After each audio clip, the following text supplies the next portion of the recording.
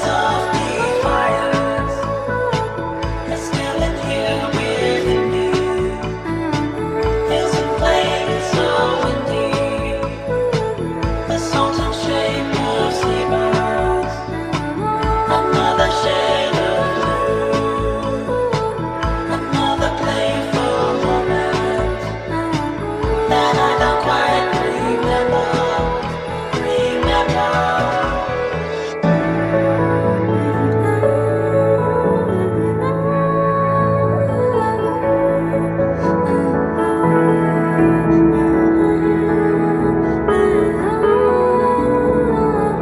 on the days of silence.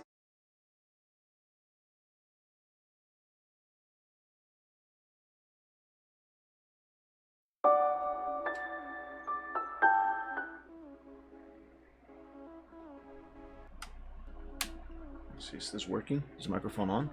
Yes, it is. Happy Sunday, everybody. Let me start again. Happy Sunday, everybody. Welcome back to the Chill Art Sunday, the very first Chill Art Sunday of the new year. Happy New Year! Guys, thank you all so much for joining. Again, welcome. Thank you for being here. And I hope you had a good New Year's Eve. I hope you didn't do anything crazy, or at least not too crazy. I hope you had fun. And as always, I hope your week has been a good one, and that you are at the very least doing better than me. So yeah, welcome back, guys. And again, thank you for joining. Happy Sunday. Shall we, man, dude? I gotta be honest with you. I frankly did not expect to wake up yesterday, and I don't know. I'm kind of not exactly flabbergasted, but I wasn't expecting to wake up yesterday and just witness history happening, but it did, and it is currently right now, and that was awesome. For those of you who know what I'm talking about, I'm pretty sure you might know what I'm talking about. But those of you who don't, then you might need to inform yourself. Anyway, I'm not gonna go into details exactly, but because I actually kind of have to be kind of careful with what I say exactly, because on paper I am living in a democracy, but in practice that is not quite the case. Point is, to my neighbors up north, you hopefully will have some much better times from here onwards, and congratulations. I am actually truly happy for what happened there, guys. I hope you too are happy. Well, I mean, I'm pretty sure you are. All the posts that I have been seeing around has only been praise, except for the ones that somehow are actually criticizing what happened there. Humans are a weird thing. Anyway, speaking of weird things, let this weird thing here draw some stuff, shall we? Yeah. All right. Actually, remember the last short Sunday that I told you guys that I wasn't really sure what I was going to be working on this short Sunday, or rather on the next one, which is actually this one now.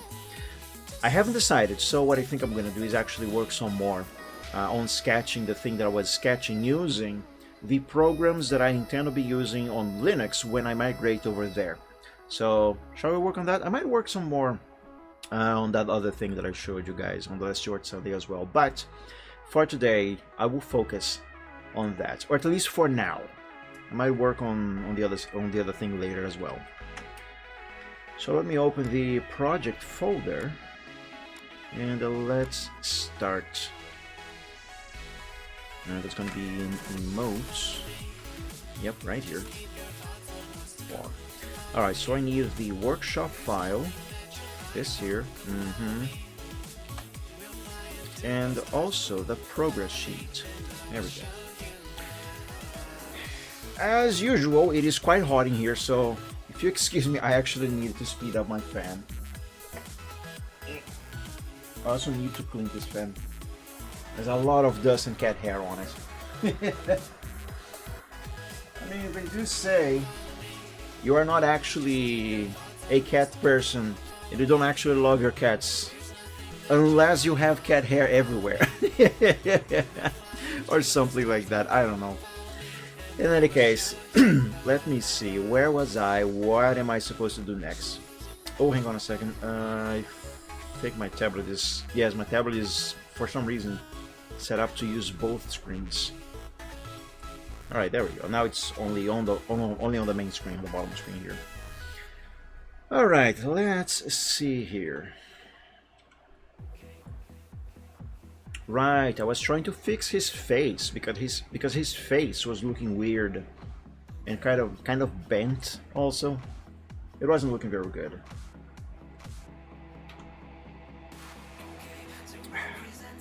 Alright, let's begin.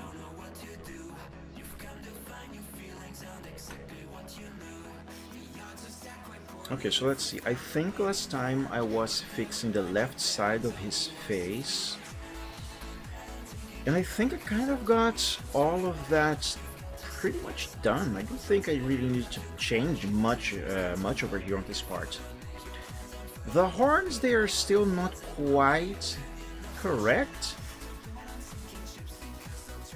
How should I change them?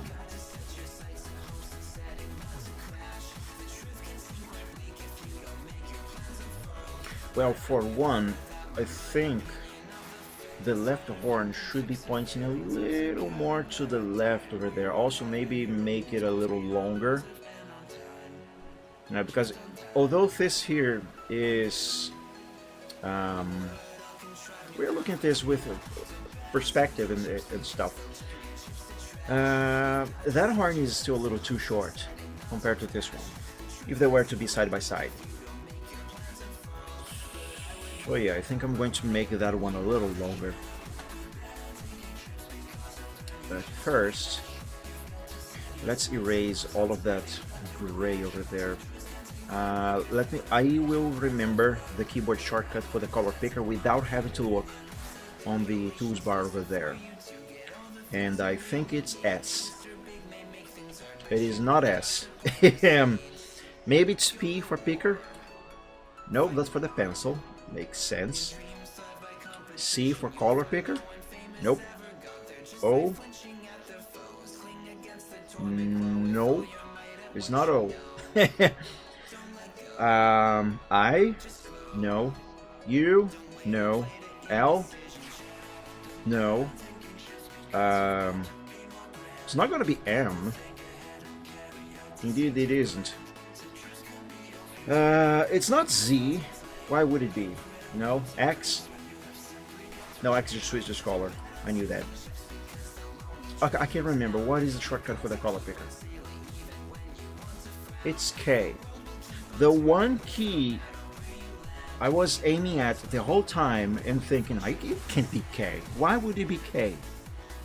It is K. Whatever.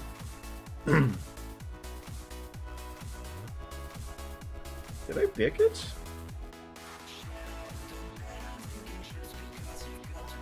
That's weird. Let's try again. Oh, it's not working because I am on a different layer. I thought this was like in Photoshop, where even if you are on a completely different layer, you can always pick the color that you actually see, even if it is on a different layer. That is not the case with Penta. Okay, fair enough. Actually, I do still need to use this layer because I need to use the recolor.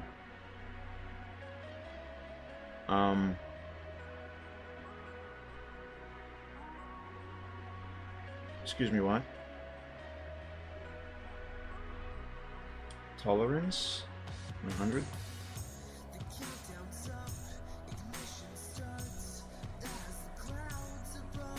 I'm not sure I understand how this works. I have to right click there. But this is still a little weird though. If I left click, it just draws stuff over it as if this was a different layer, or as if this has transparency. It's weird. Whatever.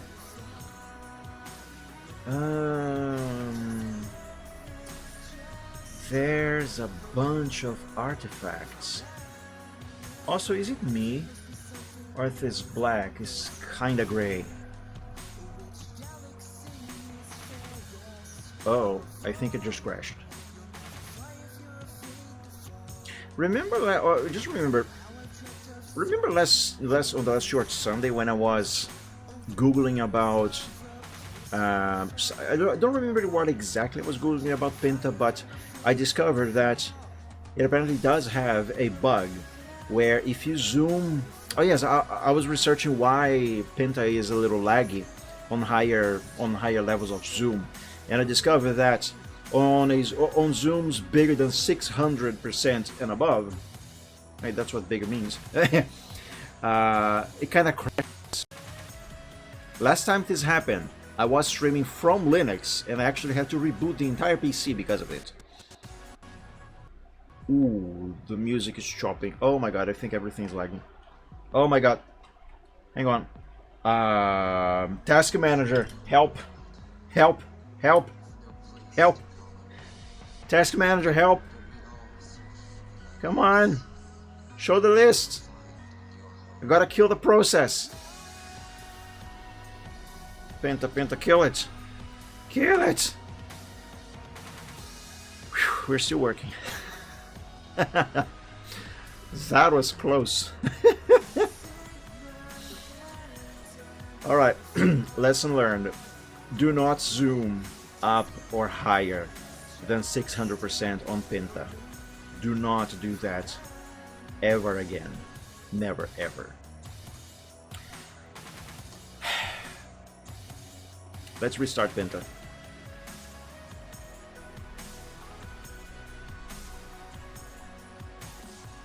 Pinta is not on this list. Where is Pinta?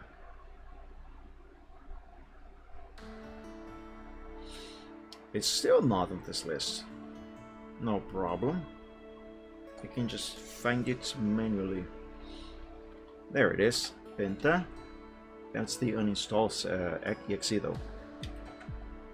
Where is the executable of the program itself?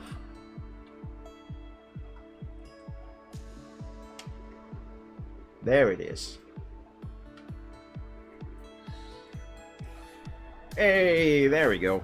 Did not lose a thing. Alright, I actually have to pay attention to the level, the zoom level that I am using here. That kind of sucks, I'm gonna be honest with you. That is kind of a negative point for Pinta. Okay, let's try this again. What is the recolor tool again? Is it R? Yes, actually it is R. R for recolor. Makes sense. Oh, wait. I forgot I gotta have white as the secondary color. There we go. But yeah, that black, it looks kinda gray. I was trying to zoom in to take a closer look. Kind of in a literal sense. But then Pinta crashed. Well, I had to kill it. So for safety, I'm actually going to check this out on Paint.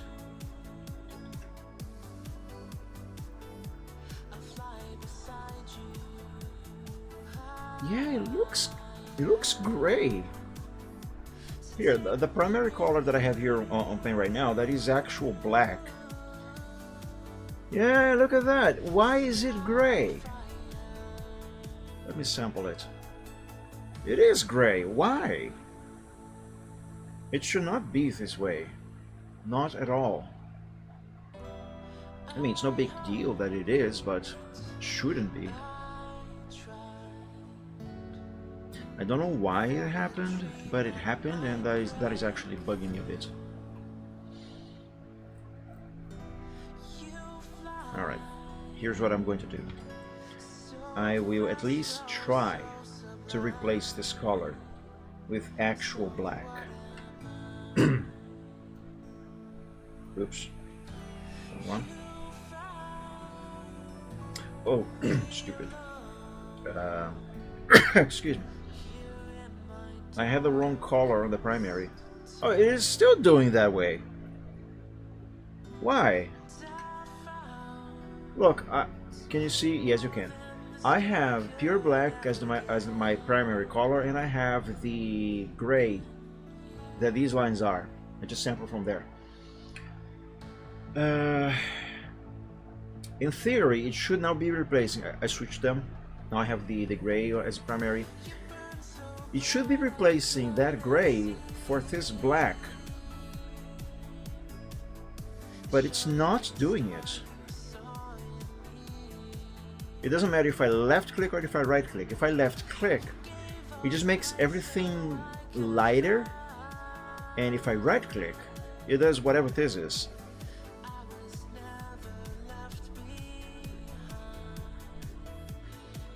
Now, since I am on Windows, I actually could fix this very quickly with perfection if I were to use Microsoft Paint over here. Excuse me.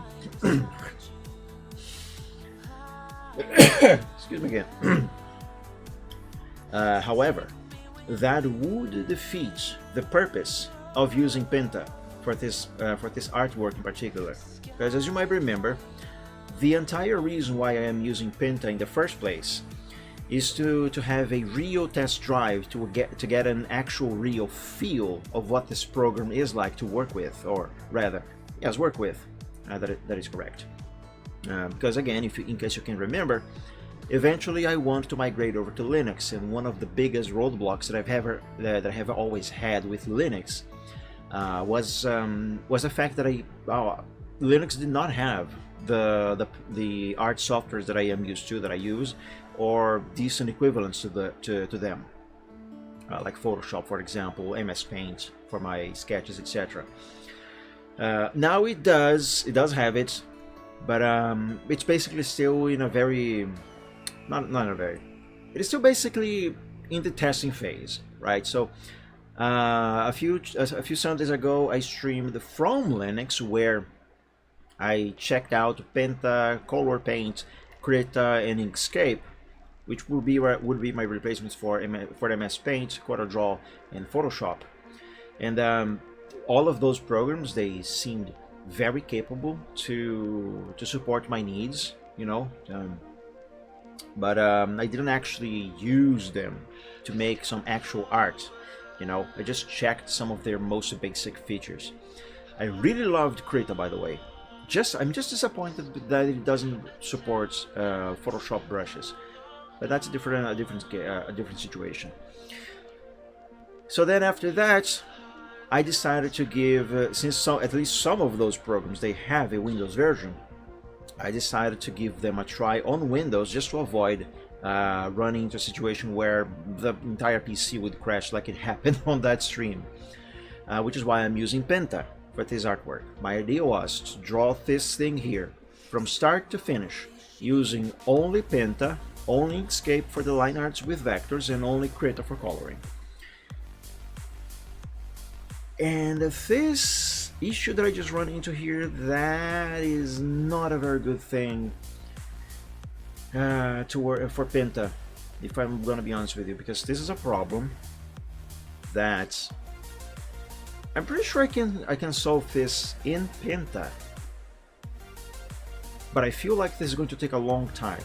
The easier route would be to use a different program, a different software, to sort this issue. But again, that would, especially if I do it using MS Paint. But as I said, this would defeat the purpose of using Penta as a placeholder for the program that I normally would use for sketching, which is MS Paint. So yeah, and Color Paint does not have a Windows version, only Linux. So it's not like I can boot that one up, you know, to solve this here. And I know that on that one, I'm pretty sure I can solve it very easily, basically the same way that I can do using MS Paint. Alternatively, I just thought of something. Alternatively, I actually can use MS Paint to try and fix this issue. Just not this version of Paint. So this version of Paint, I've read that you can make it run on Linux via Wine and a bunch of other stuff. I tried to do it, I couldn't make it work, but apparently it is possible. If I eventually manage to get it to work, I'm actually going to prefer that over Paint, actually. But no, so this version of Paint that I have right here, this is the Windows 7's MS Paint. I'm not running Windows 10's MS Paint, although I have it installed obviously because I'm running Windows 10. I choose to use Windows 7's Paint because Windows 10's that one has the Open with Paint 3D icon right here. I don't like that, so I got to get rid of that. The only way was to use a different version of Paint that doesn't have that, and the one that doesn't is Windows 7's. But that's not the point. The point is, this version of Paint is theoretically possible to run under Linux, but since I didn't figure out how to make it work yet, I'm not going to use it. I will, however, use MS Paint anyway, because the older versions of Paint, at least one of them, they can run on Linux under a, what's it called again? Under a compatibility layer.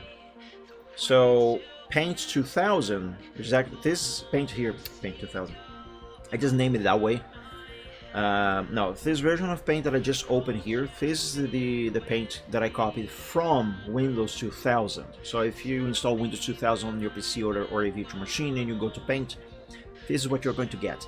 And I don't know if the version available on Linux of this older Paint is the same one from Windows 2000, or if it is from Windows XP, Windows 98, I don't know. All I know is that it is a very old version of Paint and it runs flawlessly on Linux, which means if I am to use alternatives to the programs that I normally would use on Windows to make my art, I actually am allowed to use this Paint here for this problem, because I actually can run this one on Linux. So basically that was kind of a cumbersome way for me to say that the rule for this particular artwork here is to use only stuff that I have access to on Linux. But yeah, and this version of Paint, this is something that I do have access to on Linux. So let's copy this over to this one and try to do the fix. Now, in theory, I could use Shut Up Phone. Who's messaging me? I hate WhatsApp. Okay, that's fine. Excuse me, there's something in my throat, apologies. Actually, I could just use this older version of Paint on Linux, you know, to make my art. The reason why I don't is that it is a lot more limited than Windows 7's version of Paint, for example. Like, for one, here, let me show you something. I'm gonna draw a few lines, okay? 1, 2, 3, 4, 5, 5, 6, 7, 8, 9, 10, 11, 12, 13, 14, 15, 16, 17, 18, 19, 20. Okay. Hey, Jack? No, Jackal, sorry. Happy Sunday, welcome. Happy New Year. Thank you for joining. Yeah, Dragon Art time. So yeah, I can draw a bunch of lines on this version of Paint, and if I undo them, I can just undo all of them. It is possible. However, on the older version of Paint, that is actually not the case, because they are limited to only up to 3 undos. So here, 1, 2, 3, 4, 5, 6, 7, 8, 9, 10 lines. Here's how many undos I can do here. 1, 2, 3, and it doesn't go further than that. I'm smashing Ctrl Z and nothing's happening. This is one of the reasons why I never liked to use this version of Paint to make my art. And that is before this version of Paint came into existence. So what was I using back then? You might wonder. I was using a program called Open Canvas. It's kind of crap, yeah, but that's where my art was born. But anyway, for this particular issue here, since this version of Paint is available to me on Linux, that means I can use this one here on Windows to fix this issue. So let's do it. Actually, I think this one I can make the eraser bigger by just pressing plus. I don't have to press Control plus. Let's see. Nope. It is Control plus, but I can make this eraser in. Well, I can make it the biggest in the world because, as far as I am aware, this older version of Paint here, it does not have a limit to how big the eraser can be. All right, let's have the eraser be that big, and let's sample the color that I want to replace, which is this weird gray, with that. I can switch colors here, right? I forgot. How do I do that? It's not by pressing X. There's no keyboard shortcut for that. Do I double click? No. Do I right click? No. It is possible. I remember doing it before in the past. Hang on, I'm gonna try using the mouse.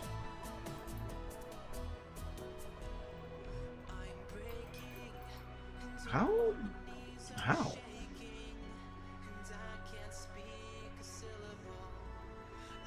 For help, click Help Topics. I don't think that is gonna help.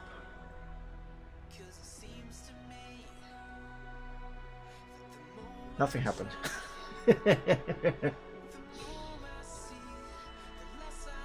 You can switch these. I know you can. I just can't remember how. How?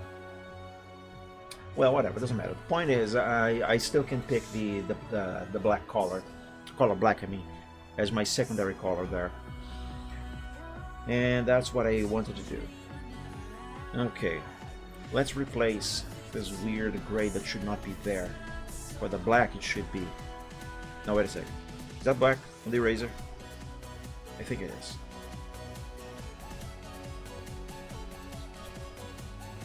There, that should do it, I guess. Yep. Oh. Shoot. For a second I thought I had just erased everything. Okay, thankfully I didn't. Okay, there it is. I have replaced the black. Now let's send this back to Penta.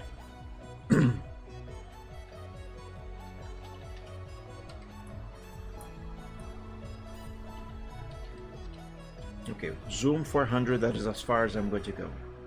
Yeah, there we go. Now that is black. I honestly have no idea why this black became gray. Hey Riptane, happy Sunday. Welcome to the stream. Thank you for joining. Cheers. But yeah, I have no idea why it became gray. Anyway, let's get some stuff fixed in here, shall we? Hold on a second though. Before I do any of these repairs, I might want to change the colors of these lines here, so let me do just that. Let's see, okay, let me sample this blue. That's not blue. That is blue. And yeah, replace it with this black. Don't install Discord from the Flatpak. Install it from the website. Oh, you are referring to that to the message I just posted before. Oh, what the hell! Before I started the stream, I don't remember if I installed it from Flatpak, but it could be that because it would not be the first program that I install on Linux that acts weirdly if I install it from Flatpak. Flatpak. Remember those angry posts that I made about OBS? Yeah, which by the way, did you manage to get your OBS working? Because I remember you were asking how I got my working or something like that, and I talked about installing from a different source instead of Flatpak, and that it just worked. But yeah, anyway, Linux does have these weirdities. Yeah, I should check that. It might be because of that. Yeah, why is it doing this?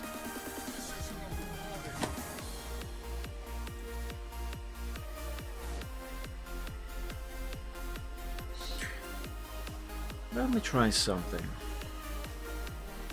Oops, that was merge. Not what I meant to do. This is what I meant to do.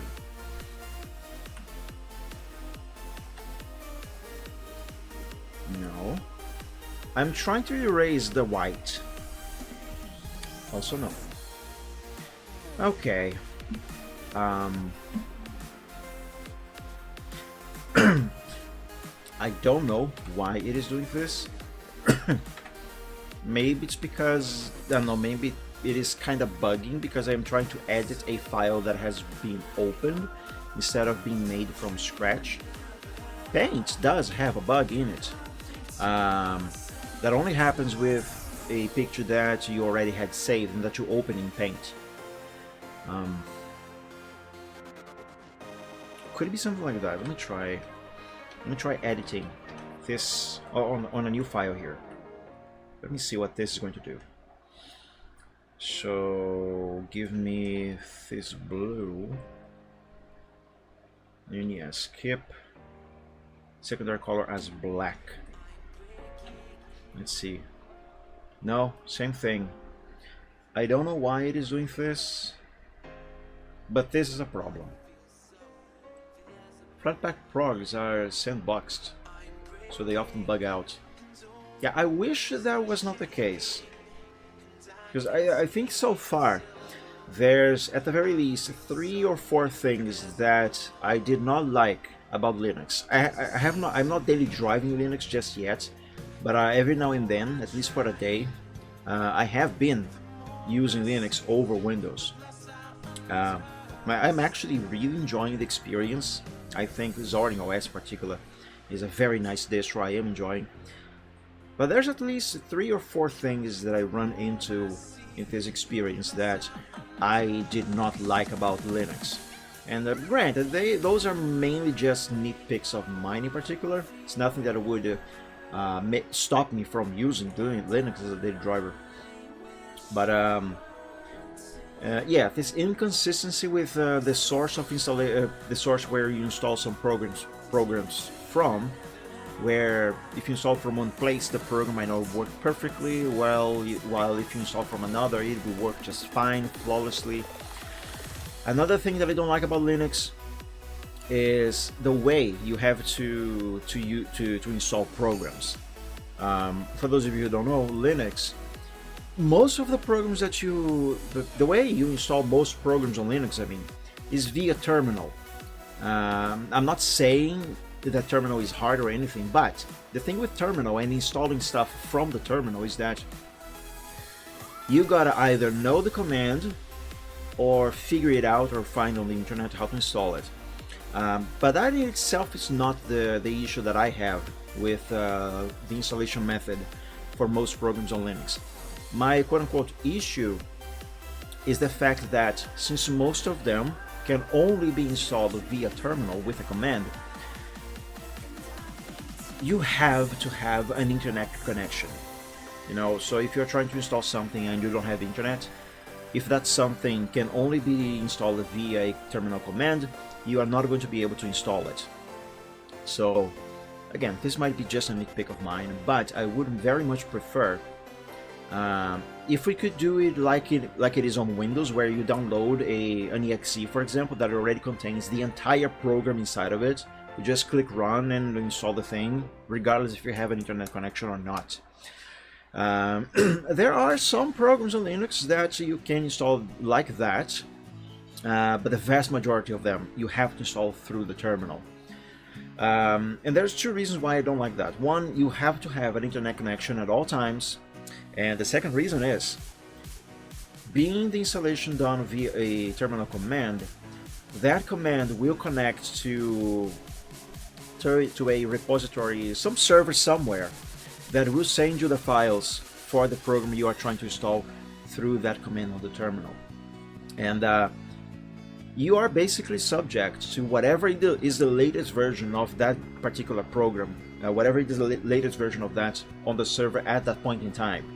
So say for example, if you want or just need, if you need or just want a specific version of a given program, like it has to be version 1.2.3, for example, you know, or whatever. if that program never got a standalone installer, well, you are basically out of luck with getting that one particular version, because you are always gonna get whatever is the latest version currently available on the server. So yeah, that is something that I very much don't like about Linux, but it is what it is, I guess. Unless you learn how to compile source code. But yeah, let me check the chat, everything. Check server. Let's see. Oh, pizza!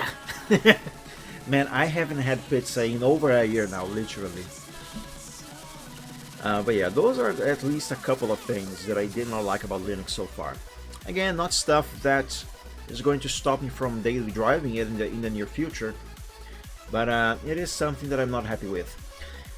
And this here is being something that I am very much not happy with, because this tool is not working as it should. So this here is the recolor, right? So you left click to replace the secondary color with the primary, and right click to replace the secondary with the primary.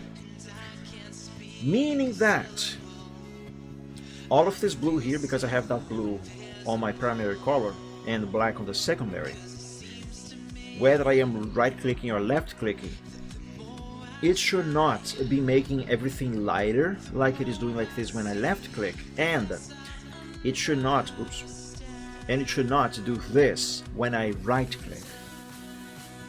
It should not do that. What it should do is this here. So I sample the blue primary color, right? I have black as a secondary color. And if I right click, this is what it should do. If I right click, this is what it should do. Or if I left click, this is what it should do. And I don't know why it is not working that way. Maybe there's some setting for this tool here that I am missing. Maybe, I don't know. Anti-aliasing off. No, I mean, I knew it wasn't anti-aliasing, but yeah. Let me look around. Color scheme? No. Layers? No. Adjustments? No.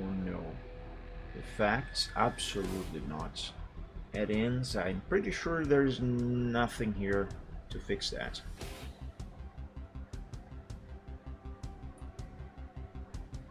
Night vision, could it be this maybe? A simple add-in that will recolor your image so that it looks like a night vision picture. It is not installed, so it can't be that. Into add-ins for the truly insane, this pack focuses on glitch effects. No, it can't be this. Let me uninstall. Oops. Yeah, no. That's not it. I don't know. There are no settings. Yeah, there are no settings for this tool. It just is. Let's try black on the primary. Same thing. The only difference is now instead of making lighter when I right click, when I left click, it does it when I right click. What about tolerance? It's not going to be it either. Wait, what? Hang on. Drop the tolerance all the way to 0. Alright, let's right click. Oh! That's how you do it. That's how you do it. Okay, let me bring this into Paint just to confirm that it did replace the color correctly. Oops. Oh my god, my mouse wheel is not helping. Fine, I'll just click this.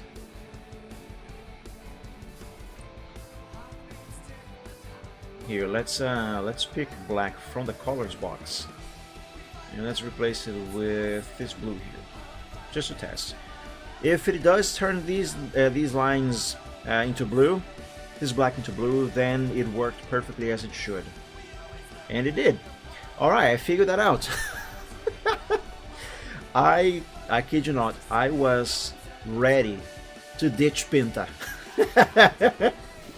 I was ready to ditch Pinta, boot up a virtual machine with Linux installed, and just use color paint there. Oh my god, I was so ready to do that. Okay. Alright, let's now replace that red. Okay, for the color picker, yes. That's white. There, that's black. R, yep. Let me see that link there. By the looks of your deck, hang on.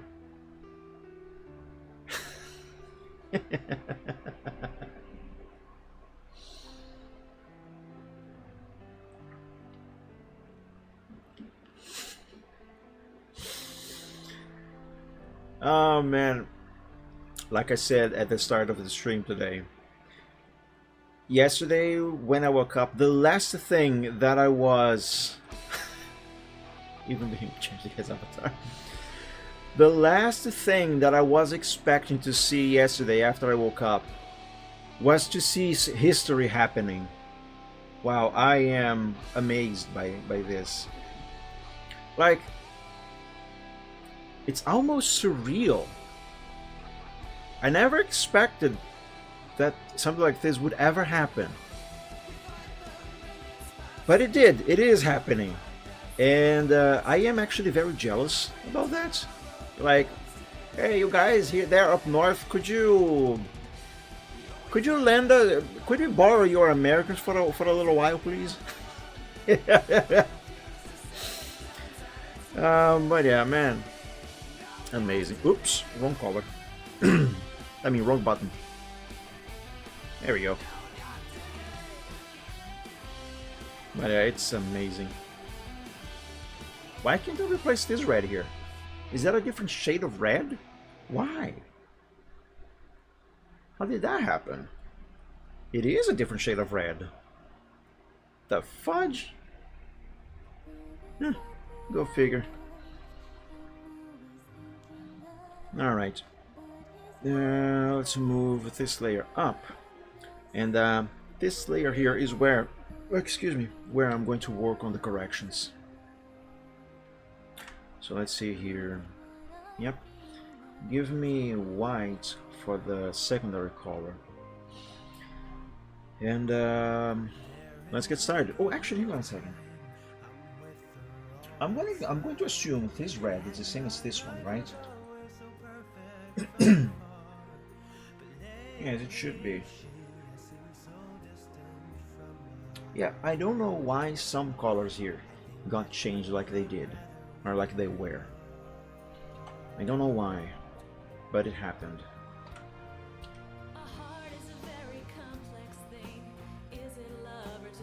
Okay. Which horn should I actually change? This one or that one, or both?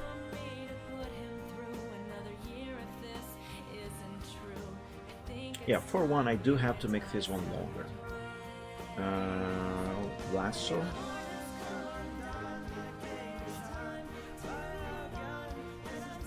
There. And how do I move this again? This, I think. No, that moves the selection itself. And I think this one here is going to move the selected stuff. No, it doesn't. Well, what does then?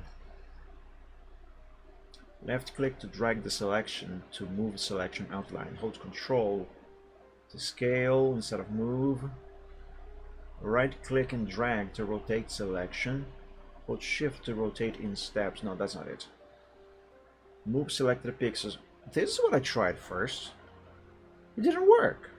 Look, it's not working. Do I have to right click? No, that rotates the selection as well. Is it the hand? No. Well, what is it then?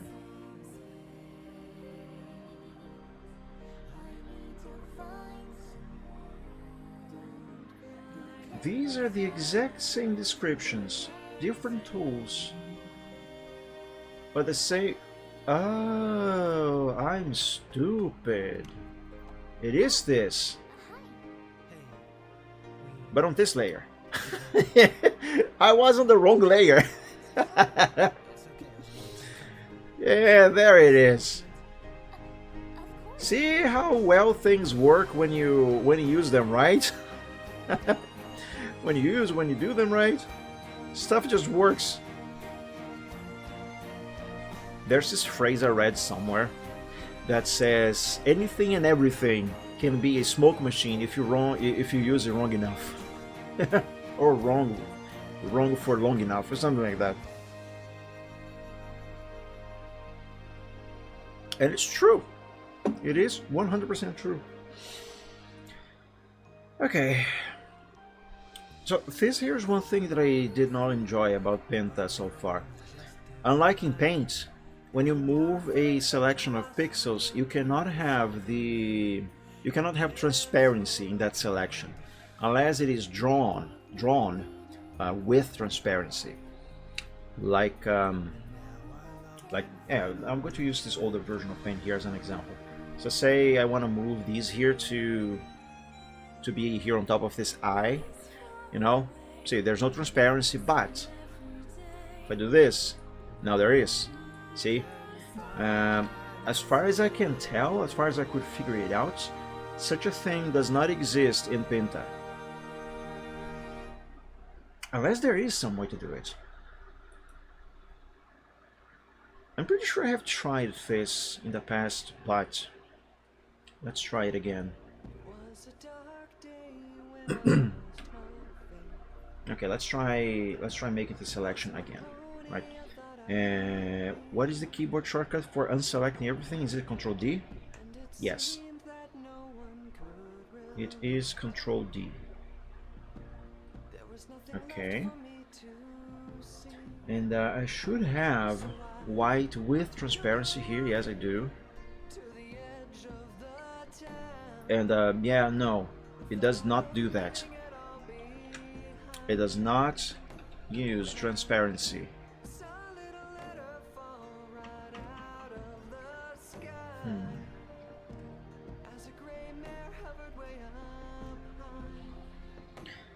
What happens if I use the recolor tool to replace this white with the transparency that I have there as the secondary color? Hang on, I need the recolor tool first. So right clicking doesn't do anything, and left clicking also doesn't do anything. Yay. Yeah, so this is one thing that I actually don't like about Penta. It is not exactly a big deal, but at the same time it kind of is. And the reason for that is every now and then I do need to move a selected area. Hey, welcome back, everything. Every now and then I do need to move a selected area on top of something else, and I need that something else to still be visible, you know? And this here basically forbids me from doing that. And that is a problem. I'll still keep using Penta, but that is a problem. That is a big problem. Give me the pencil. Actually, no, give me the curve tool. Yes. And a little bit of zoom here.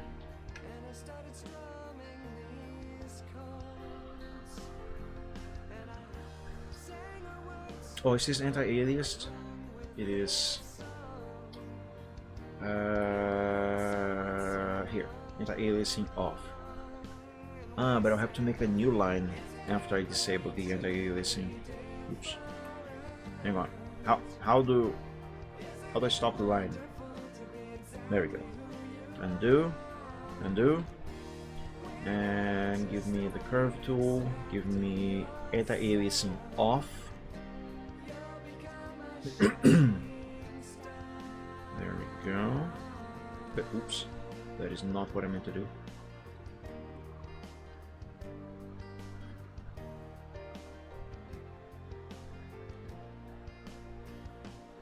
Another thing that I am not quite fond of on Penta is the way its curve tool works. On one hand, it is better than MS Paint's because you can adjust this thing indefinitely with these nodes, but at the same time it is also kind of inferior to Paint because, well, it's because the way it curves. It doesn't curve quite as smoothly. It adds a lot of corners. So like here, for example, see how it is curving? I don't like it.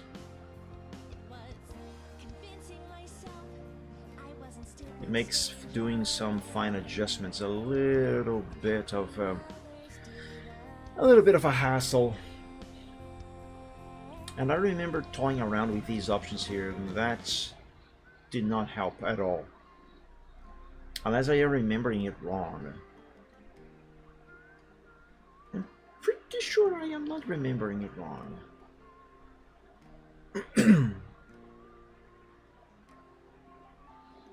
But okay, let's carry on.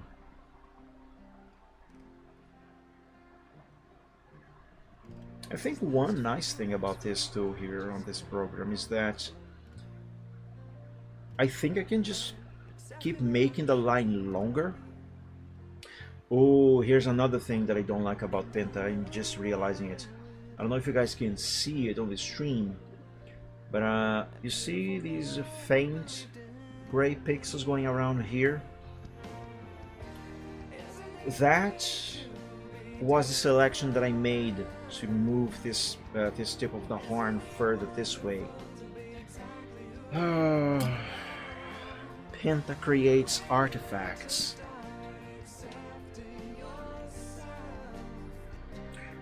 Again, it's not exactly a big deal, but at the same time it kind of is. Because although I think I can later down the line remove these with not some facility, with a little bit of ease, that is actually going to introduce extra steps on my workflow. And the last thing that I need on my workflow is more stuff to do. It's not because I don't want to do more stuff, but because if I do, that is also going to cost extra time, and I am already very slow enough as it is.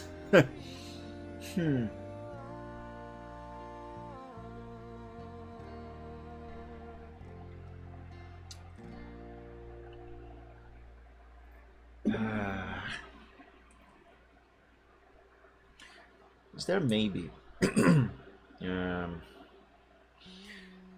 is there maybe an option that I can change? I accidentally just drew a diamond with the selection. Anyway, is there a setting that I can change to prevent the creation of these artifacts? Replace.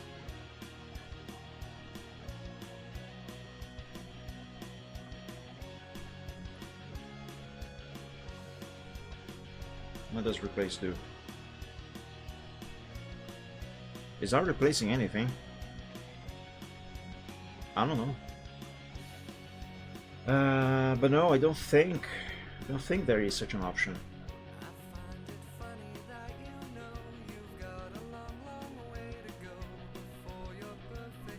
Yeah, no.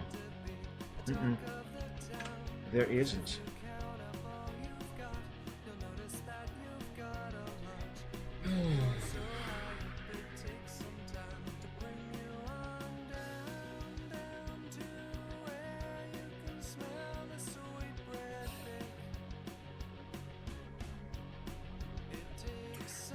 Penta is more advanced than Paint,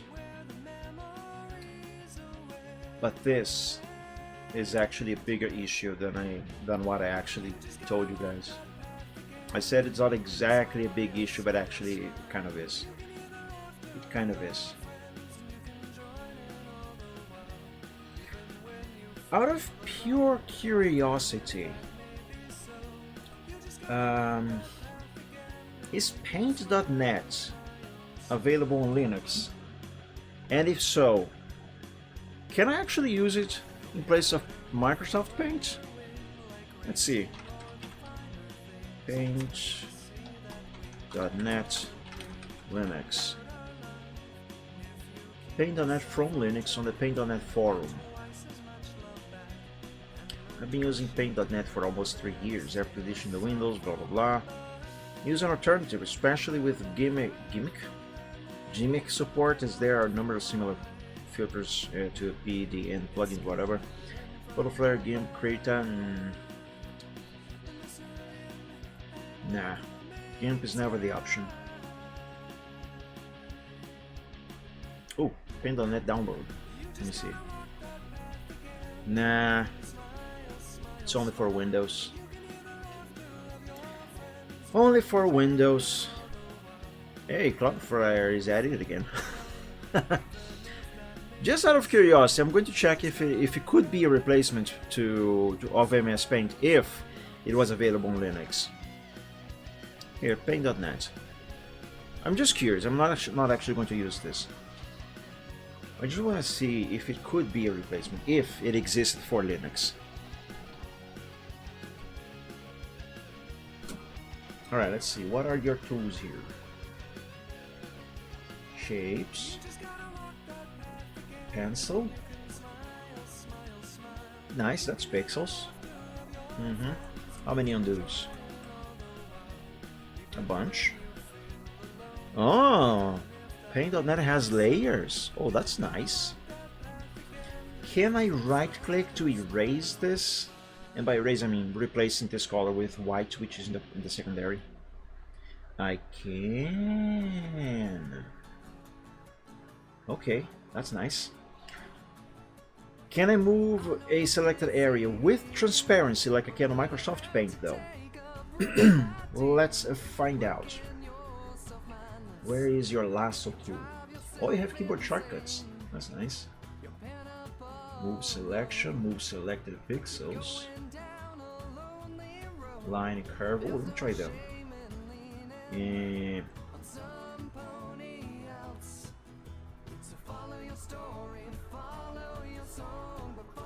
I see it is anti-aliased. Can I change the color on the fly? Yeah, I can. Nice. Can I remove that anti-aliasing?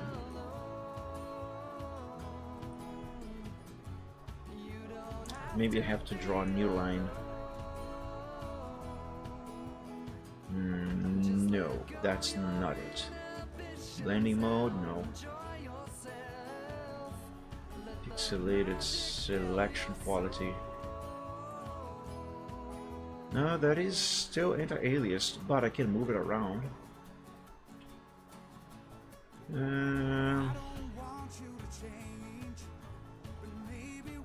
Oh, there's a drop-down menu here for all the tools. Nice. Okay, so let's see. This is, what is it called? Spline, straight, Bezier.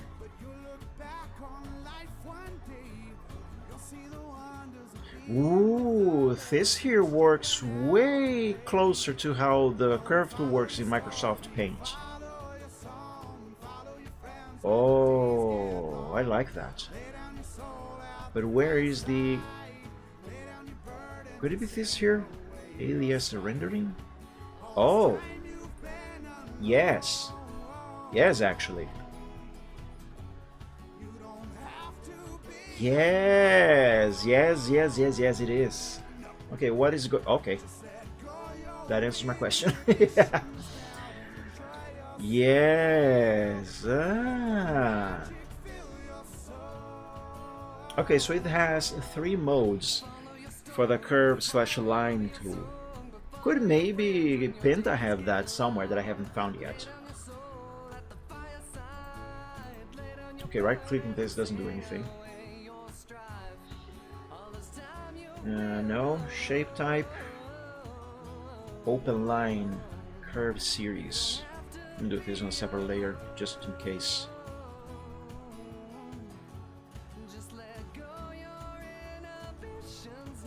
No, see how close this gets to becoming a corner, like an actual square corner. That is something that I don't need. That is a problem. And change that option there doesn't see that's a rectangle. Rounded line. Yeah, no, there is no option for that. Penta just does not have that. Not at all. What is this though?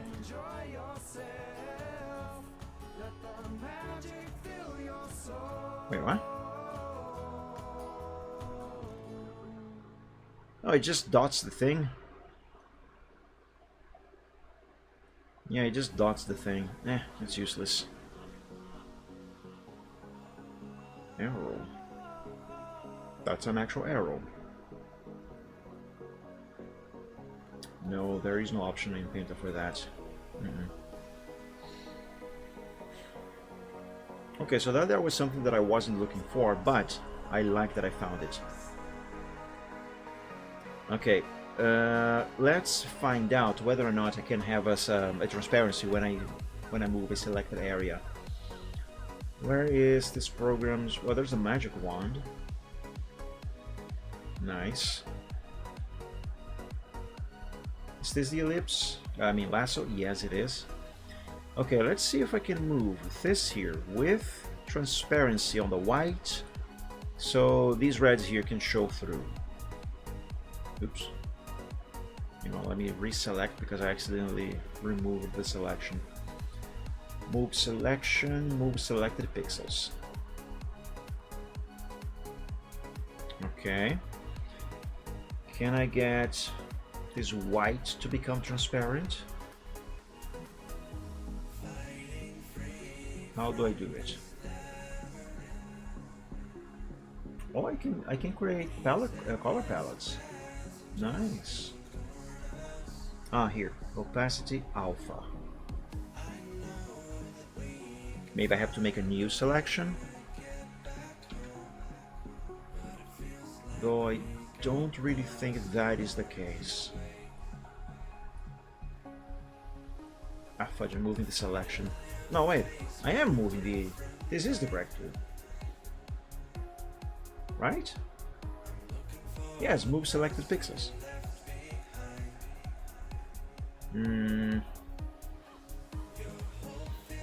No, that is not doing it.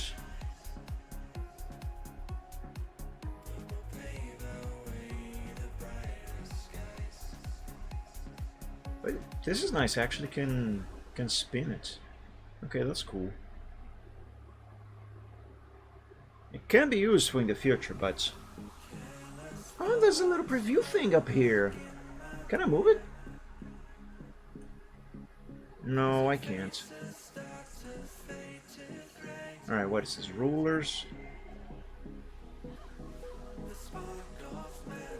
Gamma mode. What is gamma mode? Rendering will take gamma into account. Luminance will be preserved. Alright, that is not what I'm after. I guess Paint.net cannot do that either. Can I replace colors? Let's see, eraser. Say I wanted to replace this red. Let me use a bigger brush.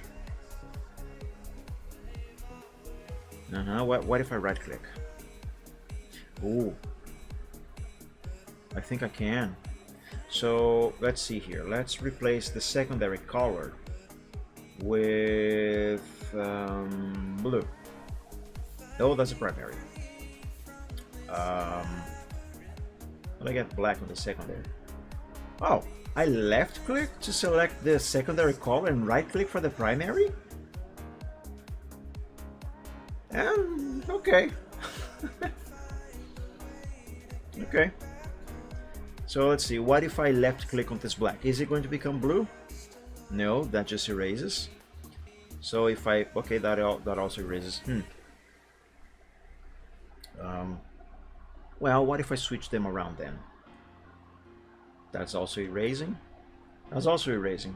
That is not what I was expecting. Let's make a new layer. Let's test this with some transparency. Okay, so now in theory, if I right click this right here, it is going to change the black into blue. No, right clicking just erases. I thought I was going to replace the color. Is that actually another thing, or maybe that is a different tool?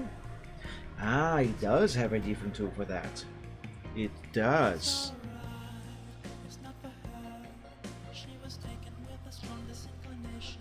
That's curious. Okay, so left click just puts the primary color on everywhere. Everywhere you go with the thing, it changes to black. If you right click, on the other hand, it applies the secondary color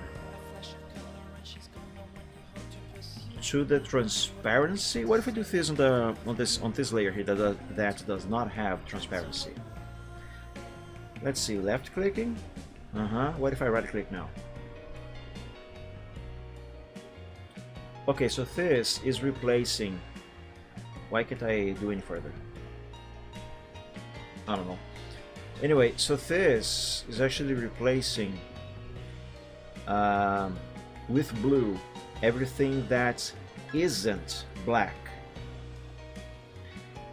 Does that mean that it will replace the black if I have white as the... No, wait, is it primary?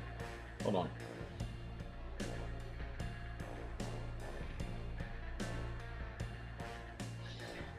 Let me try white as... Oops. White as the secondary. Let me see what this would do.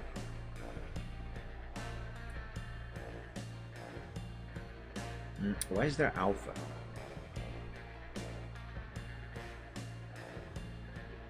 Okay. So now what if I switch these two around?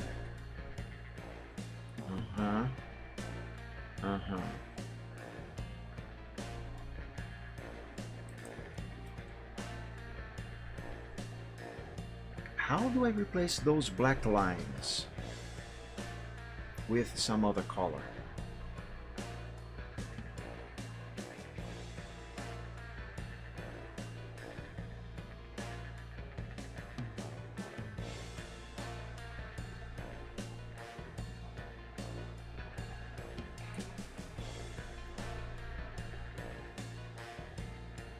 This is a bit confusing.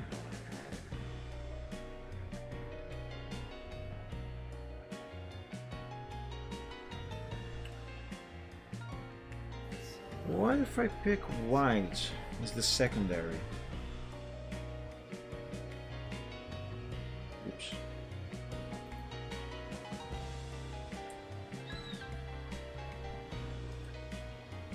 Ah, there we go. Okay, so if I were to use this program as a replacement for Paint, for this particular thing I would have to have white as the primary, assuming white would be the color of the canvas itself, which in this case it is. And on the secondary, then I would have to use the color that I actually want to replace, like replace the black for some other color, you know. But anyway, you know, Paint.net is actually kind of nice. I'm not gonna lie. I'm just sad it doesn't have a Linux version. In any case, the thing that I actually wanted to check here on paint.net is unfortunately still kind of an issue, all the same as it is in Penta. The other issues that I run into Penta, however, I don't think they exist on paint.net.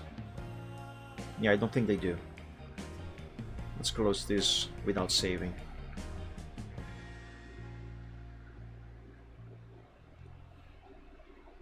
Yeah, that is a problem. I don't think Penta is actually going to be a good replacement for my sketching for the program that I will use to draw. Yeah. It's not going to be a good replacement for MS Paint. And I need Paint to draw all of my sketches. Let me try to boot up my virtual machine over here and use Color Paint.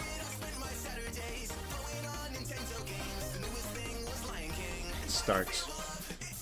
The only problem is that this takes a while to boot up. Also, I discovered that for some reason, VirtualBox, at least this install of Zorin that I have in VirtualBox here, it never finishes booting up the operating system if I don't have the VM actually on the screen like this right now. It only finishes booting up if I keep it here. If I minimize it, it will never finish booting up. Never. I don't know why it does that, but it does.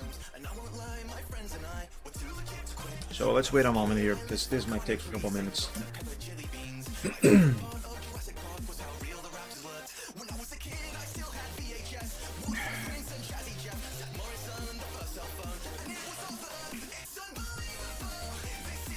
Yeah, I'm kind of disappointed that Penta has those two bugs there. Well, not exactly bugs, but there are two things that do make it a little problematic for me to use Penta as replacement for Paint.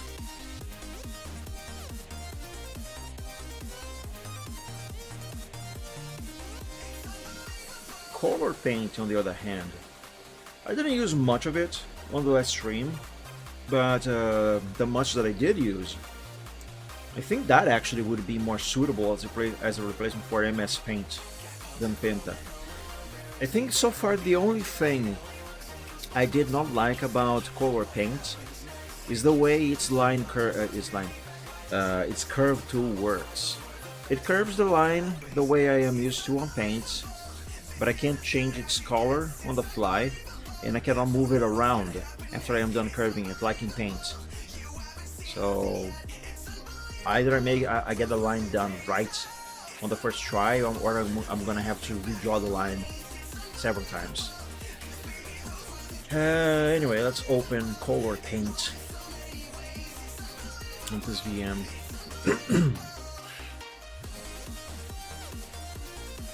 Okay, give me. Let's undo all of this. Actually, let's close this file and reopen it. Workshop. Now select all, copy, and in theory it should just paste here. Yeah, it did. Alright, let's go full screen. How do I go full screen again? Control F? Yes. There we go. Now this is Color Paint running on Linux. I forgot, how do I zoom? Oh, it's right here. Oh. What level zoom is this? 3200%. Holy moly. Alright, I might just want to zoom in and out the old-fashioned way.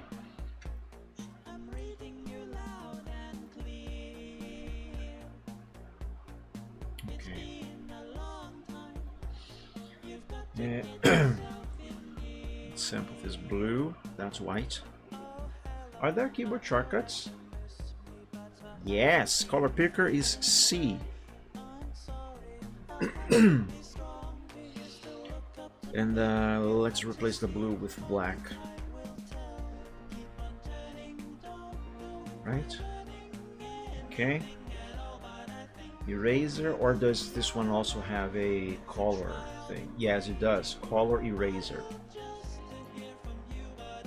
Right click doesn't do anything. Left click does.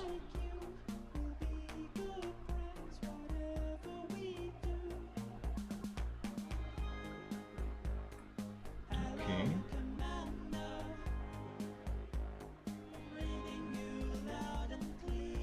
There.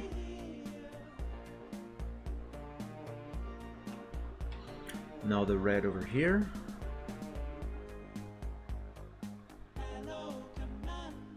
This is immediately way better than in Penta.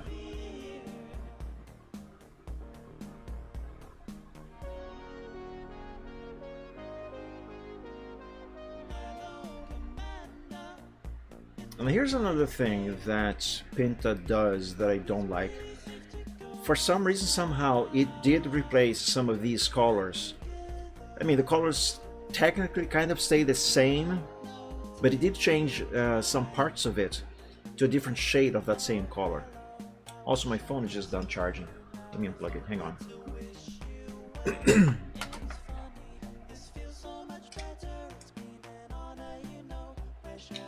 Okay, you sit here, Mr. Phone, and don't call.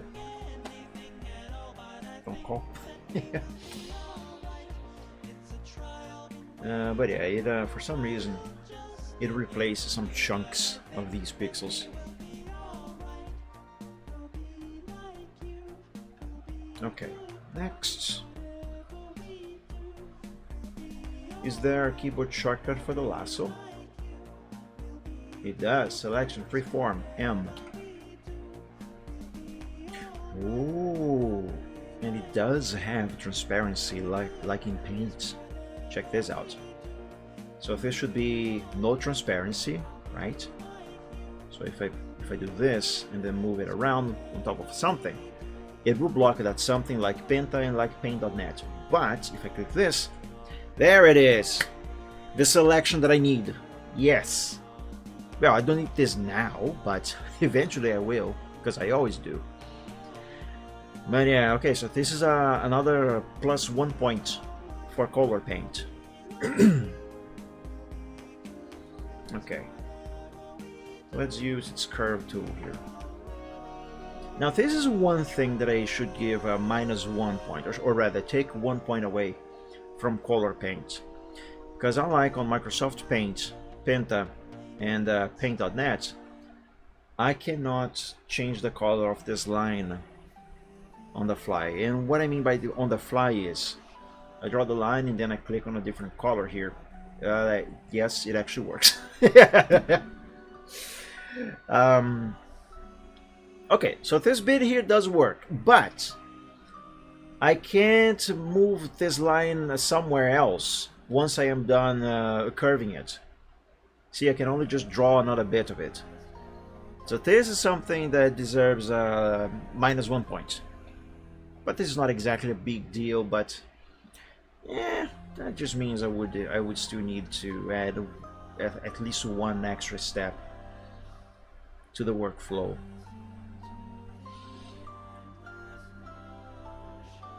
However, this line, this curve tool rather, not creating corners, so to speak, like Penta does, this alone is already a very big win for this program here.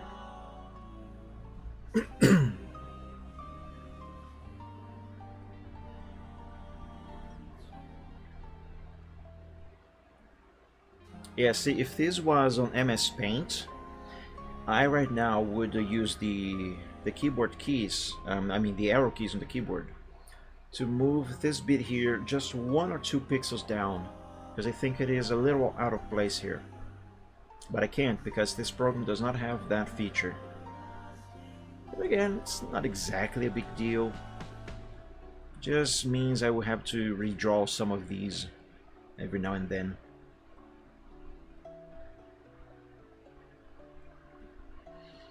Otherwise, it is fine.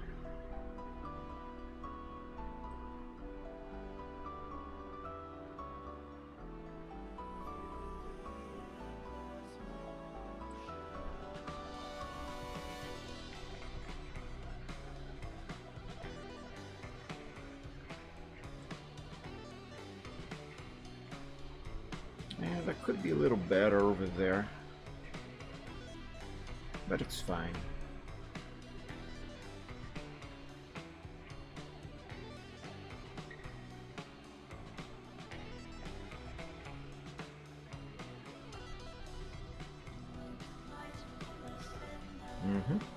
That looks much better.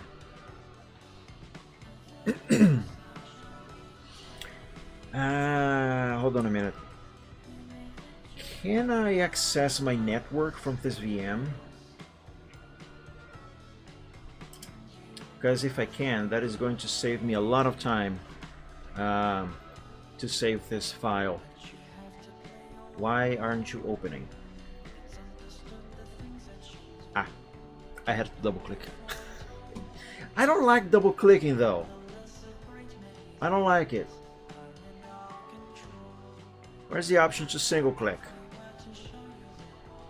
Text, dates, behavior, single click to activate items. There's already set to single click. The fudge. Anyway. Failed to open SF shared folder.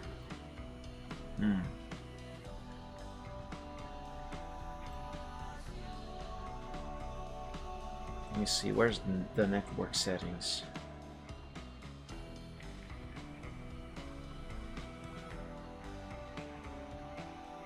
Advanced network configuration, or connection rather. Yeah, it is configuration.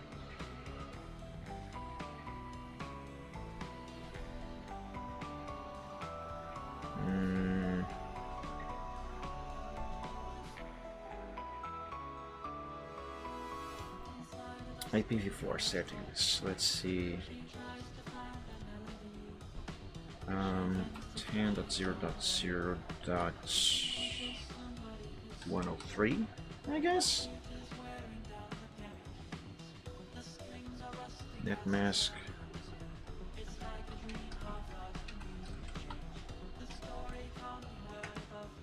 I have no idea what I'm doing. I mean, I do, but it's been a while since I worked with networks. One.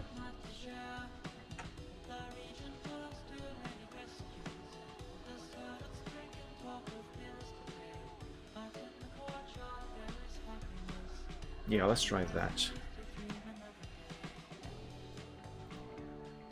Save. I don't know if that did what I wanted to do. Well, first of all, has that killed the connection this VM has with the internet? Let's open Firefox to find out.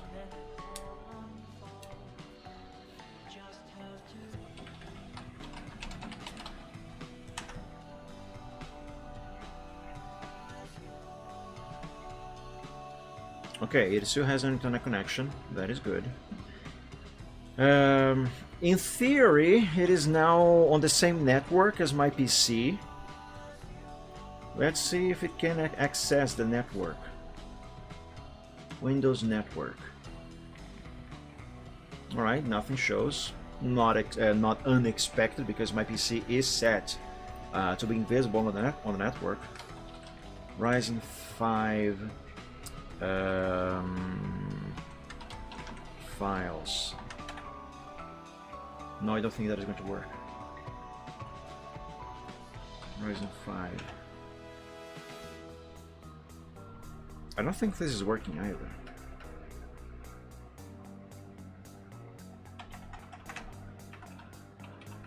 IP perhaps?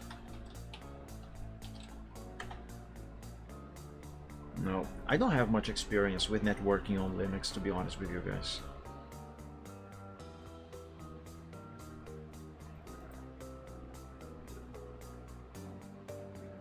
Properties.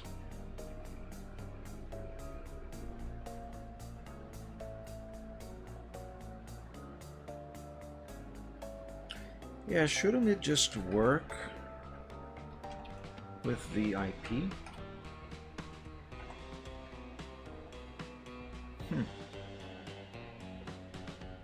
I don't know. Alright, not exactly a big deal. Anyway, let's just keep working on this, shall we? Is this a pixel, or is that something on my screen? Hang on. Give me the eraser.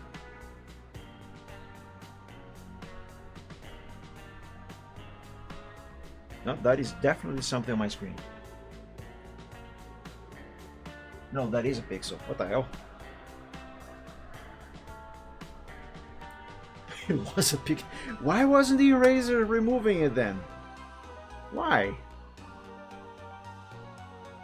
Oh, that's the color eraser. That is the actual eraser. Okay. Oh, that makes more sense now.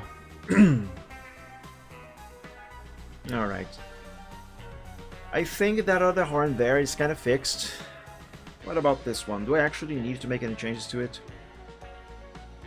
No, I think it is mostly fine as it is. Yeah. Let's send this here to the progress sheet. So copy this. Alt tab. Tab is in the VM. Let me see. Workshop. No. Can I move this around? Oh, I can. Nice. That is very good. Yeah, that's a bit of a problem. Now that is not a problem anymore.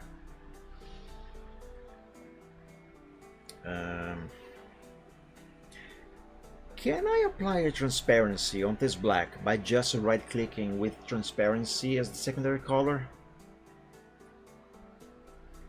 I will try.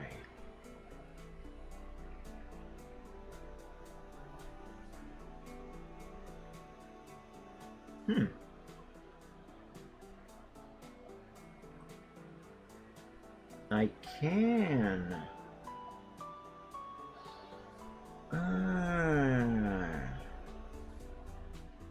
This maybe might give me an idea. I don't know if it's going to solve this issue of the transparency, but let's give it a try.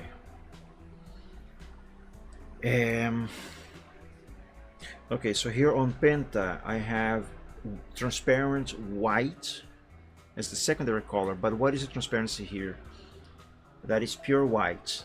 Not transparency, the color that I have as a secondary. So that is pure white. And so this here has transparency, but not this.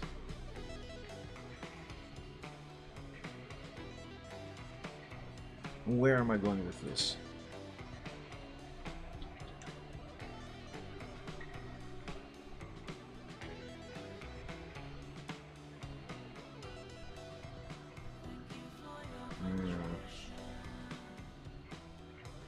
Control C, Control V. Okay, so that bit of transparency, it works the same on Penta. Yeah, but it still doesn't solve my issue. Also, look at this. The selection, it has anti-aliasing on Penta. And that is why it is causing artifacts, such as this here. That is a problem. What if I try to replace this white with something else while I have the selection active, assuming it will stay active when I switch tools? Let's try the... Well, let's try it anyway.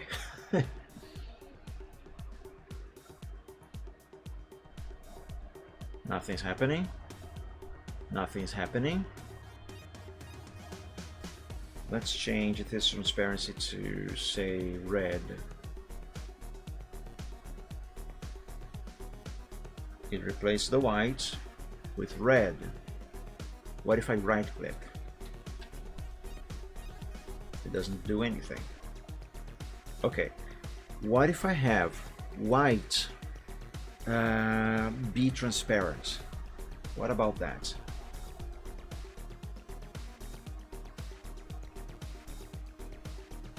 Nothing happened. What about right clicking? Also nothing happened.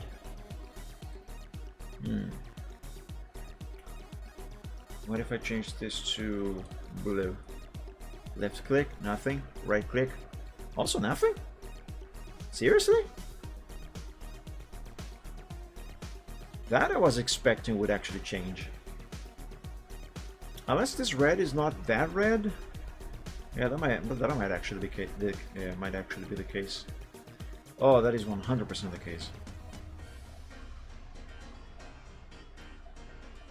Yeah, it was the case. Again, why is Painter doing that? Whatever. Anyway, since that was the case, let me try replacing that white now. Let's sample the white. Right click, no. I mean left click, no. Right click, yes. But what if I make this blue transparent? It still applies blue.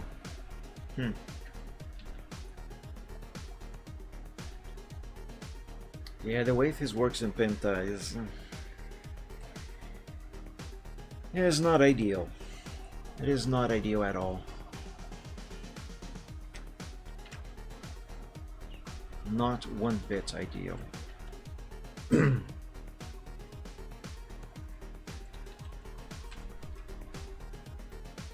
Okay, let's now copy all of this to here and save. And keep working in the VM, I guess. Alright.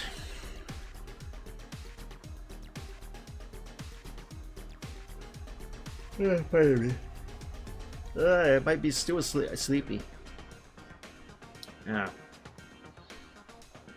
What was I going to do? Oh yes, I was going to do something about this horn here. I feel like it could use a little bit of reallocating. Wait, how do I zoom again? Ah, there we go.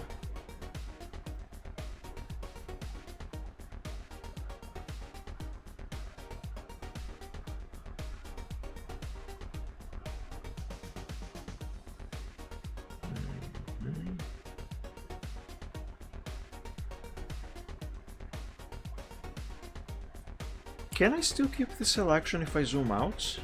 On Paint it doesn't work, but let's see here. It does work here. Awesome.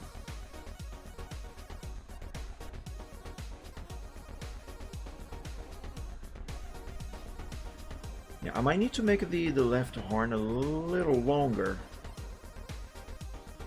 But for now, this is fine. What am I looking for? I'm looking for this? Wait.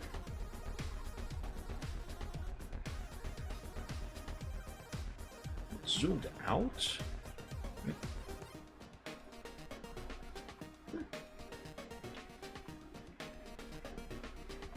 Not what I was intending, but okay.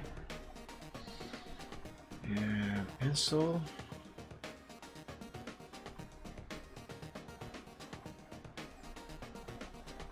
Give me blue.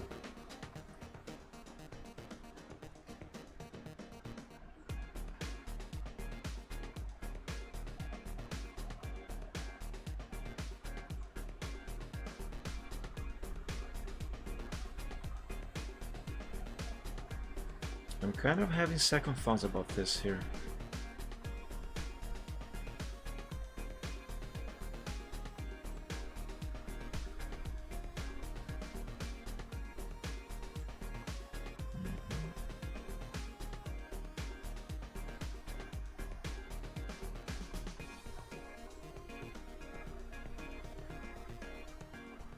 I'm gonna have to redraw this one.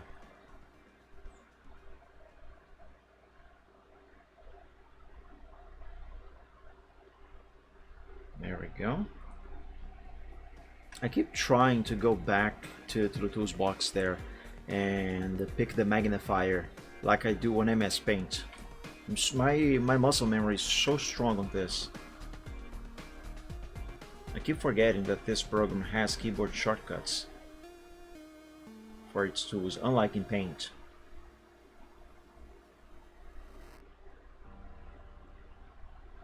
Oh, actually, you know what? Just out of curiosity, can I use can I get hang on, my brain is still booting up. Can I get Paint.net to run under Linux with Wine or something? Hang on, I do have the installer for this somewhere. Oops, wrong folder. Art softwares. And where's Paint.net? Here, Paint.net versions. 517. Yes, that is the latest. Let's copy this into the VM. Why is the resolution so tiny now? It wasn't like this. Oh hey, the VM just showed up on the network, at least on the Windows side. Well, I did copy. Alright, I'll try dragging it in here then. There we go. Say, since it showed up in the network, will I be able to access my PC on the network now from Linux?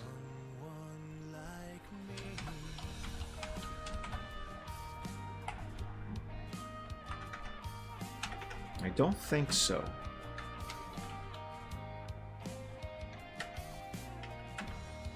Yeah, no, still not working. It's fine. Let's see if I can get this to work. Install Windows Crap Support. Shut up, phone. What's this now? God, I hate WhatsApp. Oh, it's the secretary of my psychologist. I'll answer later. So, is it running? I did click to install using Windows stuff or whatever. Let's try this. Up. Something's happening. Cancel this for now. Downloading software catalog. While it does that, let's keep working on this, shall we?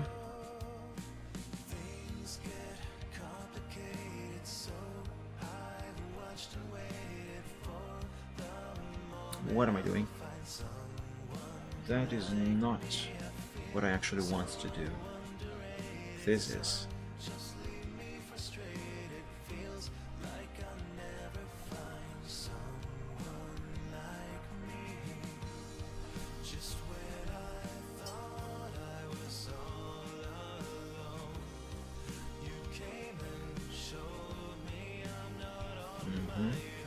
Okay. Now I will do something that I always do on Paint, on MS Paint. Let's see if it is going to work the same way here. And that is, I am going to copy this horn here to another instance of Color Paint, and I'm going to remove the black and this red over here, and then bring it back here and overlap with this black line that is going around here after I redraw this section here on this window of the program. Let's find out.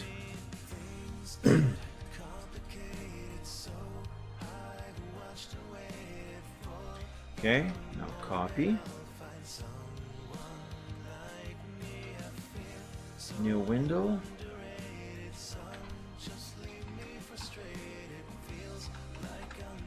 Nice. Now paste. Nice.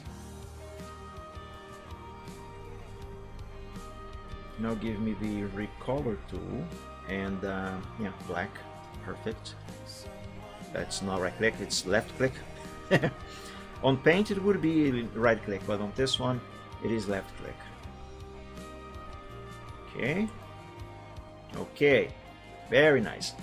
Let me do a few extra adjustments over here.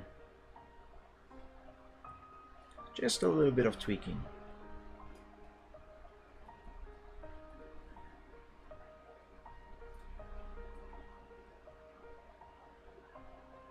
And now over there as well.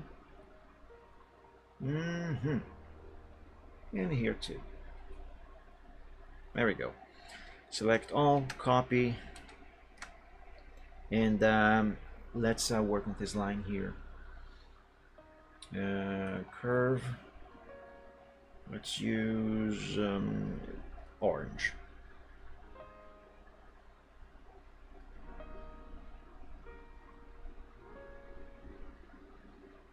And again.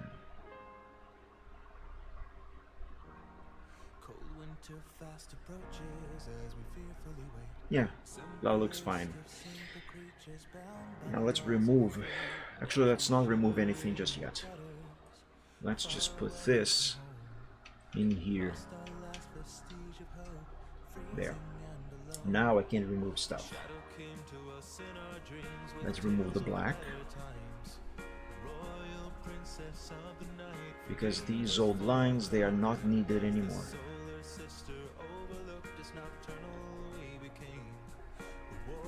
There we go.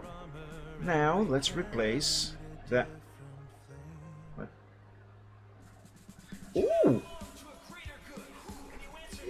You can drag colors around. You can move them to other places. Look at that. Oh, that's neat. Kind of useless, but neat. Paint can do that, right? I never tried it. Yeah, no, at least not this one. What about the other one, the older one?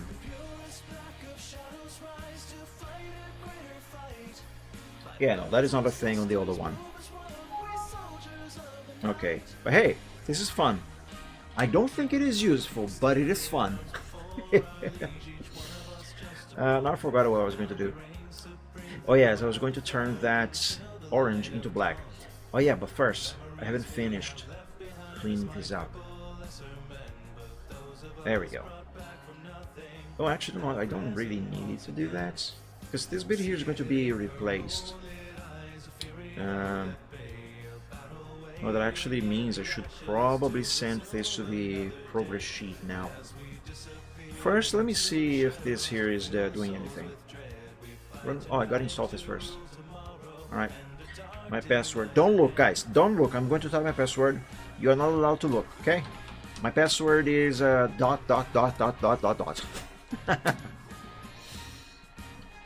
Jokes aside, even if the password would actually show there, like, what would you even possibly do with that? That password is only exists for this thing here. Hang on a minute. Wasn't he supposed to have a neck? He's supposed to have a neck there. Where is his neck? Oh, hi, Bob. My kitty has arrived. His neck disappeared. It was never there to begin with. The neck was never there to begin with. Nearly 10 p.m., -3 Celsius already. And it's supposed to go down to -7 by 6 a.m. That is very cold. Very cold. In the meantime, let's see, what do I have here? In my room, I have 30 degrees Celsius. And according to the forecast, how hot it is in my city. 29 degrees Celsius outside. What is the minimum expected for tonight? No colder than 19 degrees Celsius by around 2 or 3 in the morning. Yeah, I'm sweating actually. I hate being all sweaty. I don't remember why I was. Oh yes, I want to see if Paint.net can install and run under Linux. But yeah, let's keep working on this. I think I'm gonna do a few more things on it before I send this to the progress sheet. Let's give him some nostrils. How else is he going to breathe after all, right? He needs his air.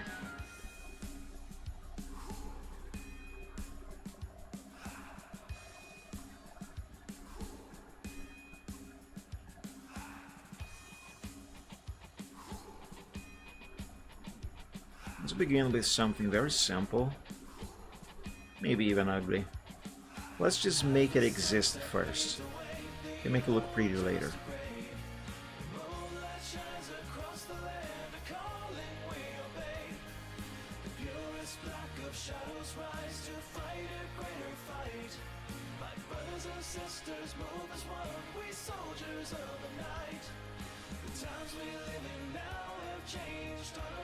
Can I get pixel perfection on that selection?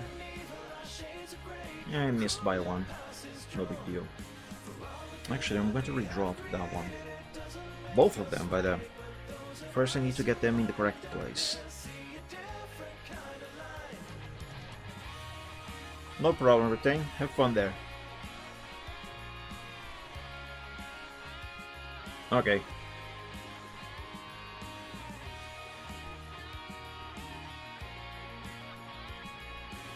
Okay, that looks a bit closer to how it should be. There's a mosquito bothering me. Wait, before I commit bug aside. You know, I will. The only problem is that what I'm about to do scares my cat. And he already ran away. Yeah. Did it just go here? Hang on, it's right there. I'll get you, I'll get you. Come on. Where'd you go? It despawned. It's amazing. Oh. It's amazing. Every time that I grab this thing to kill a mosquito, it disappears. And as I said, this thing scares my cat, and he ran away. The moment he saw me picking this up, he already got up and left. I loathe mosquitoes. So do I! I hate these damn things. I hate bugs in general. But yeah, these things are so annoying. You know, a kind of mosquito that is extremely annoying, besides the regular mosquitoes that give you, like, dengue, for example. Fruit flies. Those damn things, when the weather is hot, you're already sweating. They insist on flying right in front of your eyes. You try to kill them, they fly away, and then immediately come back. It's like they want to enter your eyeballs. I hate them. Another reason why I hate summers. Yeah, so do I. That's one of the reasons why I say cold is way better than the hot weather. Ah, they are so annoying. But yeah, I hate bugs.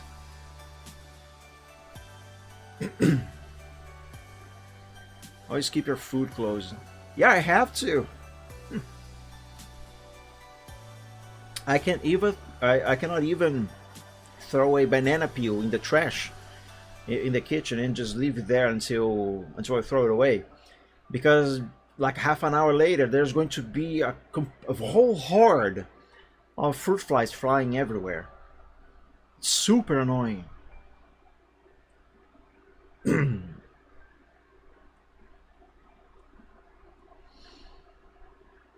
And throw out the trash timely. Yes. Ooh. Windows app support is now installed. Windows app, don't you mean Windows program? This is a computer. Not enough disk space. Oh.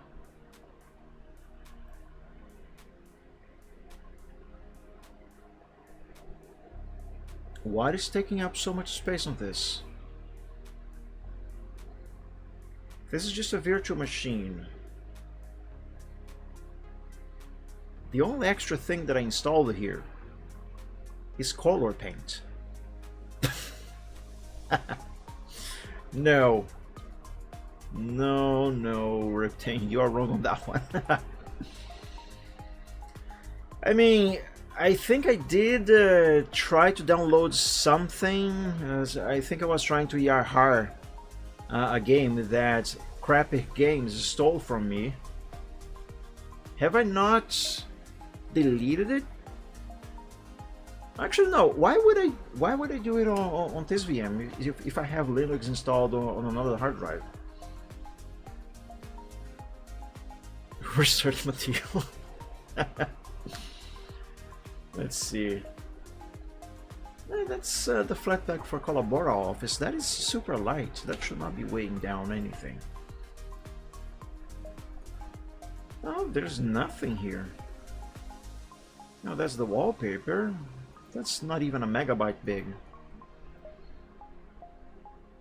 Sample files, no videos. And I mean, it's not like I gave this VM a tiny hard drive. I didn't. But it's taking up so much space.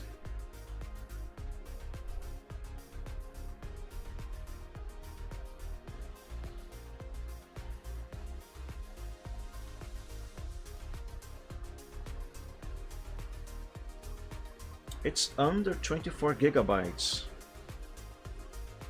No, or is this how much space is being used? I might as well just wait until this finishes. Anywho, it should not be like this. Well, let's keep working on this in the meantime. Oh, now you finished scanning the thing. Alright, let's see, where is it?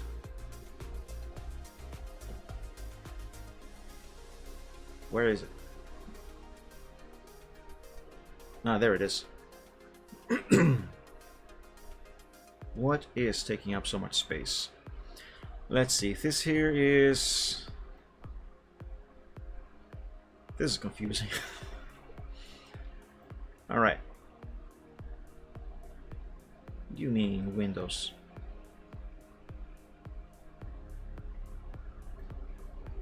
I'm gonna be honest with you, I don't really like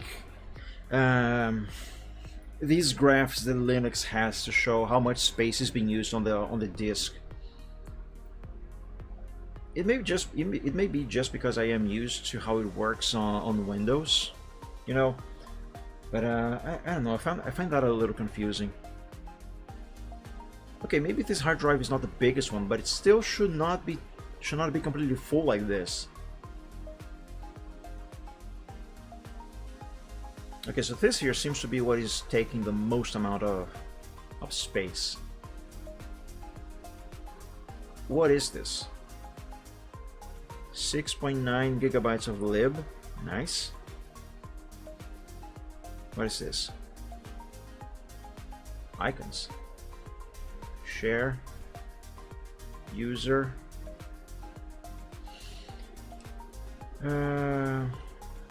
11.6 gigabytes on user. 2.1 gigabytes of icons? Really? Linux GNU 1.9. Lib, var, swap file, home, source, I guess.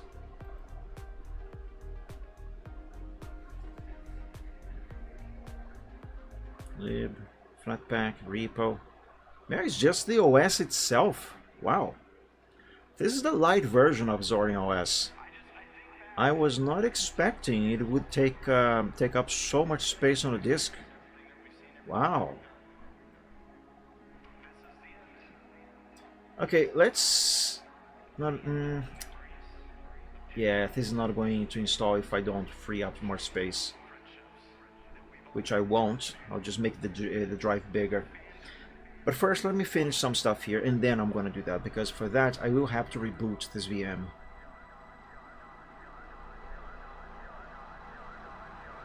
And I don't want to do that right now.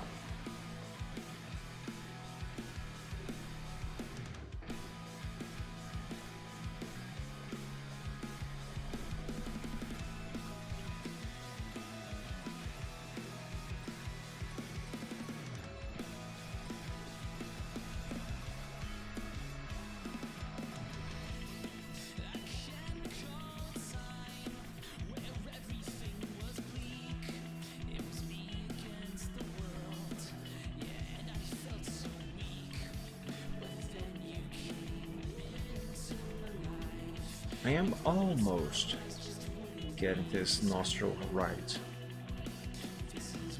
I think I did it. Yeah, I think that looks alright. Yeah, it looks alright, I think.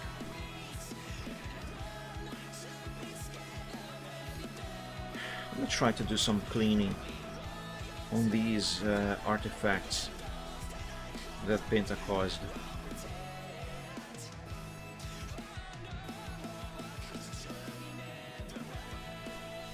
I think the easiest way to do that is going to be by just basically extracting the blue, red, orange, and black from here. Yeah, that is what I'm going to do. But for that, I'm going to use a little trick.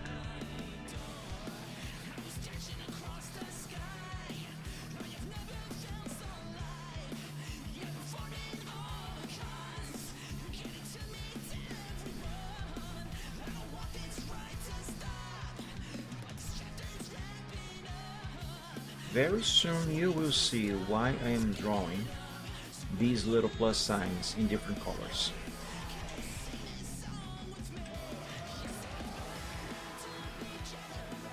Okay.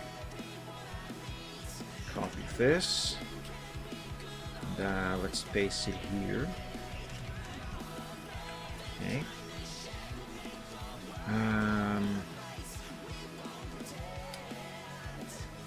Every now and then I do this on Paint, on Microsoft Paint. Let's see if this is going to work on Color Paint.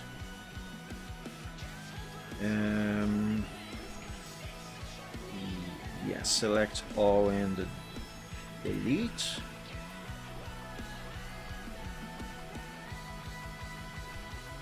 Let's have this blue on the secondary color and paste.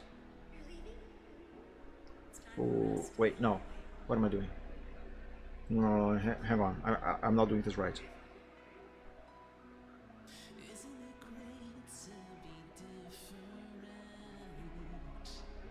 Yes, I am not doing this right.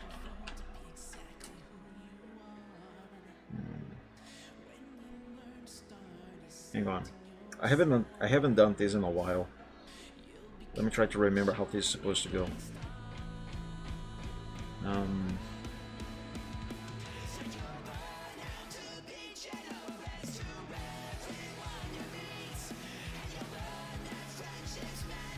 I can't remember.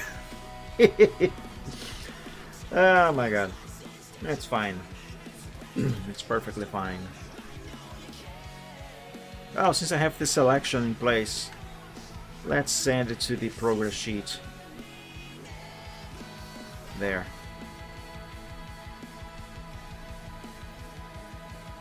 Okay, let's close this stuff. Turn off this VM and give it a little more space. I'll give it just an extra 10 gigabytes.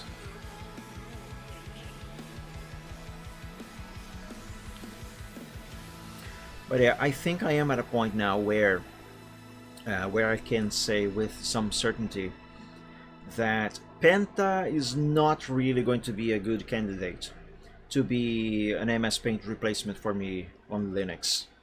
Color Paint is actually being way more useful and easier to use, and I am running into far fewer obstacles with that one. Penta is fine, it is a nice program, I kind of like it, but Yeah, those artifacts, the lack of transparency when I select something, drag it around, or just paste, that's a little too much. Let's see here, storage. How do I do it on VirtualBox? Haven't done this in a while. I'm more used to VMware. I think it's here now. No.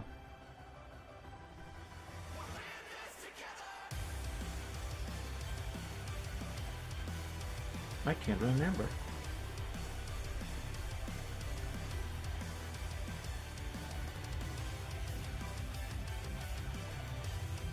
Choose create. No, that's not it.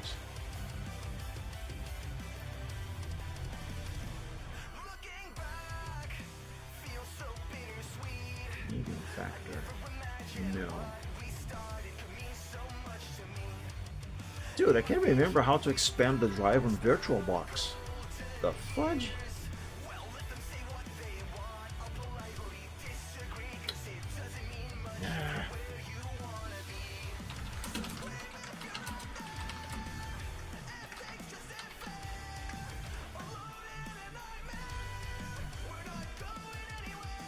How do I increase the hard drive? Let's see.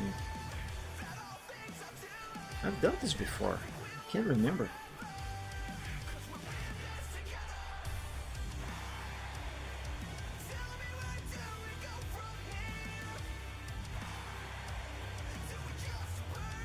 From within Windows?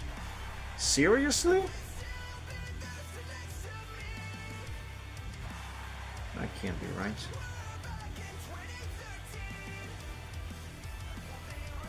I think I have this program.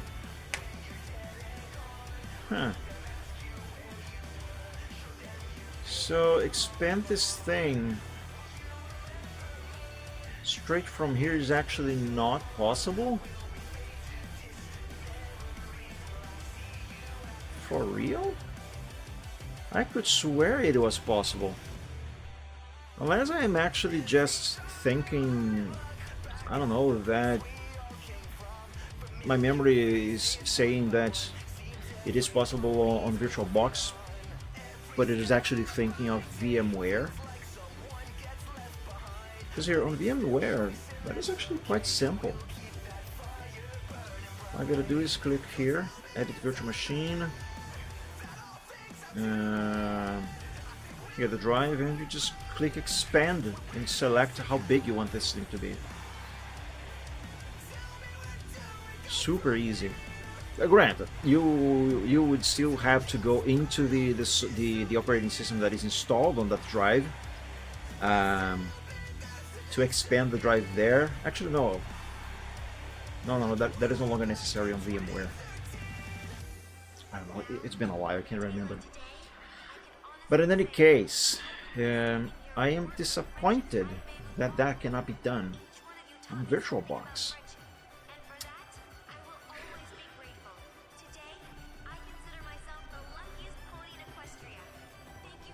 Do I have this here actually? No.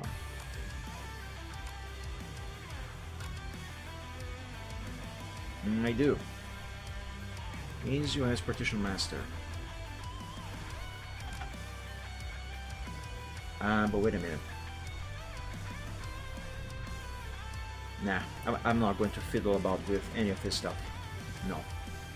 What do you mean, keep editing? I haven't done any changes. Oh no, I have. Never mind. Keep editing. There we go. Really?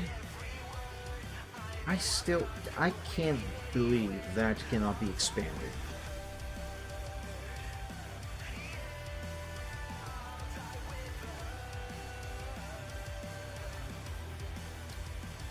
Whatever.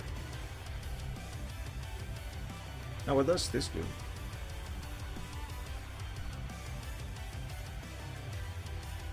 Nothing. Yeah. It does nothing. Okay.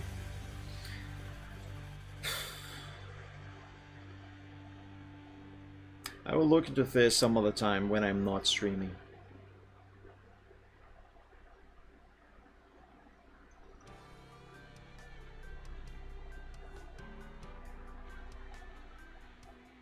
I wonder, is this thing going to boot any faster now that I have clicked on that checkbox there? To have the VM recognize the drive where Thesaurus is installed as an SSD?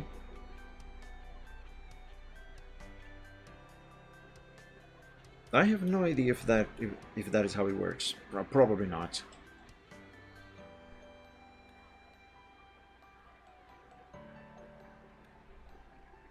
Boy, it froze for a second there.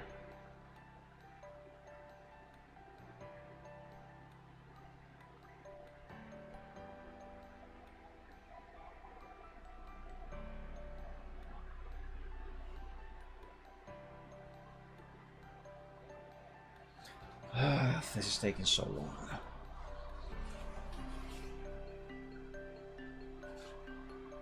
The annoying bit is that if I click on something else and I don't have this on screen, it is never going to finish booting for some reason. I don't know why this only finishes booting when the thing is actually on the screen like this. I'm saying this because I could be doing something else in the meantime. Well, I guess I can answer the secretary of my psychologist.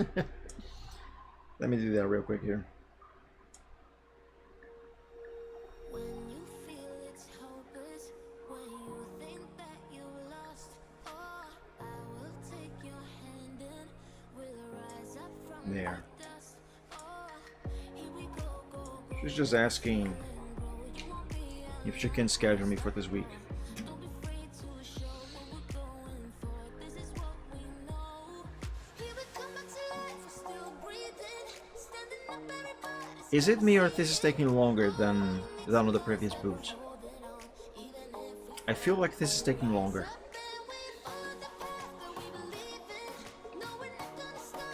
What happens if I click here? Nothing. Oh, the mosquito's back. And it's gone.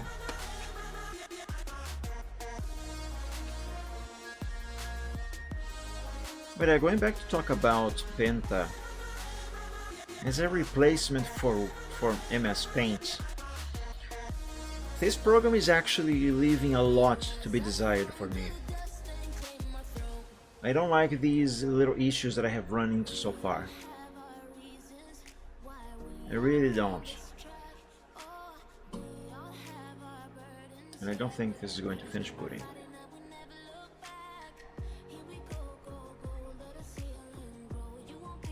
Power off. Start.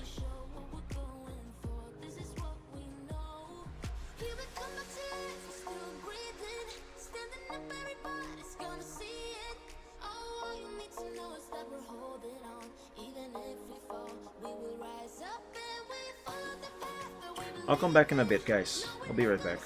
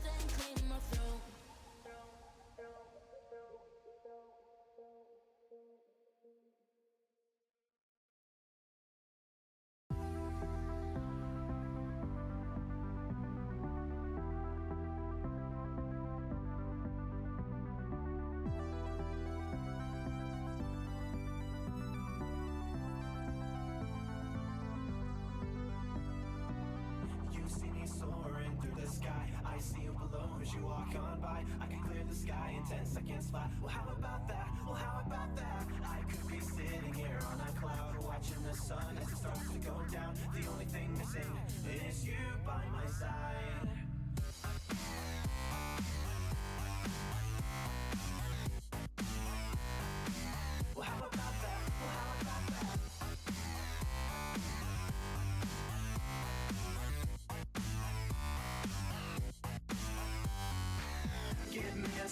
check confidence. Give me a spec, it's something that makes sense. Give me an idea of dependency. Give me a dash of loyalty.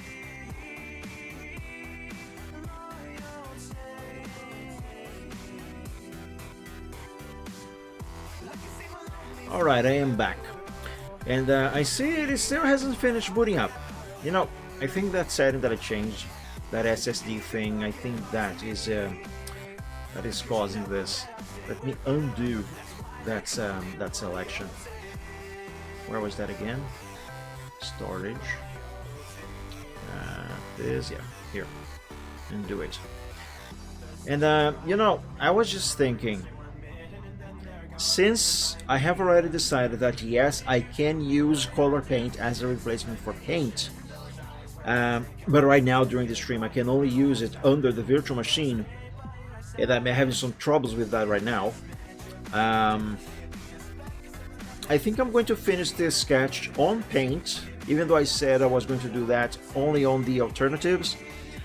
But yeah, since I have already decided that yes, I can use Color Paint as a replacement, then just so I can work with this thing more easily and run into fewer issues, you know, between having to go into the VM, draw some more there, copy out of there, come back to Windows to save, etc. Just to make this a more straightforward thing, I'm just going to use Paint. Because yes, it has already been decided I can use Paint, Color Paint instead of Paint, so yeah. So save this and let's close Paint.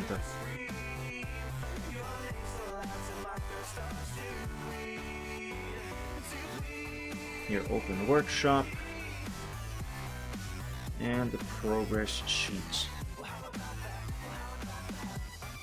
Control A, Control C, Control N, and Control V, Control S.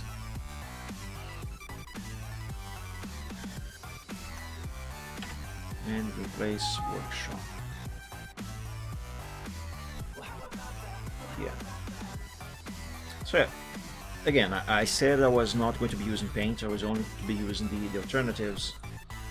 But the ideal alternative, I can use it, but use it takes way too much more time than it should. So since it has been established that I don't remember making this black. Hold on. Yeah, that is outdated. Anyway. I'm going to give myself the liberty of switching back to Paint.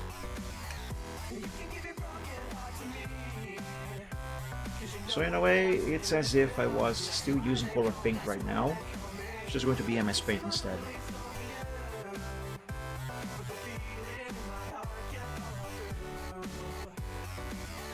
Alright, let's see. What is the next step that I gotta take here?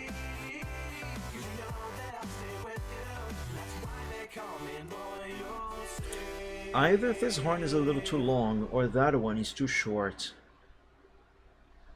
I think I am going to elongate the other one.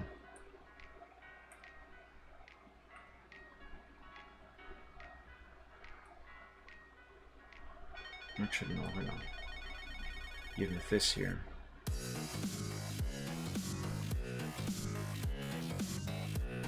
Oh, not just make this one a little longer, but also have it go a little more to the left.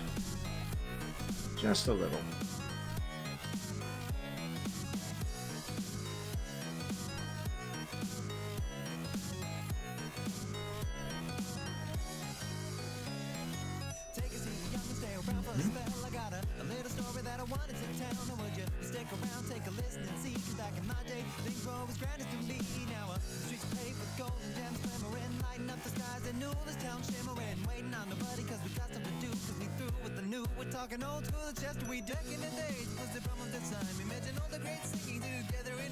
This here is what I was telling you guys about, that I cannot do with the curve tool that Color Paint has.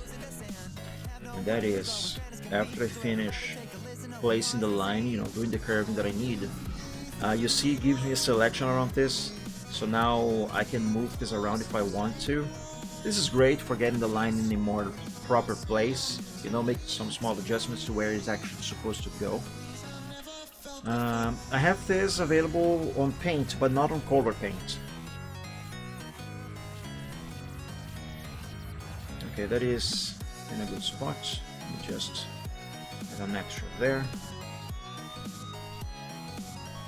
Very good. Now let me do the same thing over here.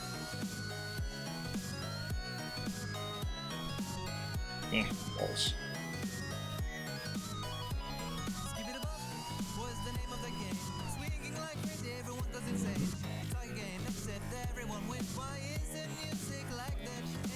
Let's remove this red. Why is this not working? Oh, you know what I think happened here? Why this isn't working? I think Penta, for some reason, changed the color of the canvas. This looks like it is white, but it isn't actually white. Here, let me show you. I'm going to pick white from the colors box over here and have that as the primary color. There, okay? Now if I go here to edit colors, we can see the values of this RGB color. White is 255, 255, 255. That is 100% white. I was going to say black, but it is white. But if I sample the color from the canvas, that is going to be different. So just to make sure that I'm actually picking a color from the canvas, here, black on the primary color, right? So now with the color picker, let's pick the white from the background, the canvas, and let's go to edit colors. I am 100% sure those values are not going to be 255, 255, and 255. At least two of them are going to be different, if not all three. Well, it's a good thing I did not bet any money.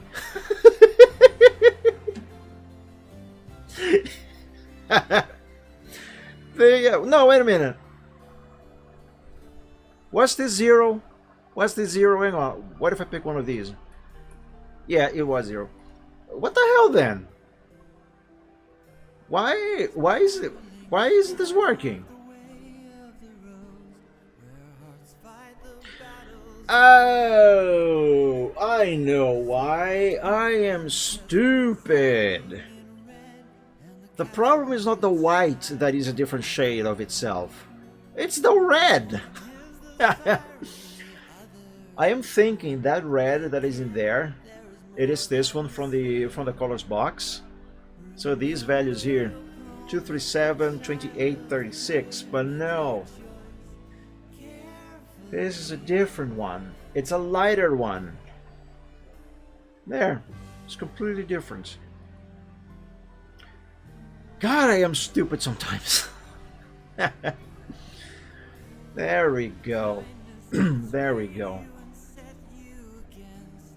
I'm so used to drawing my sketches on paint that I saw the red there. I thought for some reason it was the exact same red that is in here.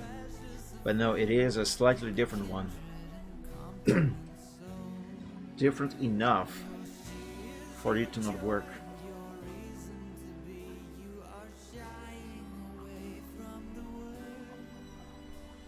I still think those horns are not quite right.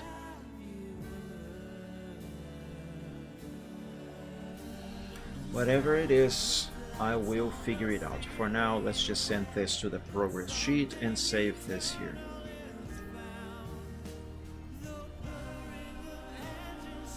Before I do that, let me resize this canvas a little bit and move these around.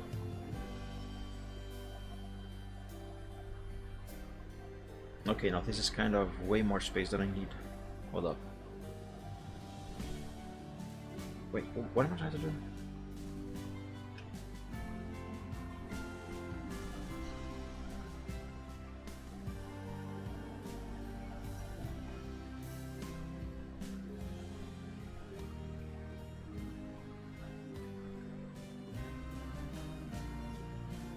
That's good enough.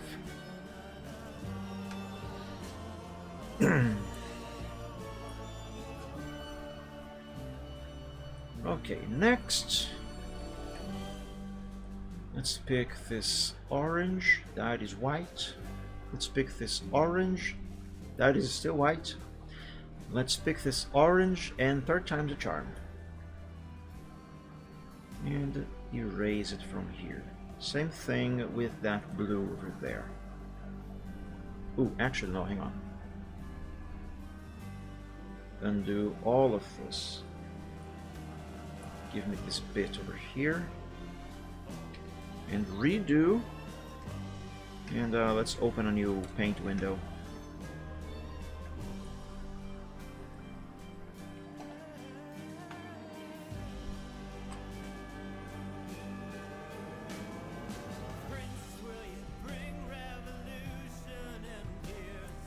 There we go.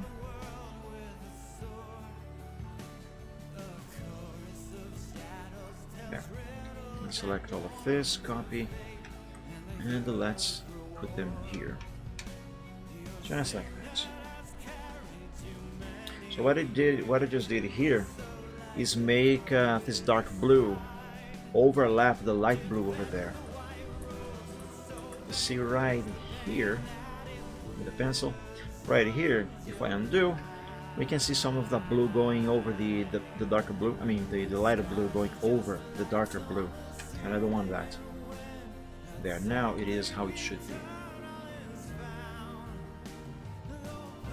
Okay, save this also. Again, I mean, I don't know. Let's change these colors. Let's change all of them to black.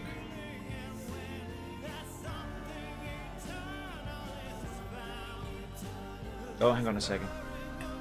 This dark blue is not the same dark blue the paint has. It's a different one.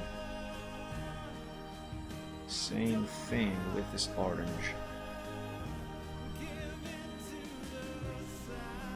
There we go.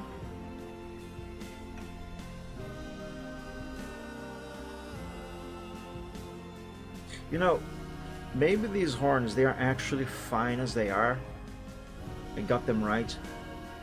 I think that what might be throwing me off is the lack of a neck. Let's save this to the progress sheet and let's draw a neck. There.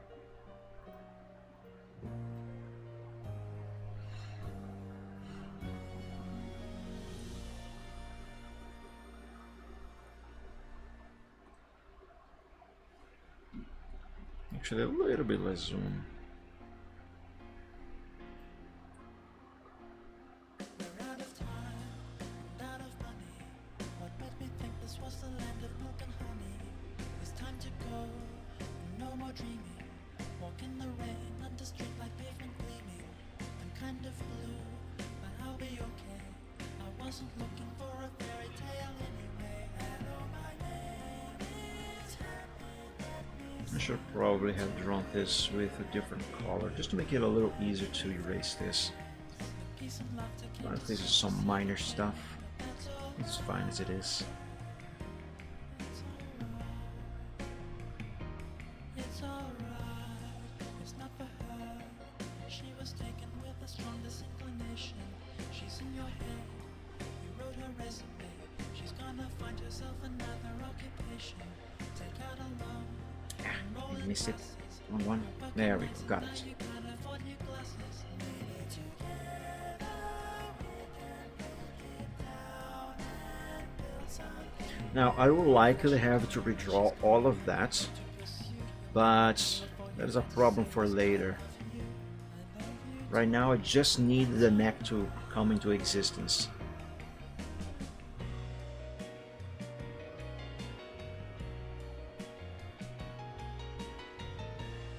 This could be better, I think.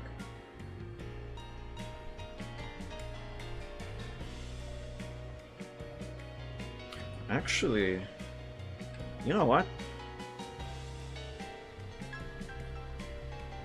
Maybe what I should be doing here instead. Hang on. Oops. Give it his head.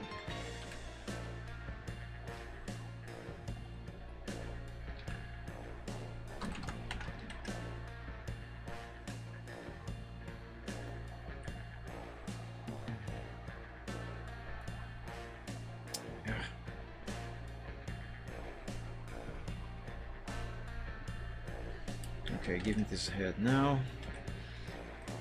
For this emote, since this is a dragon, instead of having his head be on top of the neck like this, you know, as if he were just, I don't know, straight up. I don't know what I'm trying to say.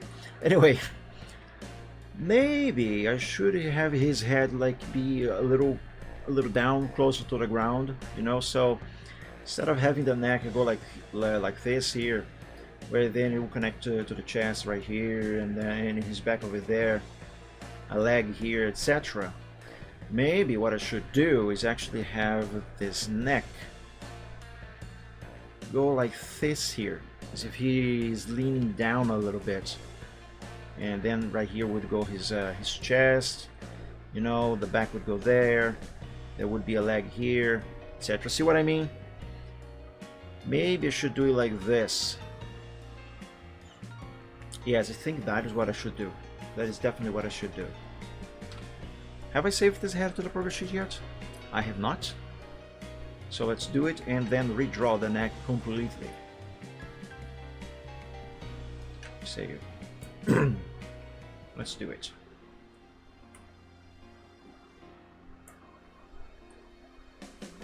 Let's begin by erasing this one.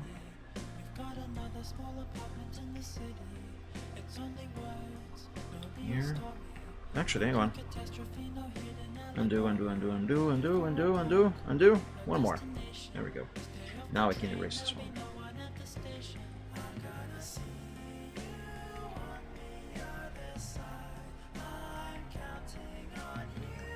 Let's set this head over here too, just because.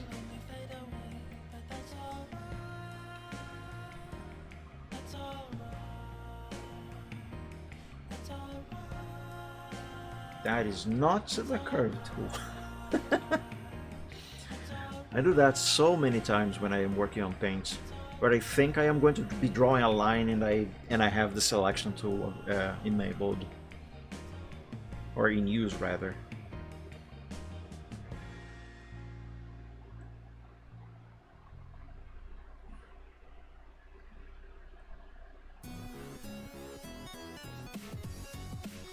Now, I'm not going to draw the entire whole neck because that is not needed. Though this line here on the top, that is going to have to be redrawn. Make this blue.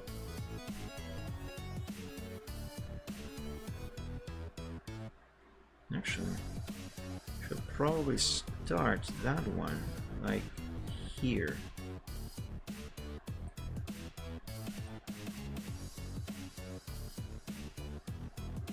Yes, I think that is better.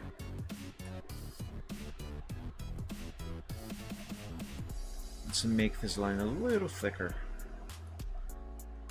No, it's not actually needed, but I like to do it. Makes the sketch looks more sketchy.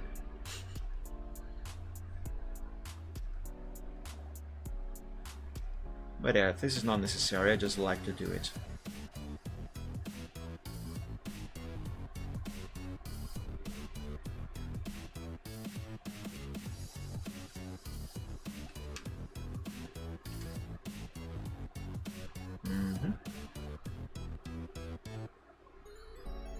Let's do the same thing with this red one, and that's the eraser.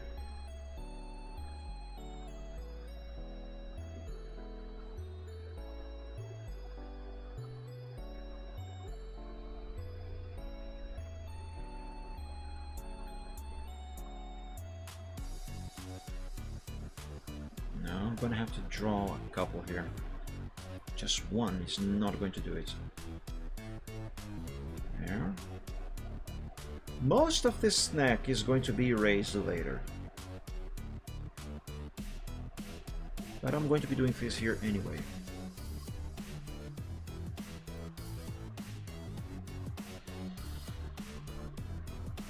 Now for this.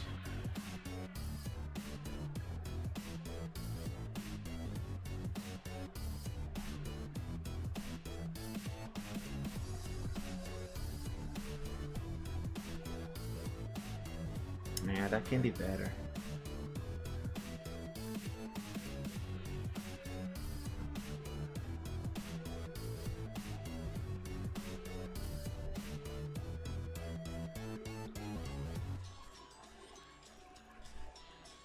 There we go. And now for my next trick, I am going to make that red line on the top there disappear. Alakazam. Okay. Hang on a second, I gotta remove that line before I paste this head over here. This is the same thing, right? Yeah, it should be.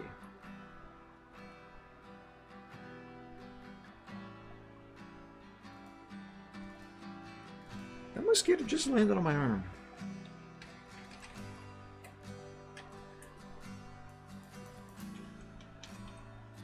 There we go. And now let's erase that same line, but from here now. Blue. Give me a smaller eraser. That's the wrong color. I meant black. There it is. Done.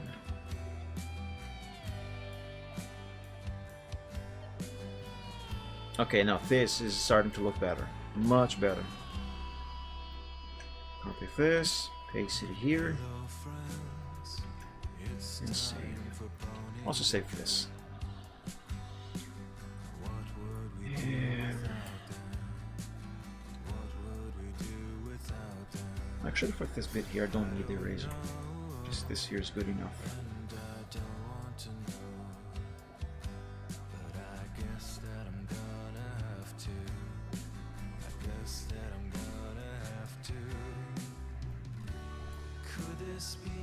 Now black on the secondary, and let's turn them into black.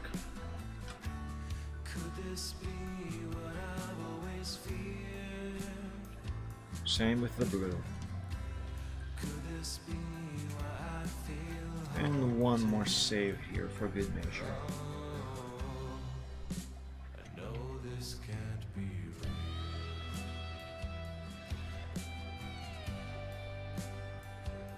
Okay, now I think this is just fine as it should be. At least the basic bits of the anatomy for this dragon. Obviously, I still gotta make his mouth open and do the mouth thing that the guy's doing there. Work on the eyes. They are unfinished, obviously. And turn this basic face into an expressive face. And also draw his mane, because I really like his mane. But what should I do first? Actually, hang on a second. Looking at this now, I kind of still think his face is turned a little more to the right than it should be. I mean, it's fine, but it's like the face is going one direction and the horns on the back are going another.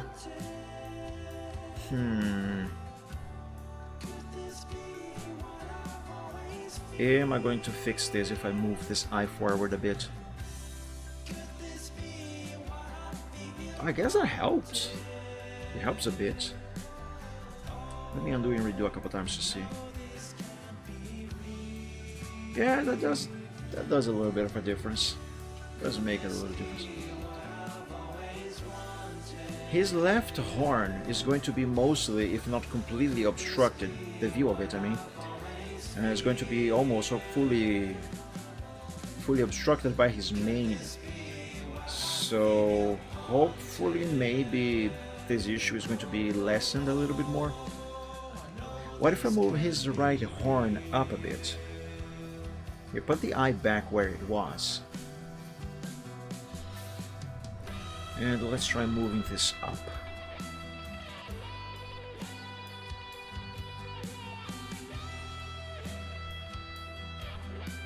I think I did not do a good job on the selection right there, but let's see.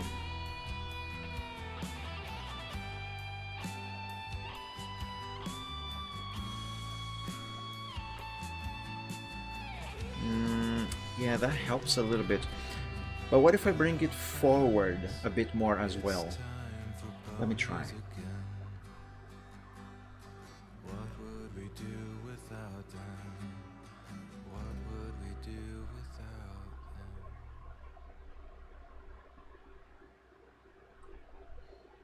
Let's see, I'm going to use the keyboard for this.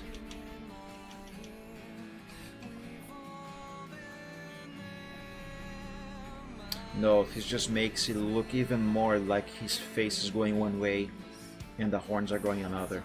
No, it just makes it worse. Well, what if I distance or bring it back a bit?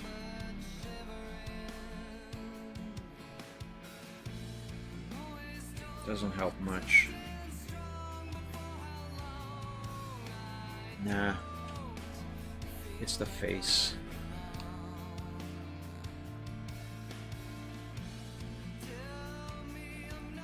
There is a way to fix this, and I will find it.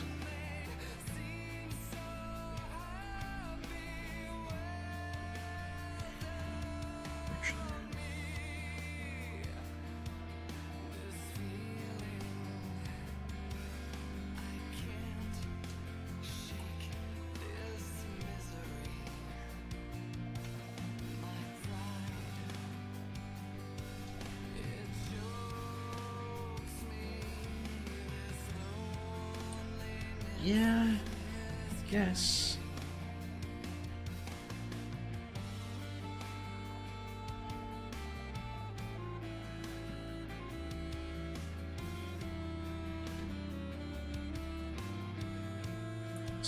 It still looks a bit off.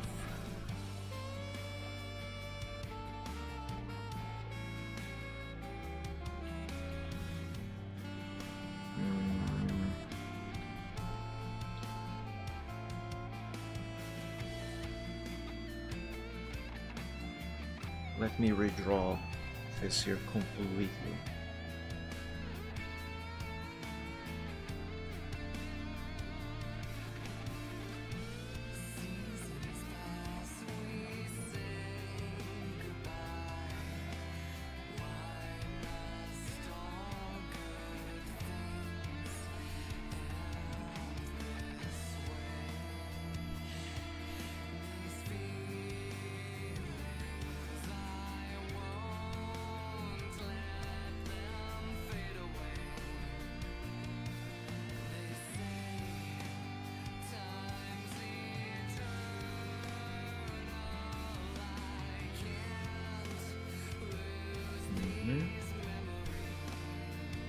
I hope I am doing some actual progress here.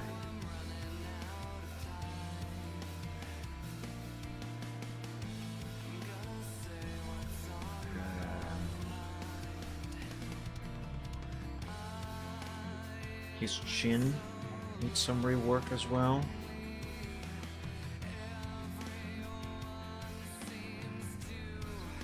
Do I redraw it, or should I just move it up a little bit? Because I think his chin is way too big now. Actually, let me move his entire lower jaw.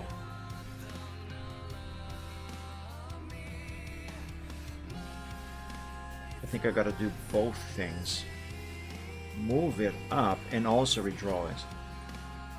So chin is going to stay like that, but the jaw is going to, hang on, let me move this here first. Yeah, but the jaw is going to stay more or less around the same area as it was before. Yeah, that should be fine. Now I just gotta connect both of them, or reconnect rather.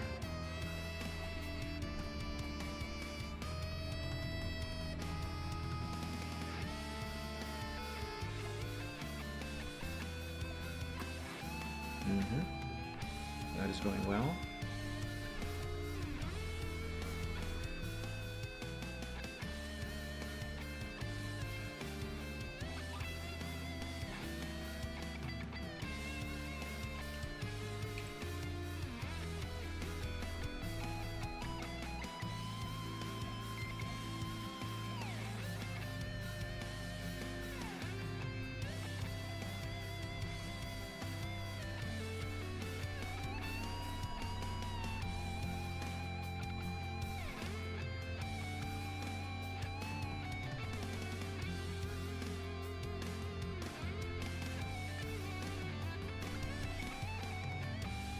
There we go. This should be enough for the redrawing of his lower jaw and the chin.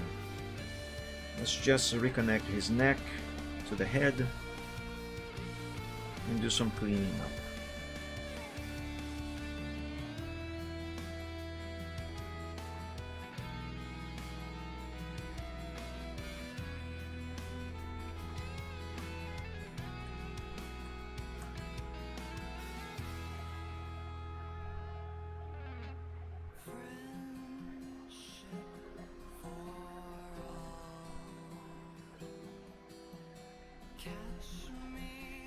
Done.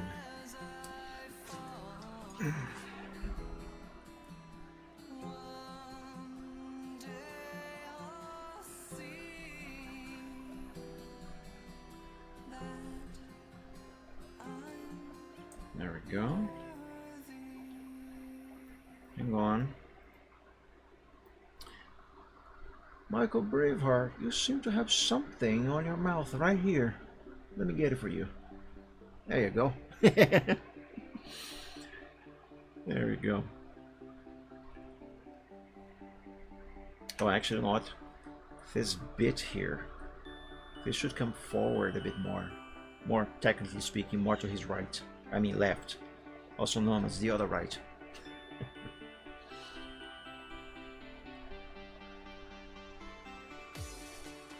There.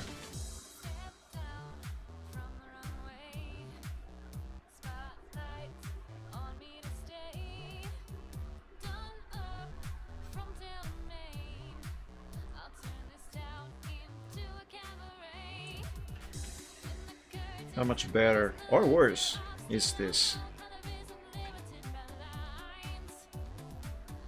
I think it does look much better. Let's turn that into black. I have a better idea.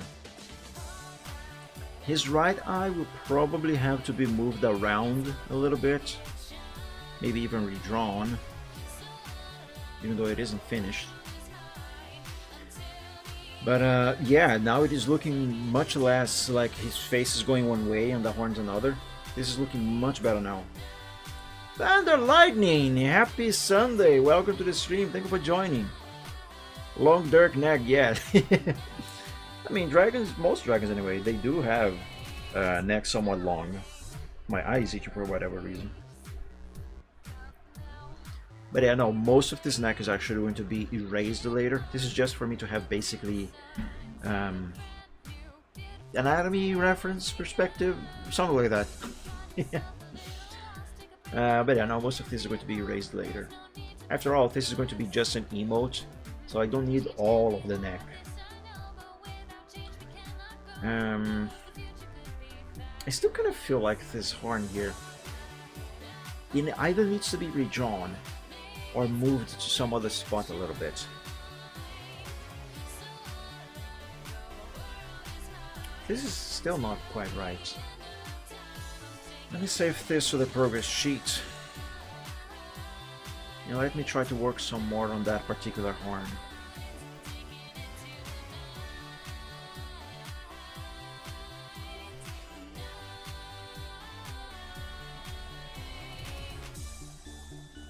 Perhaps both of them?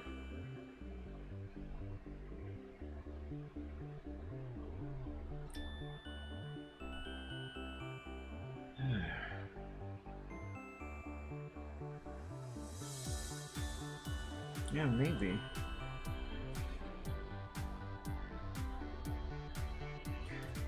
There's another thing that I would like to try before I redraw them. Now, normally, I would be using Photoshop for this, but since the idea is to... I keep forgetting this is already open. But since the idea is to try and make some art from start to finish, as if I were using all of the alternatives on Linux, I'm going to use Krita instead of Photoshop.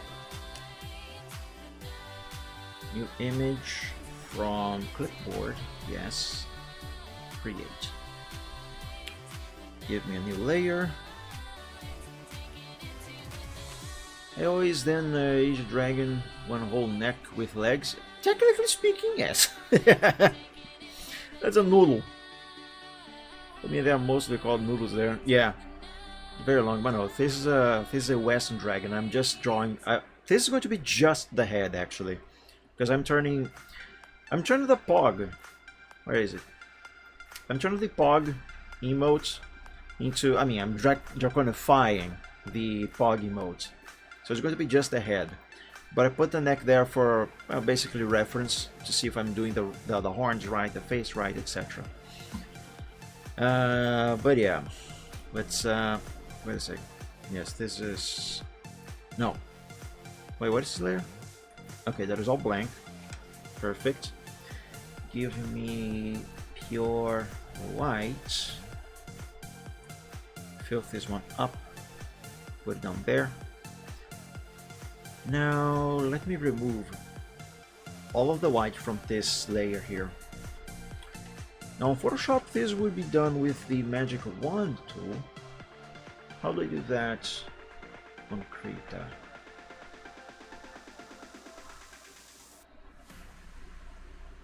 This looks like a selection thing. Enclose and fill, no. Colorize mask, no. Contiguous selection tool. I think this is it. Or is it this one?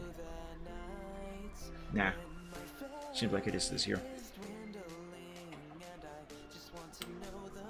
Okay, it has selected, but question is, did it do with or without anti-aliasing?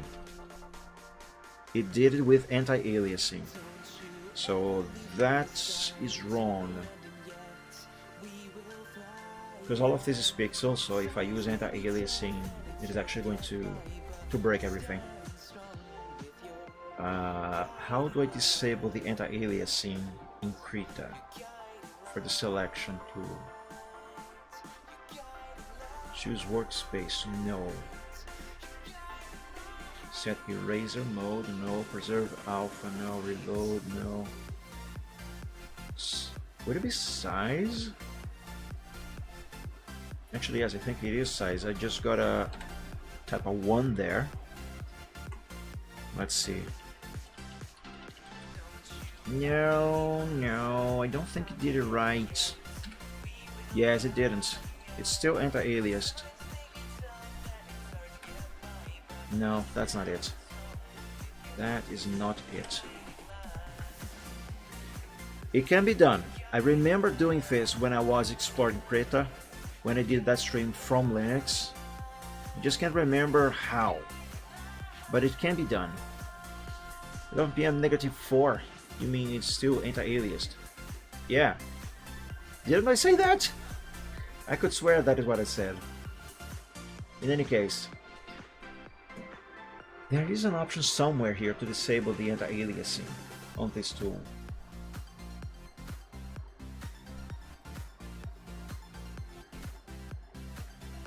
Anti-alias is what you probably want. No, that it's the complete opposite. I don't want anti-aliasing. I want to disable it for this tool. Here, let me show you how I would be doing this in Photoshop.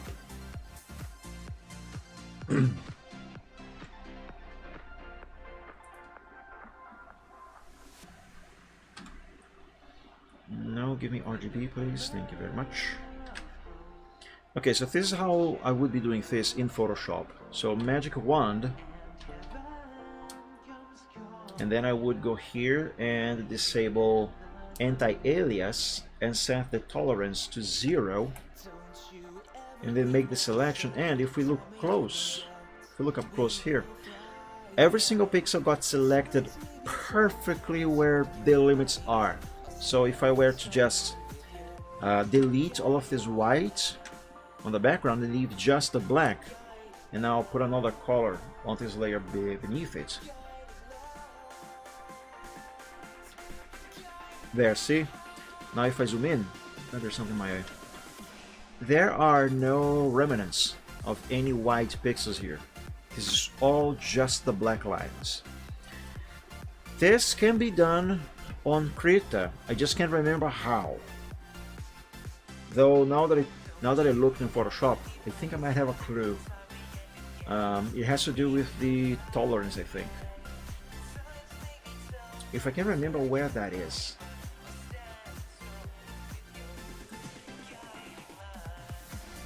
Where is it? I remember it is somewhere. No, that is not what I'm looking for. Oh, first of all, is this even the correct tool that should be used for this? I mean, yeah, it should be, because it selects everything. So here, just to give another example, let me add some color to this layer here. Yeah, this bright green, why not? Okay, well, you can see anything now, only the white, but that's because I haven't removed the white yet. So, with this Magic Wand tool in Krita, as it is now, if I just click here and delete, and now zoom in into the lines, see, oops, why did it zoom out? Oh, that's how. See here that now they are not 100% black like they were before. Also, why is the grid enabled? Disable that.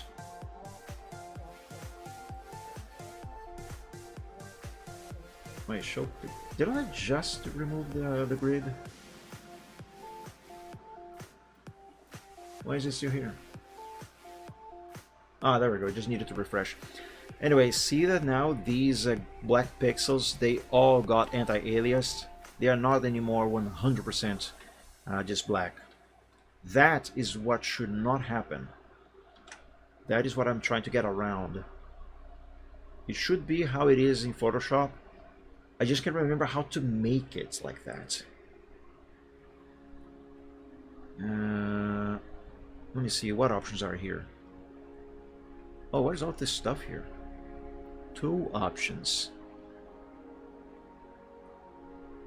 Oh, maybe what I need is here. Selection extent. Threshold 8. Spread. Anti-aliasing. Disable that. Yay! I found it! I found it! There we go. Yes! Oh, here's those artifacts that Penta created for whatever reason. There we go. There we go. Actually, there was an even better way to do this. I could just select a specific color. How do I do that in Krita? Let's see. Select. In Photoshop it is under the select menu. Select from color range. Yes, color range is what I want. Hang on. Yeah, I think there were more options there. Hang on. Select from color range. Oh, that's right. Reds, yellows, select. Okay. Can I not pick this?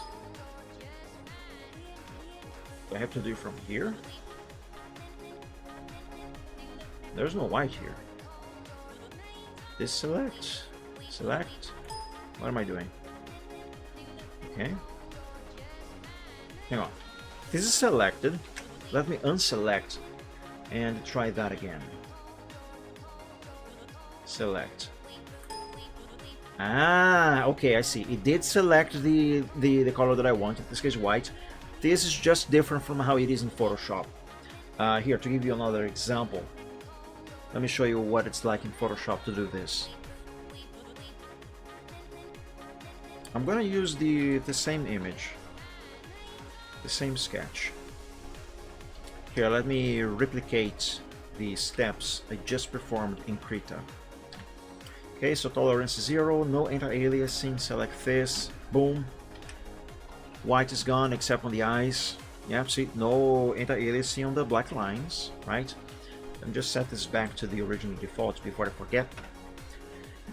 So now, here in Photoshop, if I were doing this in Photoshop, I could either manually make a few more selections here, or I could go up here on the menu, select, color range, and then it would give me the color picker tool as like this right now. Then I would pick it, it would select white. Windows would not ding at me and then just click OK and hit delete. There, all the pure white has been removed, easy, flawlessly, perfectly. So that's how it is in Photoshop. On Krita, on the other hand, it is similar, it's just a bit different. No, somewhat different. So here it is unselected. Let's go here, select from color range. It doesn't give me the color picker, but it still allows me to click and select that particular color there. Can I select the green? Yes, I actually can. Well, not really the green, but the transparency in this case. But if I click here, I don't know if you can tell, there is a selection right here on this white. Now I'm going to assume it is going to select the other whites as well, so the nostrils and the other eye over there. Was the cheek? Let's see. No, it did not. Okay, so this select from color range doesn't select all instances of the color, only one particular one.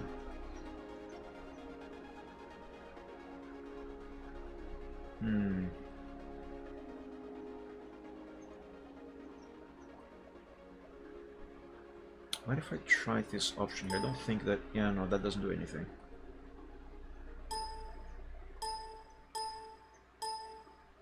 What if I... Yeah, if I hold shift, I can select more than one. But that is not how I need this to work.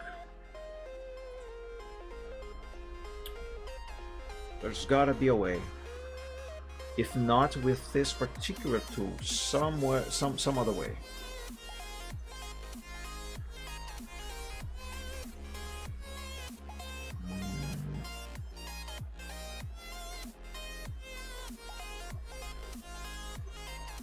It should be color range.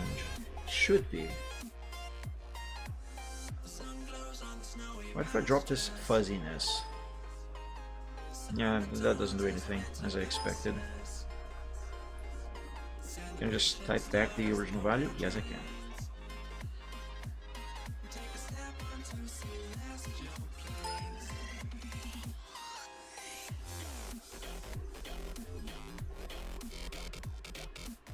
How do I do this? Because if I just manually select here and then there, that is not going to be any different from just using the magic wand tool to manually pick the spots where I want to remove, you know, to select the color that I want to remove. I must be doing something wrong here, because I am certain this is not how it should work. Question is, what am I doing wrong?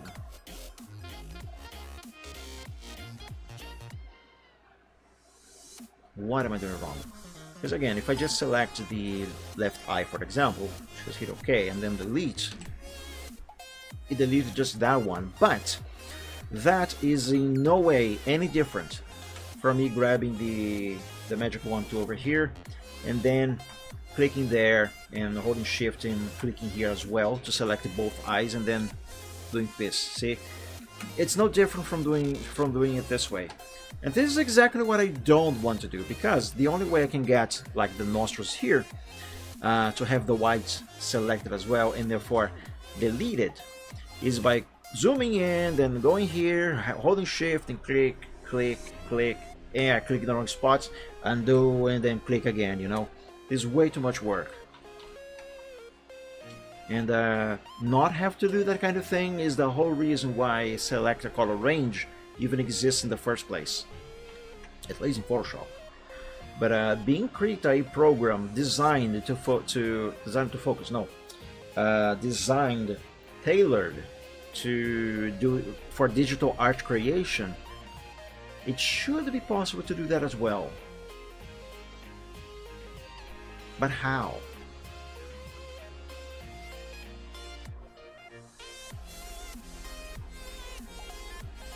It's not going to be select opaque.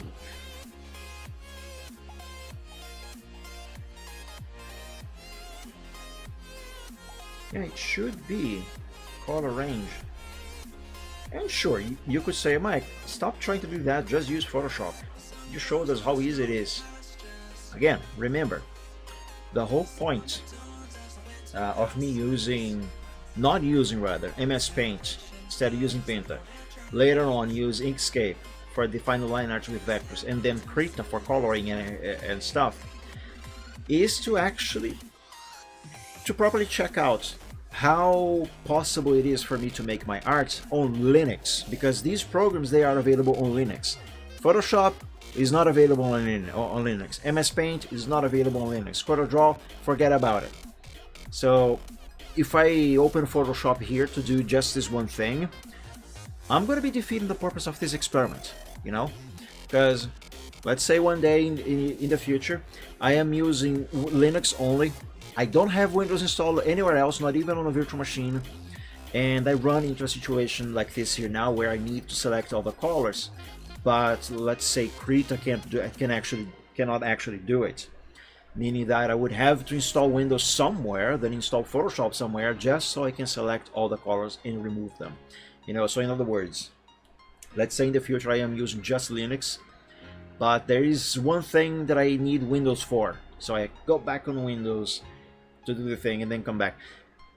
I don't know about you guys, but having to go back to Windows if you are using Linux as your daily driver kind of defeats the purpose of daily driving Linux.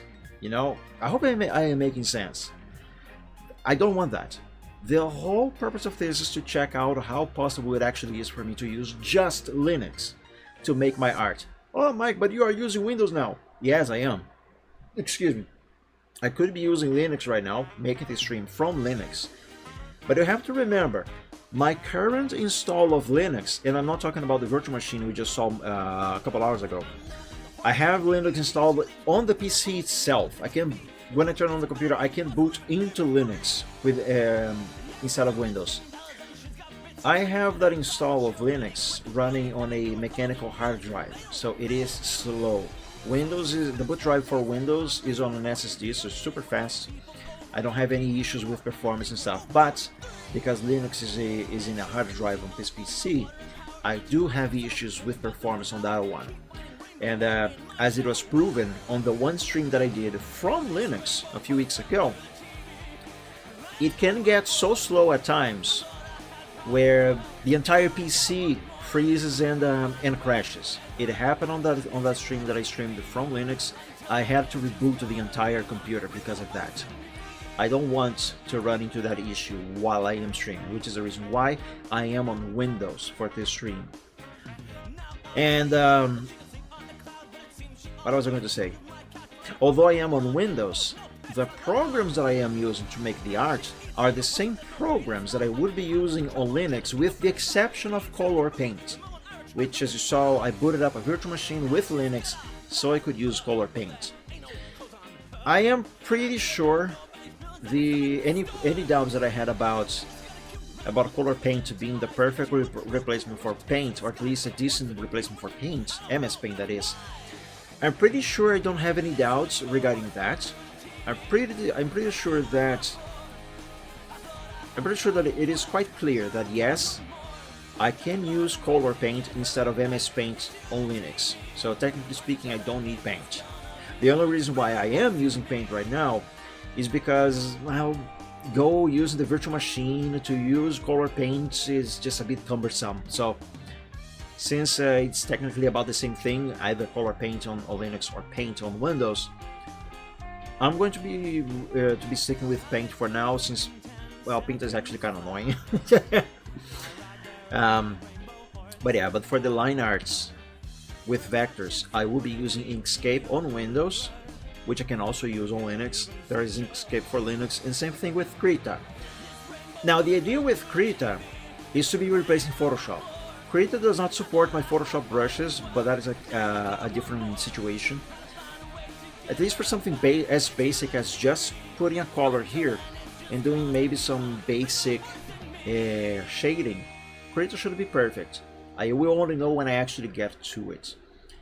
As for what I am doing right now, this is something that I normally would be doing with Photoshop on Windows, but since I am kind of simulating as if I was doing all of this on Linux, then I am not allowed to use Photoshop for this particular thing here, or any other particular thing that I might want to do and don't really know, or how to do it on Krita, or Krita cannot do it.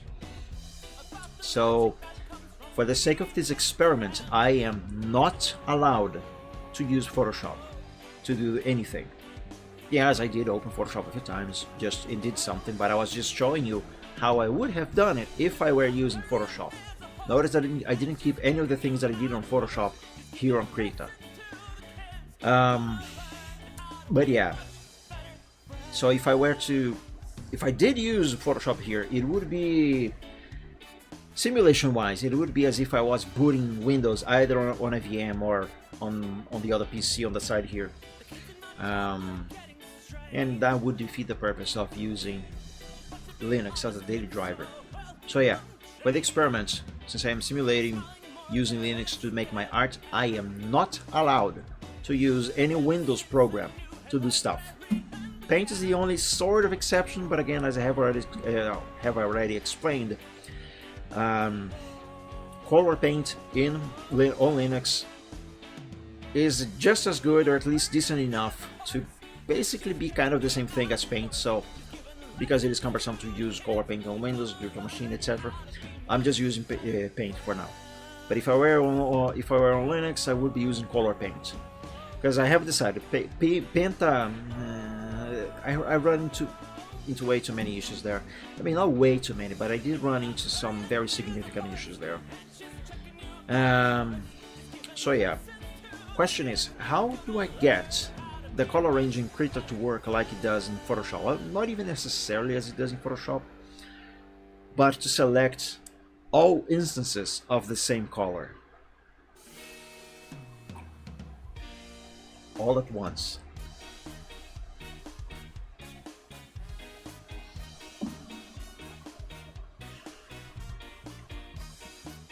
Could it be something in this area here?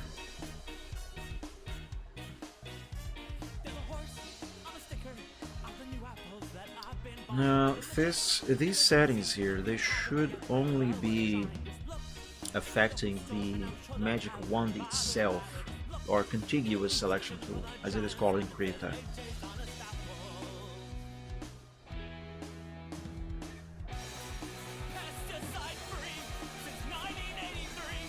Let me experiment with this. Yeah, no. Yeah, it's not this. Absolutely, it is not this here.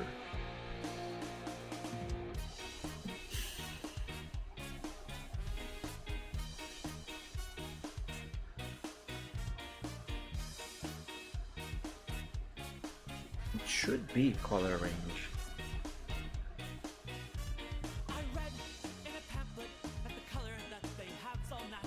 What if I subtract from current selection and select this white?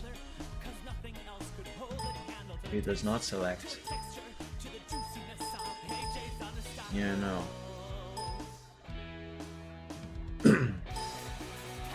Now it's not doing even this. Why? Why is it not select now?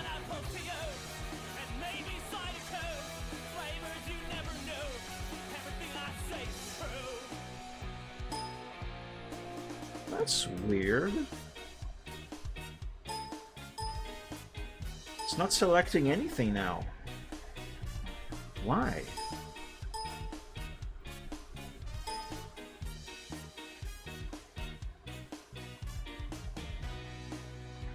I am confused.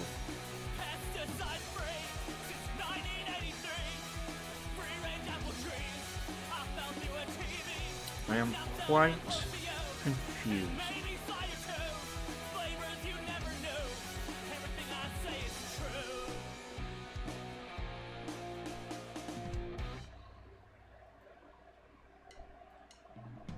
What is going on here?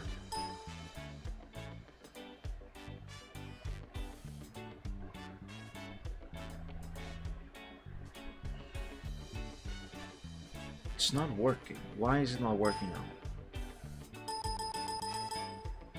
The dings were already happening, but the selection was also happening. Now it isn't, regardless if I select, if I click here or outside. Is there maybe a selection kernel in place here somewhere? Control D to unselect. I mean, is it Control D?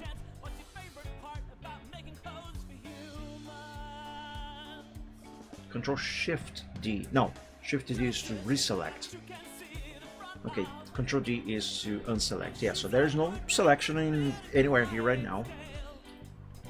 Select from color range. Select. It's not selecting. But why?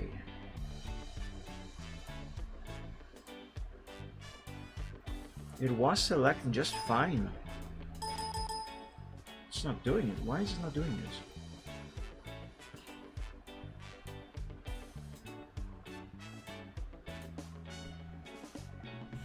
What does this do? It just made a selection. But it's not the kind of selection that I need.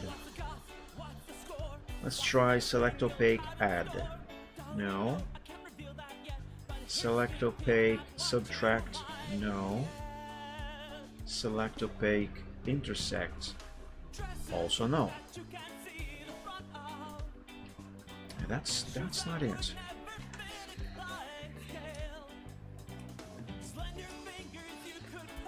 What if I try one of those, but with the color white as the primary color? Let's see. Give me this white. Select opaque, replace. No. Add. Also no. Yeah, that's not it. Subtract. Definitely not. Last option, intersect. Hang on, the selection was still active there.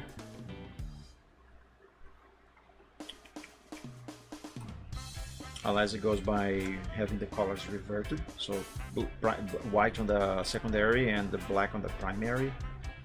But I don't think so. Nope. Also no. Also no. And the last, also a no.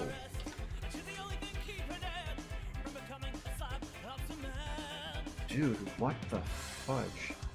Oops.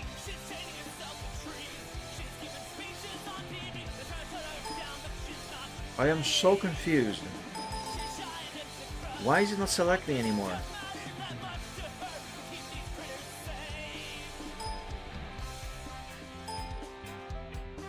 What's up with these?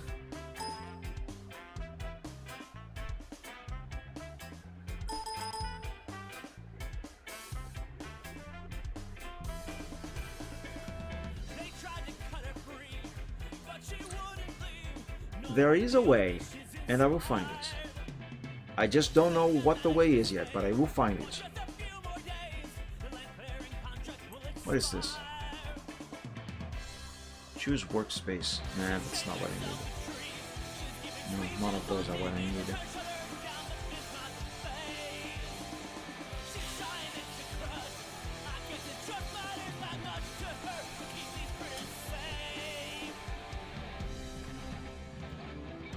Dude, what the fudge?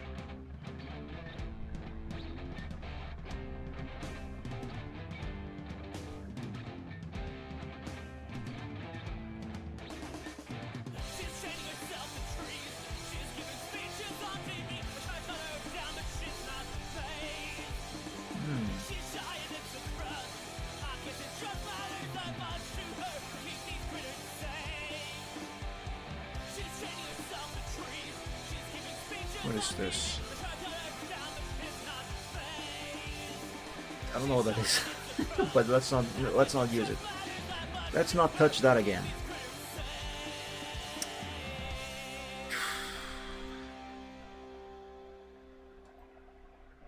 I don't know why this isn't working as I expect it should. So I mean, I am making the selections now, but I am having to click one by one. There, see, in the this defeats the purpose of using the color range thingamabob to replace these colors, or rather, select these white colors. See, this is what I have been trying to do this entire time.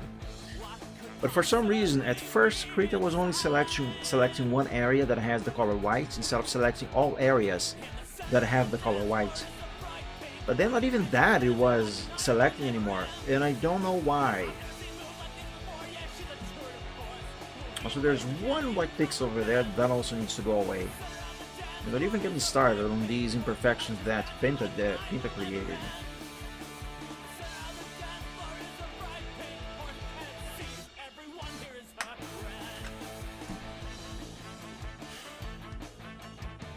Set eraser mode, preserve alpha. Reload the original preset. No, that is not it. My God. Create a color range. Select all instances of the same color. Oops. Similar color selection tool. This tool, represented by a dropper over the area with a dashed border, allows you to make selections by selecting a point of color.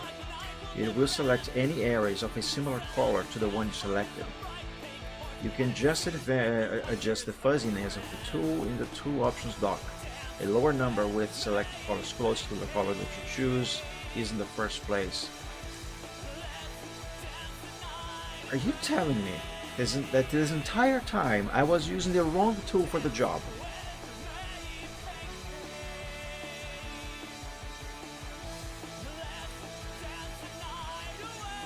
Okay. Let's go all the way to the beginning. Assuming I have enough undos here. You know, at this point I might as well navigate through the undo history. Yeah, there we go. So unselect. What is the icon? It's that there. So this. Hey, hi Bob, welcome back. My kitty is back. Similar color selection tool. So I'm going to assume that this is going to work best the way I need it to. If I change the size over here to a very low number, right? But let's make the selection like this first. Because, yeah, there kind of is some, shh, be quiet, phone. Some, anti-aliasing. Yes, there is. Does it make any difference if I change any settings here? Like, uncheck that. Oops, hang on. There. Like, uncheck that.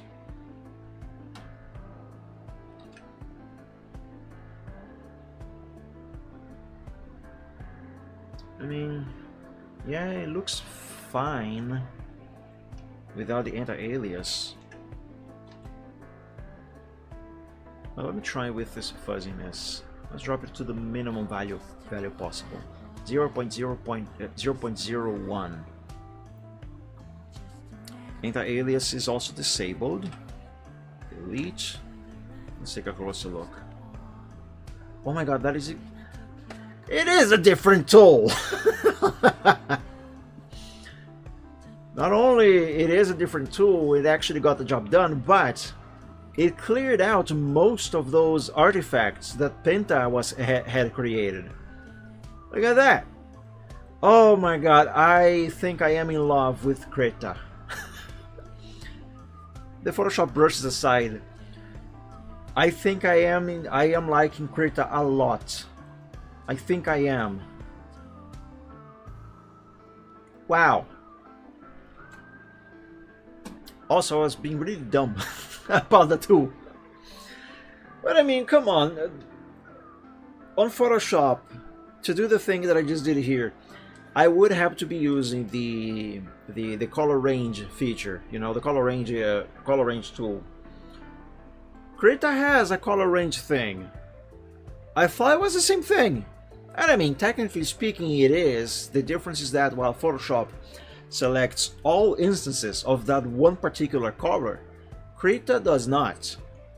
For that, you just gotta use a different tool, which is that one, unlike in Photoshop. So I guess I can be excused because for thinking there had to be the color range in Krita here is select and select from color range. You know, I think I can be excused for believing it was that instead of even bothering to check the other options here. But yeah, I learned something new about Krita, and I like this. Frankly, excuse me, if you watch the live stream that I did from Linux a few weeks ago, I almost fell in love with Krita. It was almost like love at first click. You know, I liked it, and there's little bit of it that I have used now, despite the fact that I was so lost and confused. I actually I think I like Krita even more now. Not only it actually does do the same job that that Photoshop does, but it actually does it seems to do it even. What am I trying to say? It does it at least a little bit better than Photoshop, because in Photoshop, those artifacts, they remain there when I remove all of the white. Krita got rid of most of them. I think there's only one pixel left there that isn't, that wasn't removed. Here, but let me do the same thing on Photoshop, just to show you what I'm talking about in regards to those artifacts. RGB, paste. Let's put some color on the layer beneath here. Now let's go with green as well. This bright green. Right, so here on Photoshop. Now I don't remember if for the color range I have to change the tolerance and anti-alias as well. Let me try without. So color range, pick the white, okay. Delete, let's look closely. Okay, for that I don't have to use disable the tolerance and the anti-alias. Anyway, so see, Photoshop kept all of those artifacts, and that's because each one of these pixels here is a different color from the white is selected to be erased. These are not 100% whites. These are very light tones of gray. So yeah, Krita on the other hand not only removed all instances of white, but it went further. It also removed almost all of these artifacts. Here, let's go back on Krita. Look at this. They are gone. There's only this one pixel here. Maybe another couple somewhere else, but as far as I can tell, it's only this one left here. In the middle of his forehead. Which is this one here. This pixel here, see? Krita removed basically all of them. And Photoshop didn't. Photoshop doesn't. I love this. Man, I really wish the developers of Krita would add support for Photoshop brushes. Oh man, this program... Granted, I haven't used a lot of this program yet, but the few that I did, I am really enjoying Krita. I really am. You know, I don't really know how to describe how I feel towards Krita, but my memory tells me this is how I felt, or at least similar to how I felt on the very first time back in 2009, on the very first time when I installed Windows 7 for the very first time. Installed and used a little bit of it. It wasn't on my own PC yet.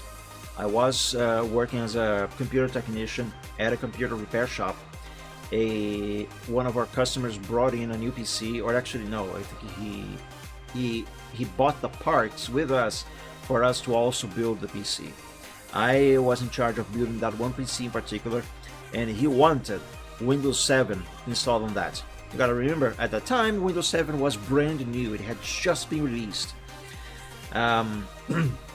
So yeah, he brought a copy, original copy of Windows 7. I think it was Windows 7 Ultimate.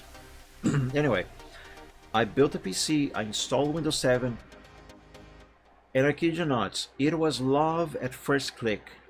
The way I'm feeling about Krita now, at least I think, is the same way that I felt when I first laid hands and eyes on Windows 7 all of those years ago.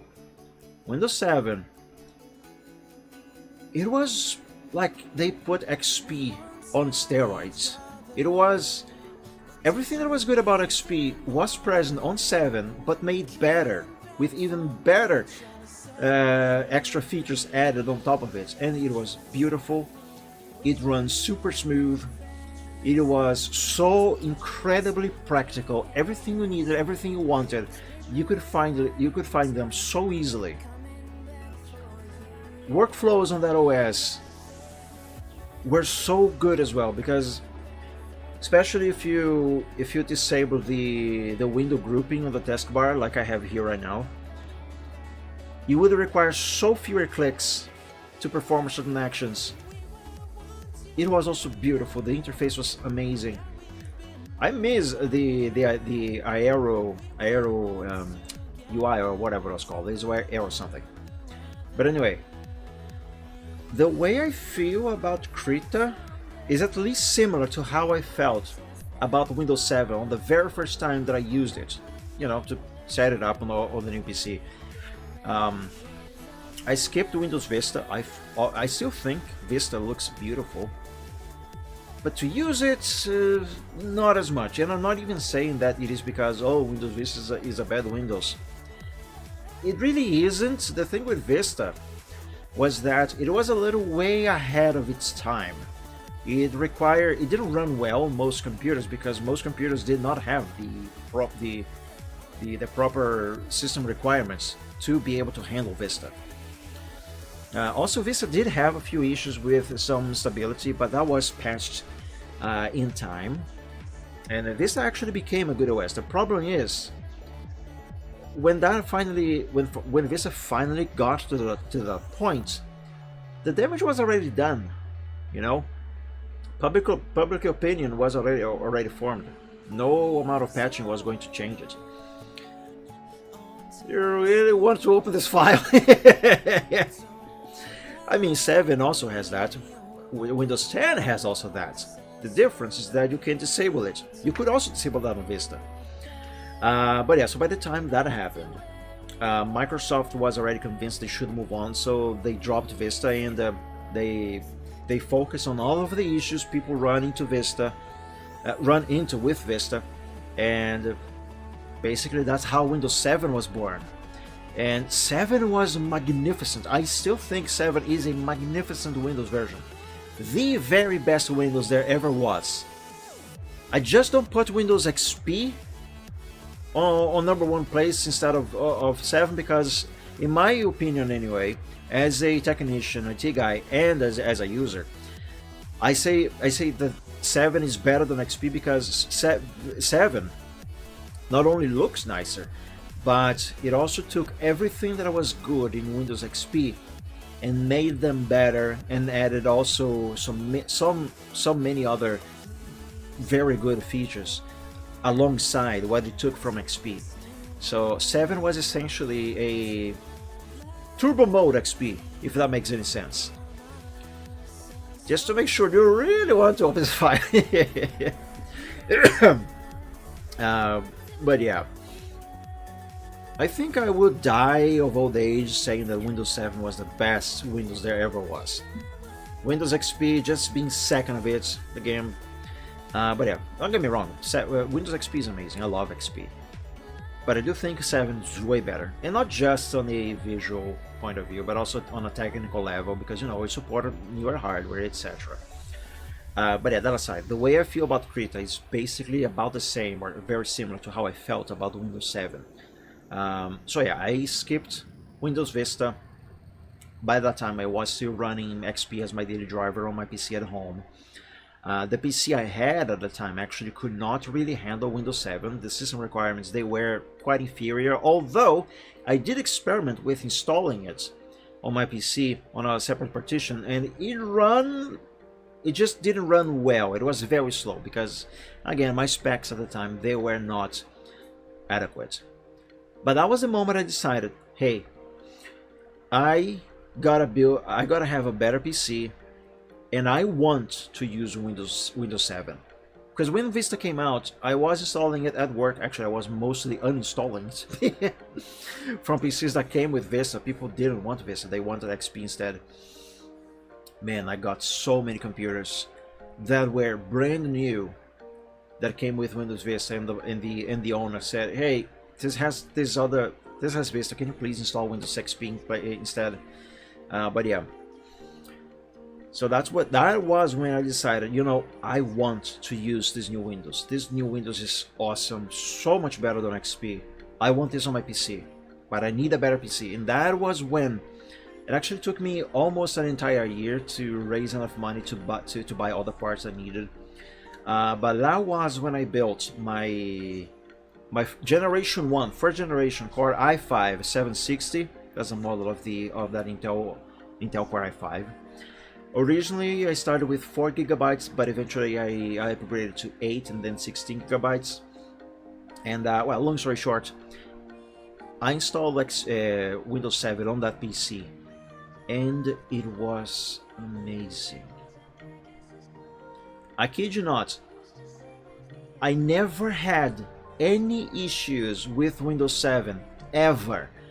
Never had a blue screen, at least not one that I didn't cause. I had a few blue screens, but it was my own fault. I was meddling with stuff I was not supposed to. Anyway, but yes, never once I got a blue screen. Never once my computer crashed. Never once Windows broke in some way that I had to run some troubleshooting to fix something. Never. It just worked. Any settings that I changed, it would just keep them there. It would respect my decision as the user and administrator, owner of the computer. It was quick, it was fast, it was beautiful. Everything just worked. And I never had to format that computer to, you know, install Windows again from scratch. Although, actually, I did have to do it once, but it wasn't because Windows had a problem. It was because of electrical problems in my house. And that fried the boot drive that I had Windows in it, that I have Windows installed. So I was forced to buy a new hard drive and install Windows again on that one. But from 2009 or early 2010, actually, yeah, I think it was early 2010 or late 2009, I can't remember. That was the first install on that PC, first install of Windows 7 on that PC, and I used it on that install all the way up until I think 2012. I think it was 2012, which was when I had those electrical problems in my house that ended up killing the boot drive that I had Windows 7 installed on. So I bought a new hard drive, I installed Windows 7 on that new hard drive, and I kept using the exact same install from that new hard drive, all the way up until 2021, which was when I was finally able to afford to build this PC that I am using right now with Windows 10. But I'm pretty sure if it wasn't because of that boot drive being fried by those electrical problems, I'm pretty sure I would be still using Windows 7 all the way up until 2021. And frankly, if it weren't for the lack of support of browsers, games, and drivers for this new motherboard, I would still be using Windows 7 right now. I would. I kid you not, I would. It is just that good. I love Windows 7. But yeah, anyway, I think the feeling that I have towards Krita is at least very similar to how I felt about Windows 7. It was such a good OS, such a good Windows. And then Microsoft became Microsoft, and they started to shitify everything. I am using Windows 10, but I'm gonna be honest with you, I never liked Windows 10. I think that 10 took, for every one new step forward that Windows 10 took in relation to Windows 7, it took another 2 steps back. Well, they made a few things better, they also made a bunch of others a lot crappier. But yeah, don't even get me started on Windows 11. But yeah, the only reason why I'm using Windows 10 is because my current motherboard, it does not have any drivers available that are compatible with Windows 7. So I had to switch to migrate. But yeah, otherwise I would be using Windows 7 yet. Still. Let me read you the other thing. Please confirm we wanted to rename test on TXT. Yeah. Man, I really miss Windows 7. I actually am running Windows 7 on my second PC. That PC is an old PC. It's an Athlon X4. It runs very slow on that PC, but it's because it only has 8 GB of RAM. But Windows 7 is running off a mechanical hard drive, so it is slower. But otherwise, I still have it running there, and mostly everything works, at least as far as just browsing the web, you know. Having said that, my web browser of choice, which is Vivaldi, no longer supports Windows 7, so I'm running an older version of Vivaldi there. Chrome also doesn't support 7 anymore. Microsoft Edge doesn't support. Firefox also doesn't support 7 anymore. Many games will not install on 7 anymore, or some will, but they won't run. I actually tested with a game some weeks ago. It installed, but it couldn't start the game. But yeah, man, I love 7. Why has Microsoft forgotten how to make a good Windows? What happened? What happened? Anyway, sometimes people watching the stream say, Mike, you are still using Windows 7? How come? Because they see the taskbar here and the start menu like this. And no, I'm not using Windows 10, Windows 7. Unfortunately, I'm using 10. The only reason why it kind of looks like Windows 7 is because I have made a lot of customizations on my install of Windows 10 here to make it work better and be more practical, at least to be as practical or almost as practical as 7 was. And I just happened that as a byproduct of doing those customizations and tweaks and improvements, it just ended up looking like 7. But that just goes to show you how good Windows 7 was. But yeah, oops. Oh, I hit Control S on the keyboard by accident. No, I'm not on the keyboard, on the drawing tablets. Anyway, where was I? Right, I was removing all of the whites. But why? I remember. It was because I was going to work on removing all of these artifacts that Pinta introduced. Okay, so most of them are completely gone. Let's make sure there are no artifacts left. Let's color this layer all black. This way I can see if there's any artifacts left anywhere. Like there's that one pixel there. And I don't see anything else. I don't. I only see that one pixel. It's right there. Krita is awesome. Hang on, how do I use the erase again?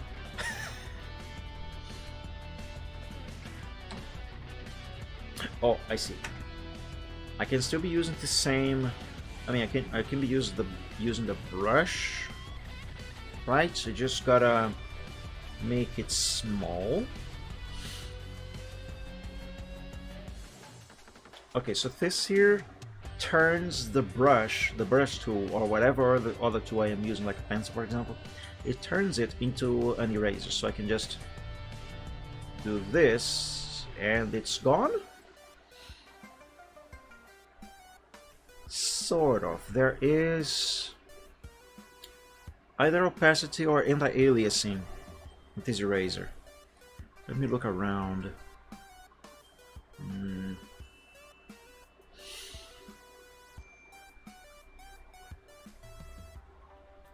It's just going to change the size of the brush itself. Yes. Let's see here. If I just rub this pixel, like pass the eraser over it once, it just dims it a little bit. That's because of pen pressure. I have to do many passes pressing a little hard for it to actually erase fully.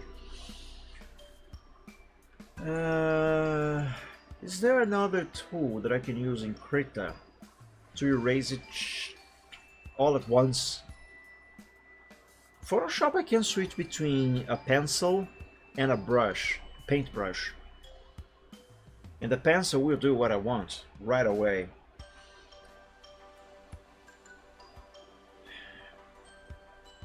I don't know if Krita has it. I would imagine it does. Like maybe it would be another brush.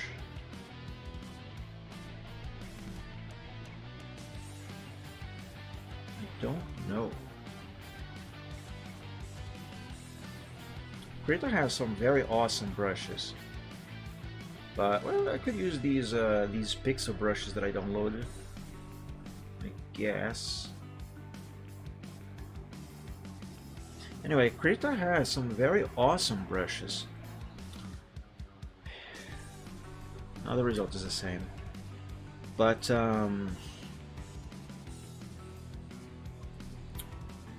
the brushes that I have on Photoshop, those are brushes that I have been collecting for if not 20 years, very close to 20 years.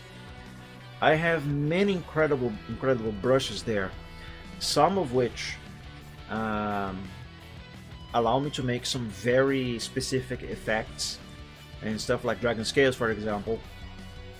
They're incredibly good, and some of the effects that I make on my art in Photoshop, I would have to reinvent them from scratch on Krita to at least even make it similar enough, you know.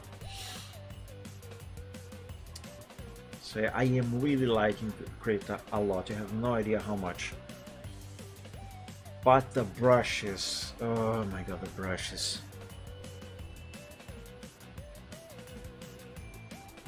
I'm very torn because of the brushes situation.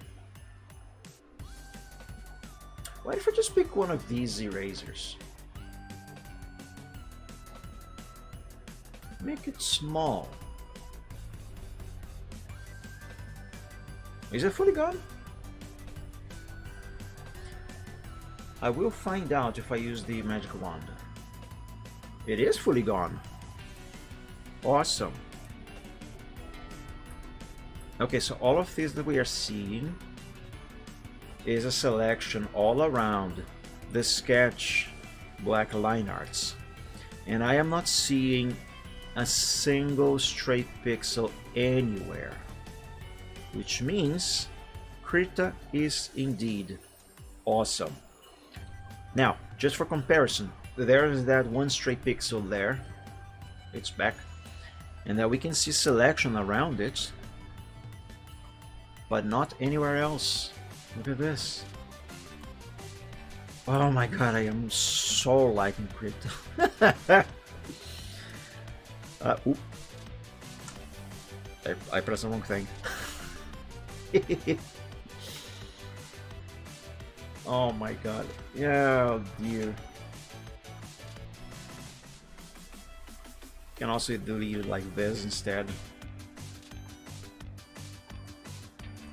So awesome! Ah. Alright, there we go. Now this sketch is completely clear, clean, void of all imperfections and artifacts introduced by Penta for whatever reason. Let's just give this a background and send it back to paint and the... hang on a second. There we go. And the progress sheet, yes. Merge with the layer below. Yeah, oop, what did I just do? That was the wrong thing. There. Okay, Control A, Control C, Control V. Paste here for backup purposes. Save. And now let's replace this here on Paint. Just to make sure it is all clear. Give me the black, please. Yep, no artifacts. Excellent. There we go. Paste it here and save. Alrighty. What is the next thing that I gotta do here? I said that's so weird. The next thing. Thing is, my mouth is kind of dry. It's one of the side effects of this medication that I'm taking.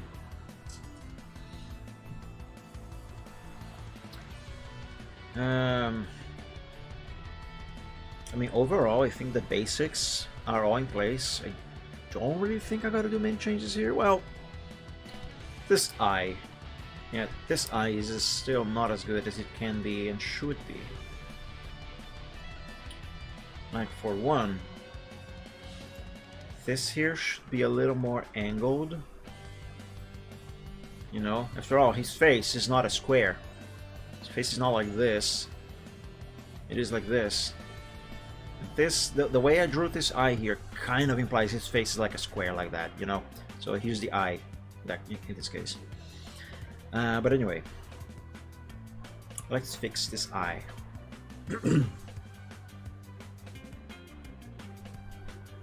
I'll probably still have to redraw this eye a couple more times, but let's make a better version of it exist first. Excuse me.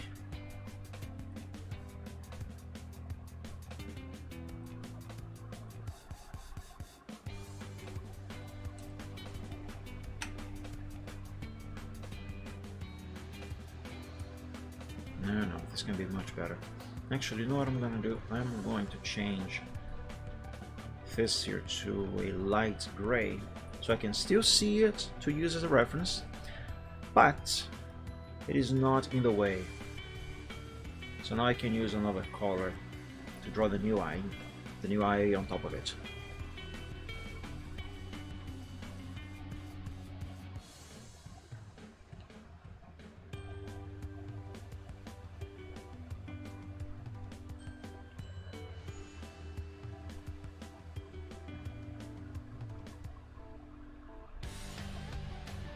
I always have to make a few several tries whenever I am drawing an eye.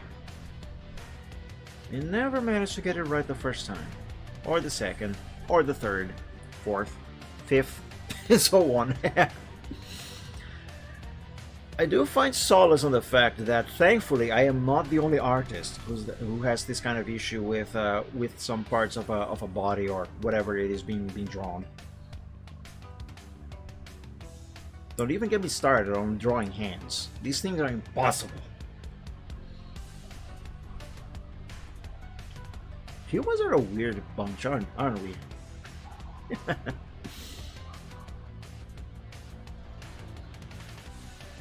Alright.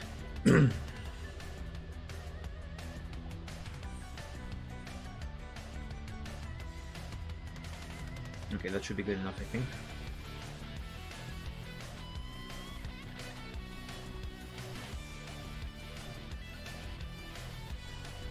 Yeah, that's a bit better. Let's just bring it a little more this way, I guess.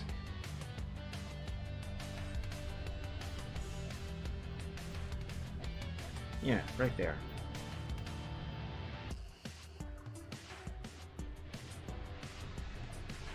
Zoom.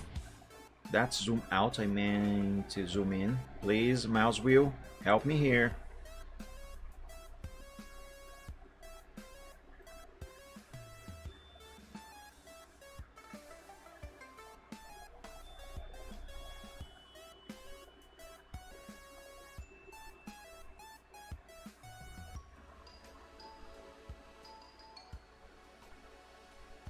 Mhm.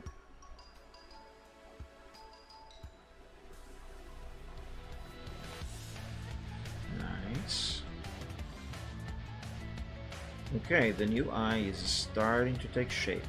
Now, mind you, I am very likely be redrawing both of these eyes anyway. Not because they need to be redrawn, because I made them wrong, but because they need to match the expression that I'm going to be aiming for.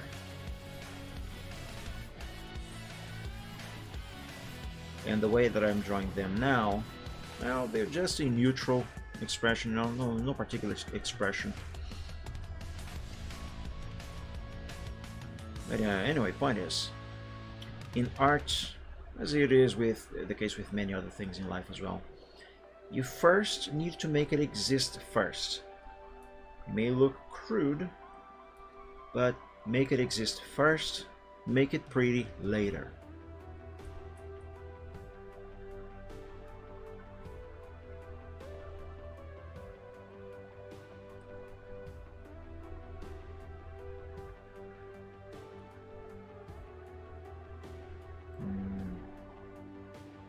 Okay. Let me take a look at the Pog guy.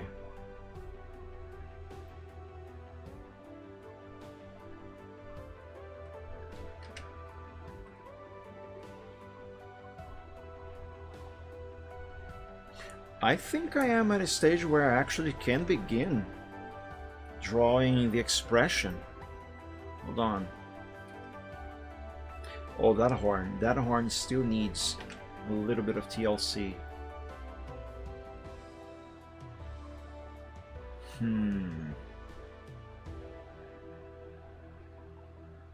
Yeah, it is a bit off.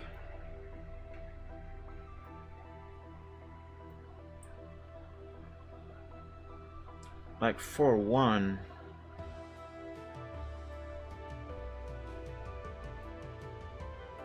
yeah, it should kind of meet the jaw. But is the issue on the horn or the jawline? Actually, I think it is the jaw. Yeah, it is a jaw. This is too small. Too small.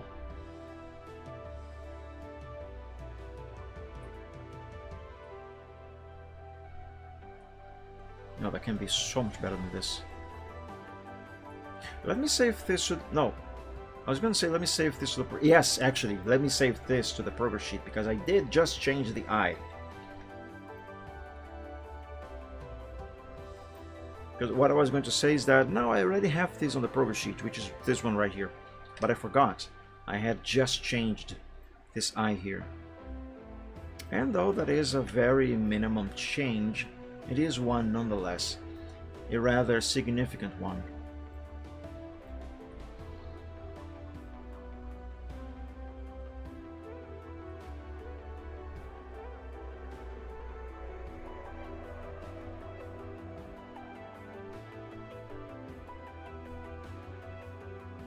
I'm going to be making this in sections.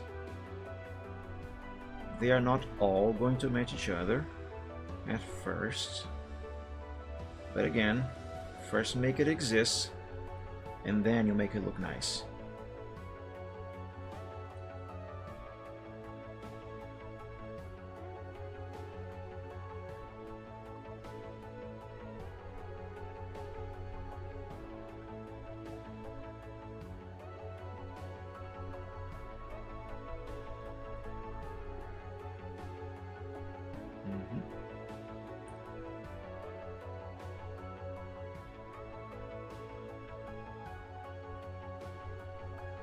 go.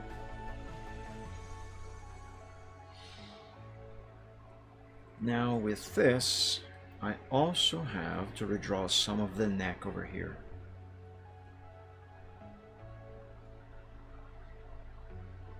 Most of this neck is going to be removed later on anyway, but just so I can get the anatomy correct, have it here is going to be kind of essential,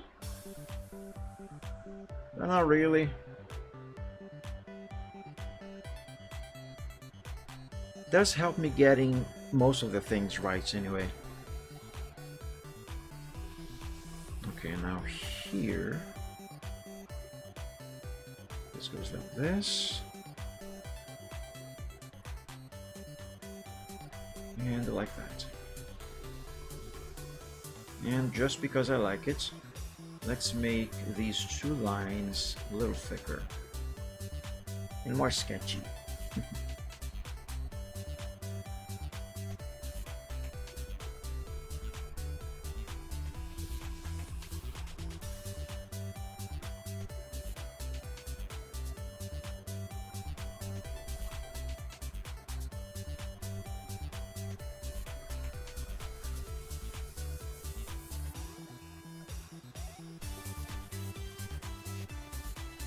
There we go. Done. Let's now erase these old lines here.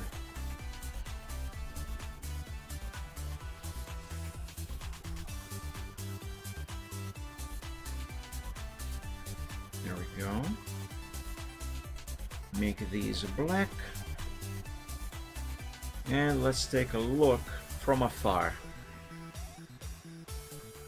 Yes, that is looking so much better now. The jawline still needs a little bit of work on it, but otherwise, this is much better.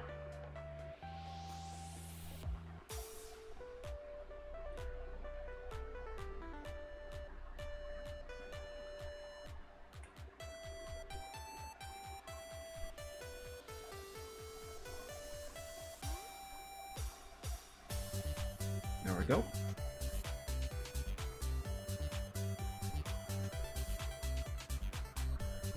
Let's make this eraser smaller because I need it.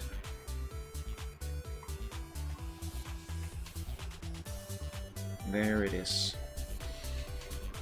Now turn it into black.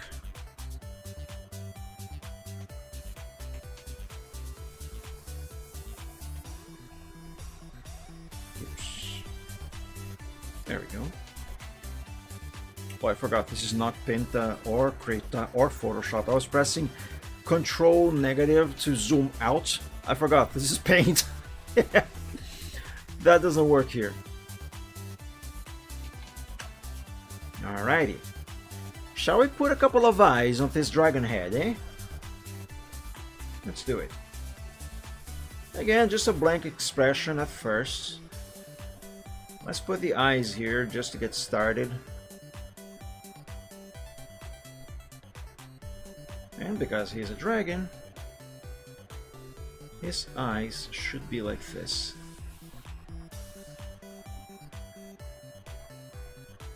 Like a cat's. After all, dragons are giant lizards with cat software.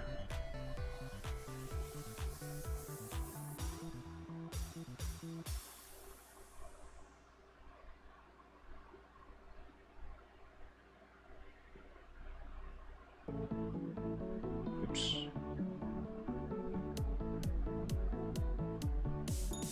Now, does this look weird? Yes. Is it finished? Absolutely not. So it is allowed to look weird for now.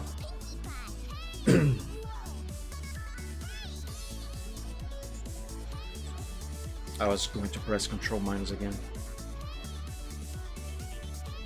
Okay, it is actually not as weird from a distance, just up close.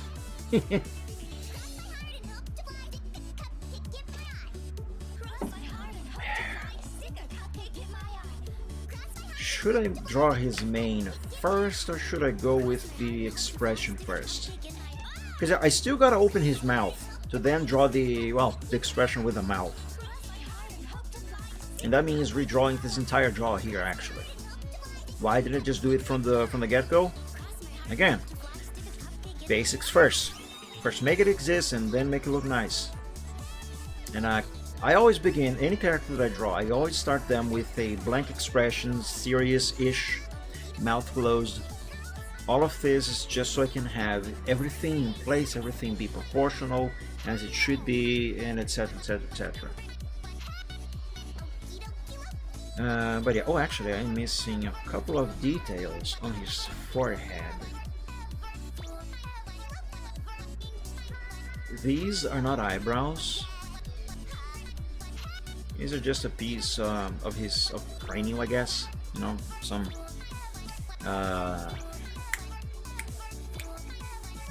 whatever. Part of his head. It'll look much better when finished.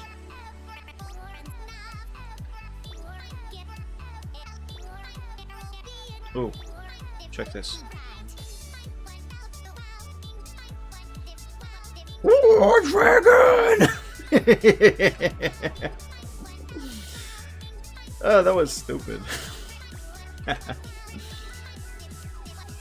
Okay. Very minimum changes here, but let's have this in the progress sheet. Yeah, I will draw the main first. There's something that I gotta do before that, however. I will have to remove half of his head.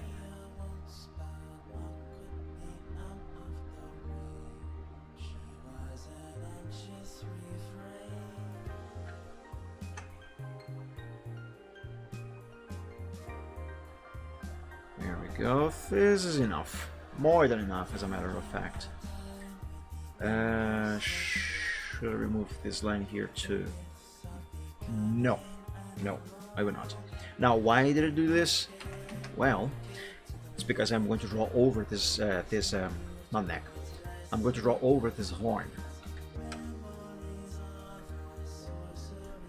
So when I do, you see, there will be a bunch of lines going over this horn, and they are not supposed to be over it, they are supposed to be behind it. So what that is going to do is, when I paste it, it will then block the lines that will be going over the horn, making them be behind the horn. Does that make sense? It does in my head.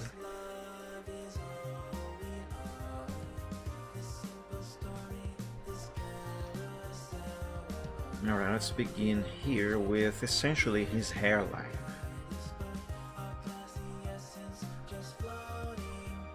No, that is in the wrong place. Actually, hold up.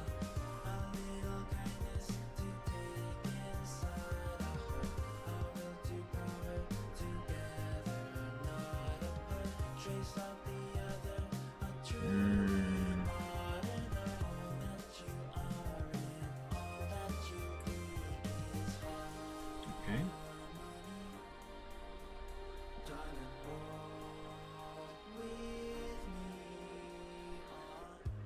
This can be a bit better.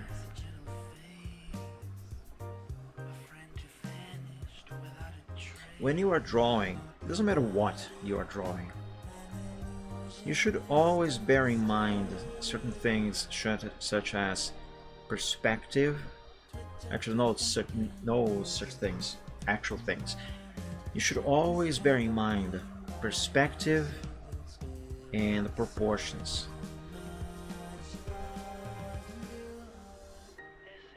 These two elements are something very important on any piece of art. Unless you are going for something very abstract and etc. In which case, I guess it is fine that things may not be proportional or have the correct perspective. But yeah, granted, there are things, pieces of art that you can draw where actually not have proper proportions and or perspective are actually what's important. But in the case of this here, that is not at all the case.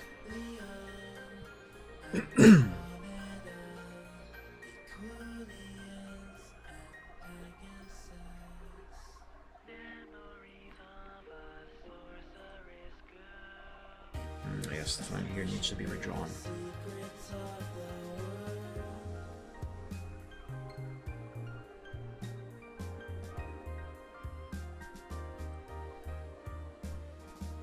Yeah, that can be better.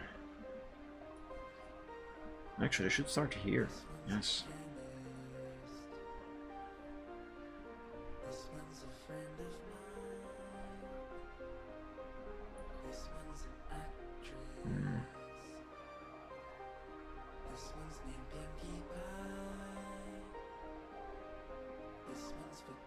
Now notice that I am starting with some very loose lines. Like bang the keyboard by accident. Notice I am starting with very loose lines. This is looking a mess, ugly and stuff. But you know the rule. Basics first. Make it exist first, make it nice later. So yeah, gotta exist first.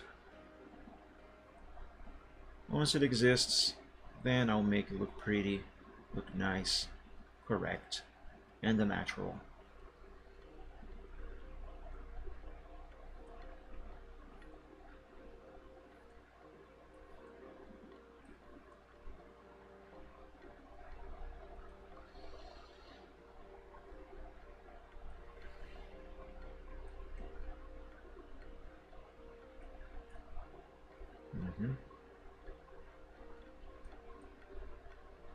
Yup.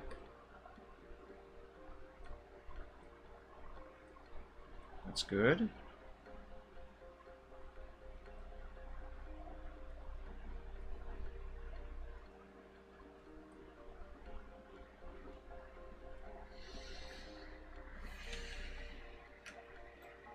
Okay, that is starting to take shape. This is starting to look like this dragon's mane. Let's keep going. Save. Always remember to often save your progress, whatever you are doing, because you never know when something might go wrong and you are going to lose everything.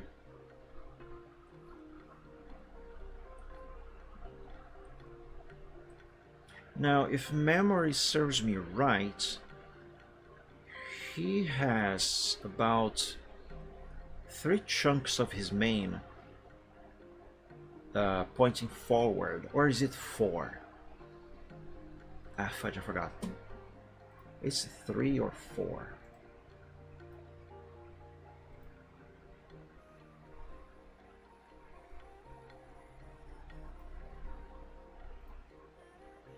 It is 3. These chunks here. Actually, no, 2. Yeah, I really like his mane. Alright, it's actually just 2. The third one is already starting to point back.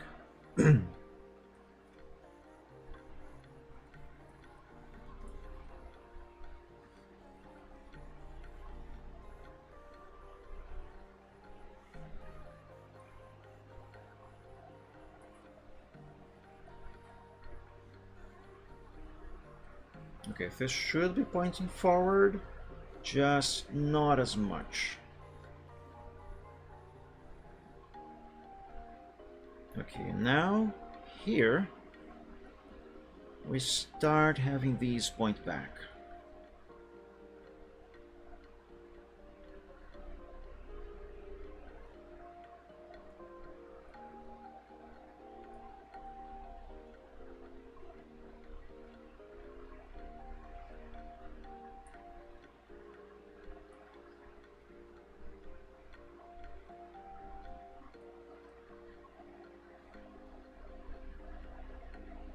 Okay, that should be enough for the moment.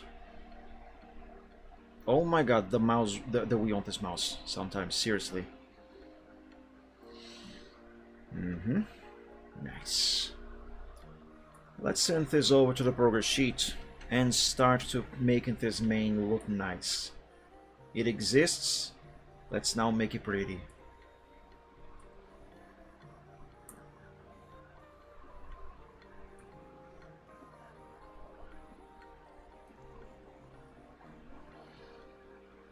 So this bunch down here, this is pretty much all done. Don't think I'm gonna have to make any changes here. Only just add more hair. That is only gonna be later, much later. No, not much later, but later.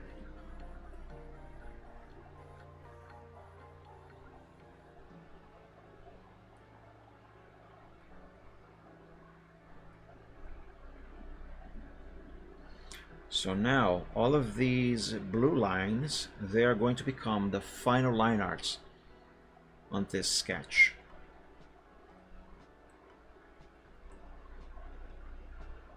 All of the reds, they are just for reference, basically. The blue ones are going to be the actual thing. And this can be better.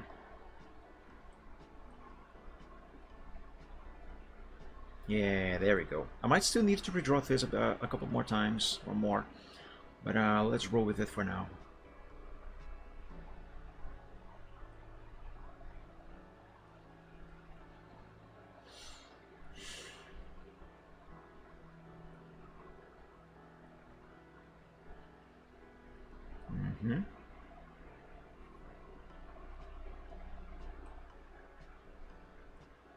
Nice.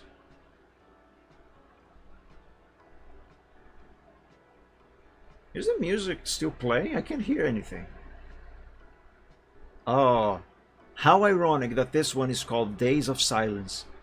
It's so quiet. So quiet, I can hardly hear.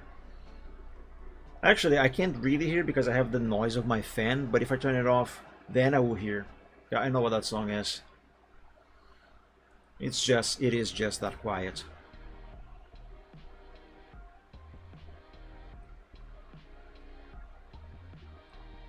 Ironic that it has the name that it does.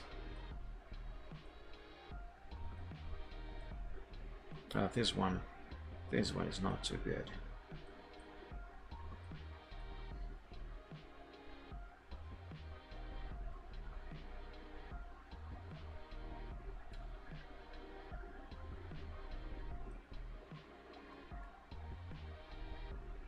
Is it still the same song? Because I still can't hear anything. Oh, this is another one that is very quiet. If you don't mind, I'm going to skip ahead.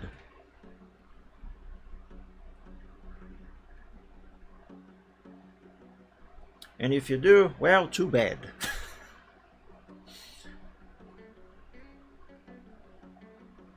Is it playing? Why can't I hear this one either? Ah, there it is. Now I hear it. Just a handbag, I'm just a toy. Tell me why do you let me fall? Am I just a number that you like to Actually, let's start here and then go up there.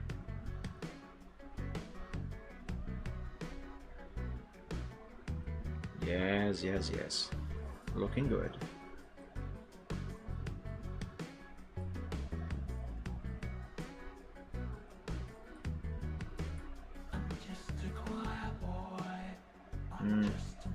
Gonna have to use a couple here.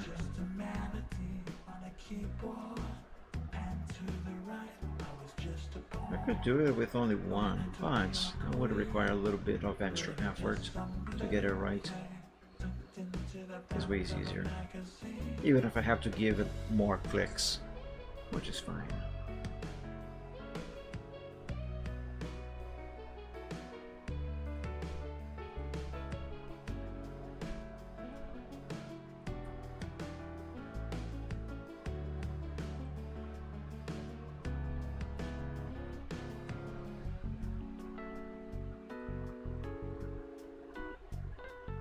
I might have to do the same thing with this one.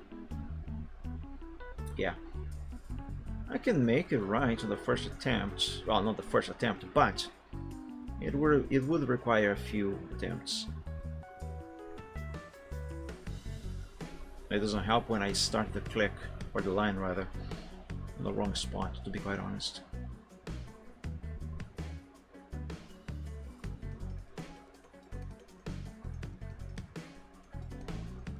There we go. Save.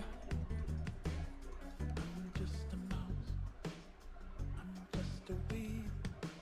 I'm just a rainbow. I feel happy, but I don't know what else I need. I'm just a trumpet. That's the way it seems. Actually, Just a bird. let's intersect them. How to play when I'm living inside a dream. I'm just a girl. I'm just a boy. I'm just a handbag. I'm just a toy. Tell me why. Perfect. Tell me. Guess I'm just some blue thing. I'm not ready and I don't know what else I need. This here is going to be a little easier if I use a bit of zoom. Just so I can have some more accuracy as to where I am placing these pixels. There we go.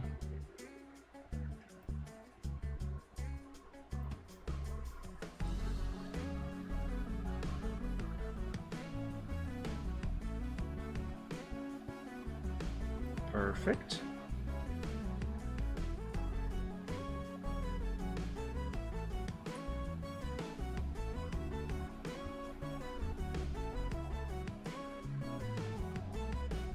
Go. Although I think this one maybe should be a little thicker. Yes, I will make it thicker. So undo, undo. Let's make it thicker.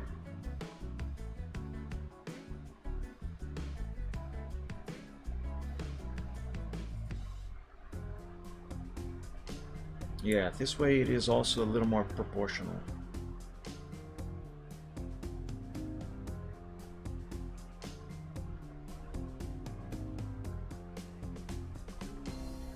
Yes, that looks better. Alright. Now here, this one.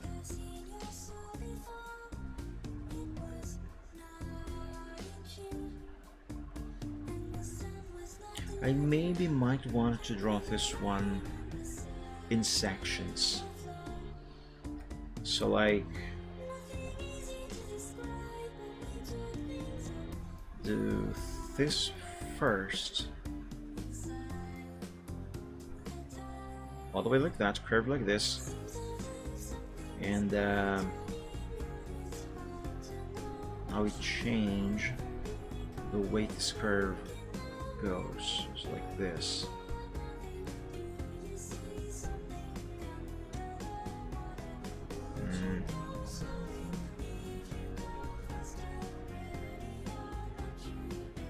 Nah, that is actually just going to be more complicated. Never mind.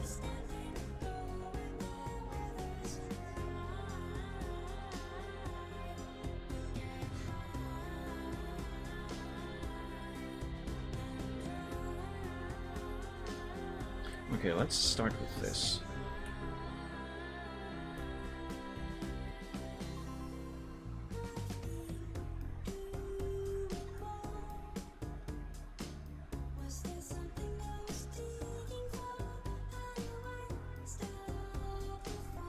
Yeah, that's a bit better.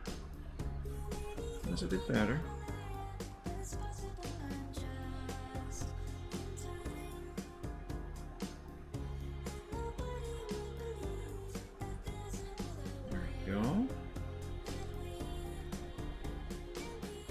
Let's get the dark red from there.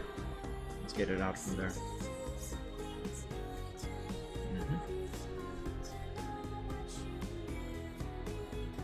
There's one pixel left there.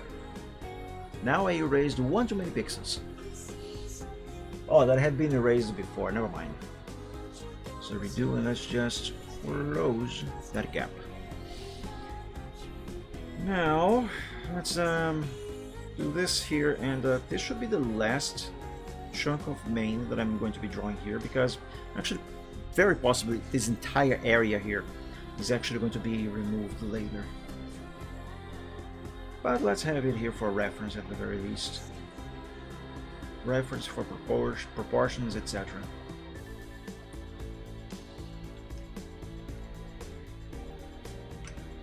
Save. Let's send this to the progress sheet. Start cleaning it up a little bit, so then I can start making the rest of the main.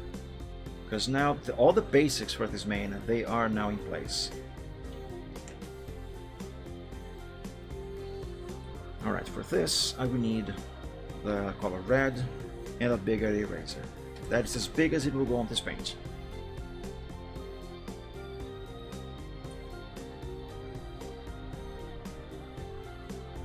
Now this is easy, just erase all of this.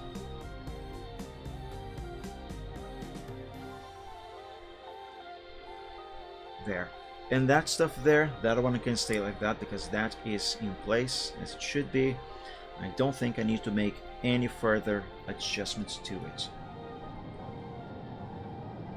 Oh, also I was forgetting to draw the main line along his neck. Or rather, along the back of his neck.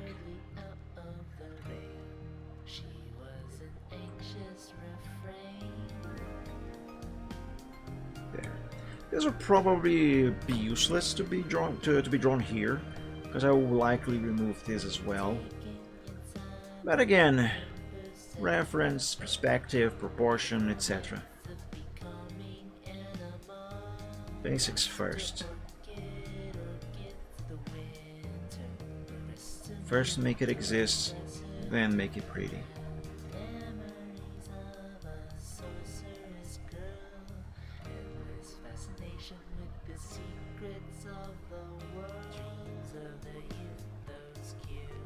Now let's remove this.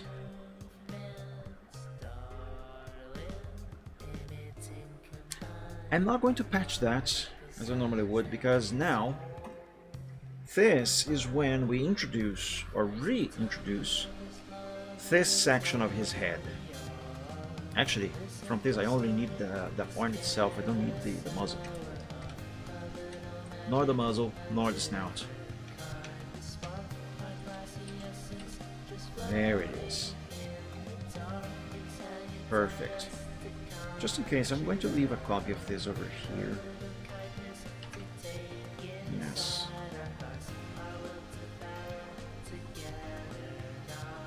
And yeah, there we go. All the basics for his main are now in place.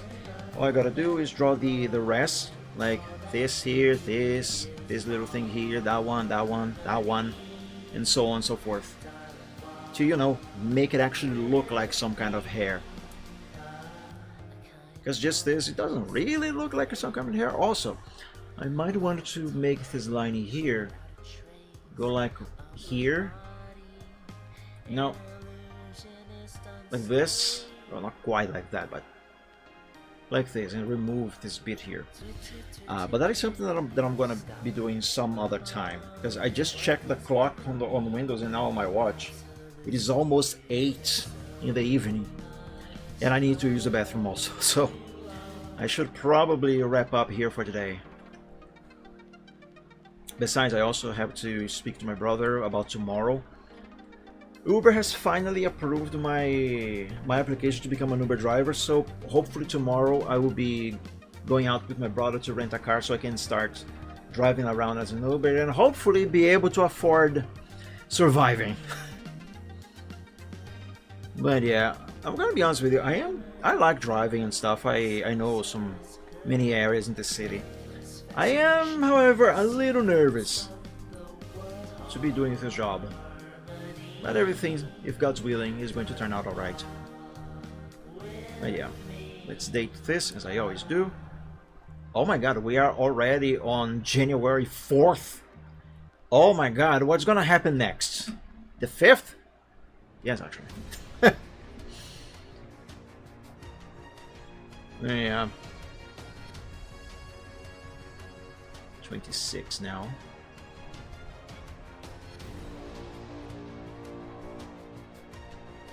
Sunday. There we go. And save. Yeah, already 5 for you because you are what? 6 hours ahead, right? 5 or 6. But yeah, workshop that is already saved, so close. This I'm not going to need. There we go. Man, I am really enjoying Krita. Seriously, I feel the way I feel about Krita is very similar to how I felt towards Windows 7 when I installed and used it for the first time.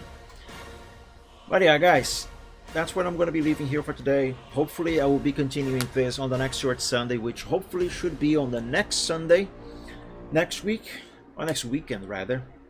But yeah, now let me quickly tell you something. Quickly because I gotta go, and also quickly because I really gotta use the bathroom. Let me tell you something real quick. I am not too sure how the Gaming Fridays are going to be affected by this new job that I'm going to be doing now as an Uber driver, you know. Hopefully I will not have to stop doing the Gaming Friday on Fridays, let alone the Short Sunday on Sundays, you know.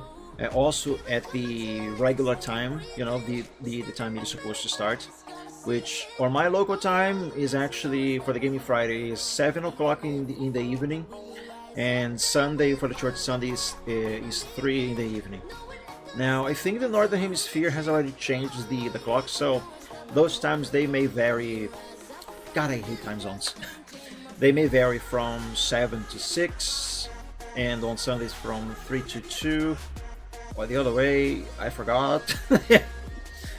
Anyway, hold on a moment. That's the wrong thing. I usually base the schedule that I have set up on whatever time it is in New York, because New York and where I live, we're not exactly in the same time zone, but for a good portion of the year, the same time there is also the same time here. So right now in New York it is 6:41 p.m. and over here is 7:41. Where did I get 46 from? Anyway, over here is 7, so right now I am actually 1 hour ahead. So yeah, I guess the Gaming Friday would be, let's see, starts at 7, or it would be 6 in the evening, Eastern Time. And the the short Sunday would be at 2 p.m. on the Sundays, Eastern Time.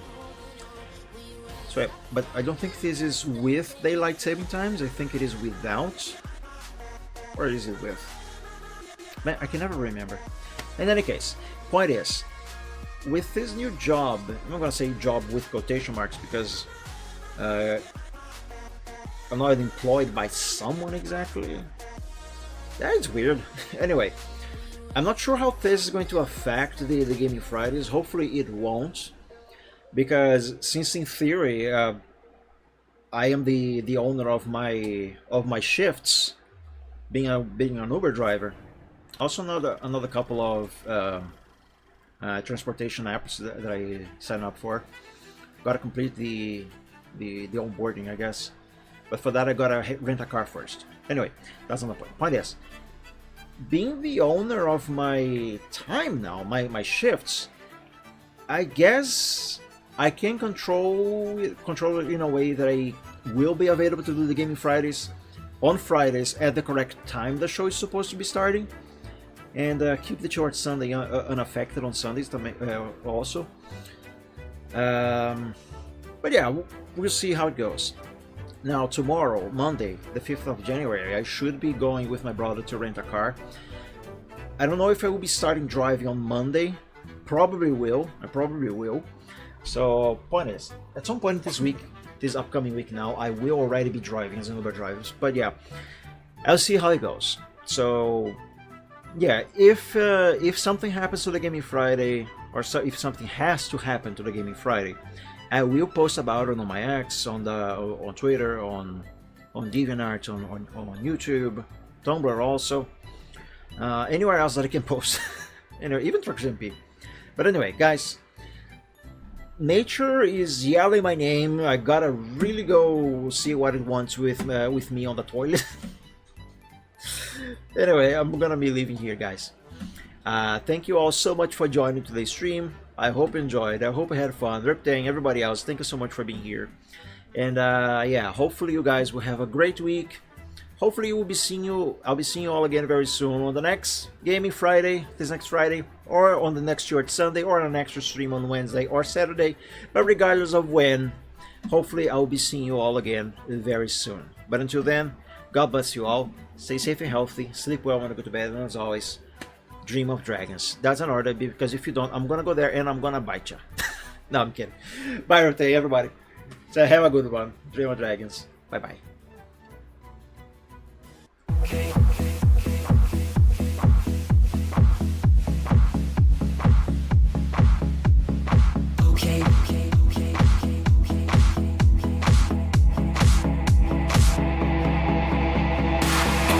So what presents some problems and we don't know what to do. You've come to find your feelings aren't exactly what you knew. The odds are stacked quite poorly if without a winning hand. But bear in mind your bearing's only worse if you don't turn up. You're bad at taking trips because I'll turn your trips to trash. You've got to set your sights and hopes on setting not to crash. So truth can seem quite big if you don't make your plans unfurl. But I will not let that my opinion of the shit. Bet on sinking ships because they'll turn your chips to trash. You've got to set your sights and hopes and setting not to crash. The truth can seem quite bleak if you don't make your plans unfurl. But I would not let that mar my opinion of the fact that if you could fix the failings of the current paradigm, we would have a hero who's supposed to be elusive and on time. Just on time. And then we would all contrive new conflicts, you know. So bet on sinking ships because they'll turn your chips to trash. You've got to set your sights and hopes on setting not to crash. The truth can seem quite bleak if you don't make your plans unfurl. But I would not let that mar my opinion of the show. Bet on sinking ships because they'll turn your chips to trash. You've got to set your sights and hopes on setting not to crash. The truth can seem quite bleak if you don't make your plans unfurl. But I would not let that mar my opinion. Stipulations placed before you to get all the things you really need. Mr. Big may make things hard, but you have got to plant your seeds. Go to war, fight more. Your dreams thrive by competition. You'll find no one famous ever got there just by flinching at their foes. Cling against the torment claw with all your might at what you know. Don't let go, just grow. Don't wait or play to indecision. Don't bet on taking trips because you got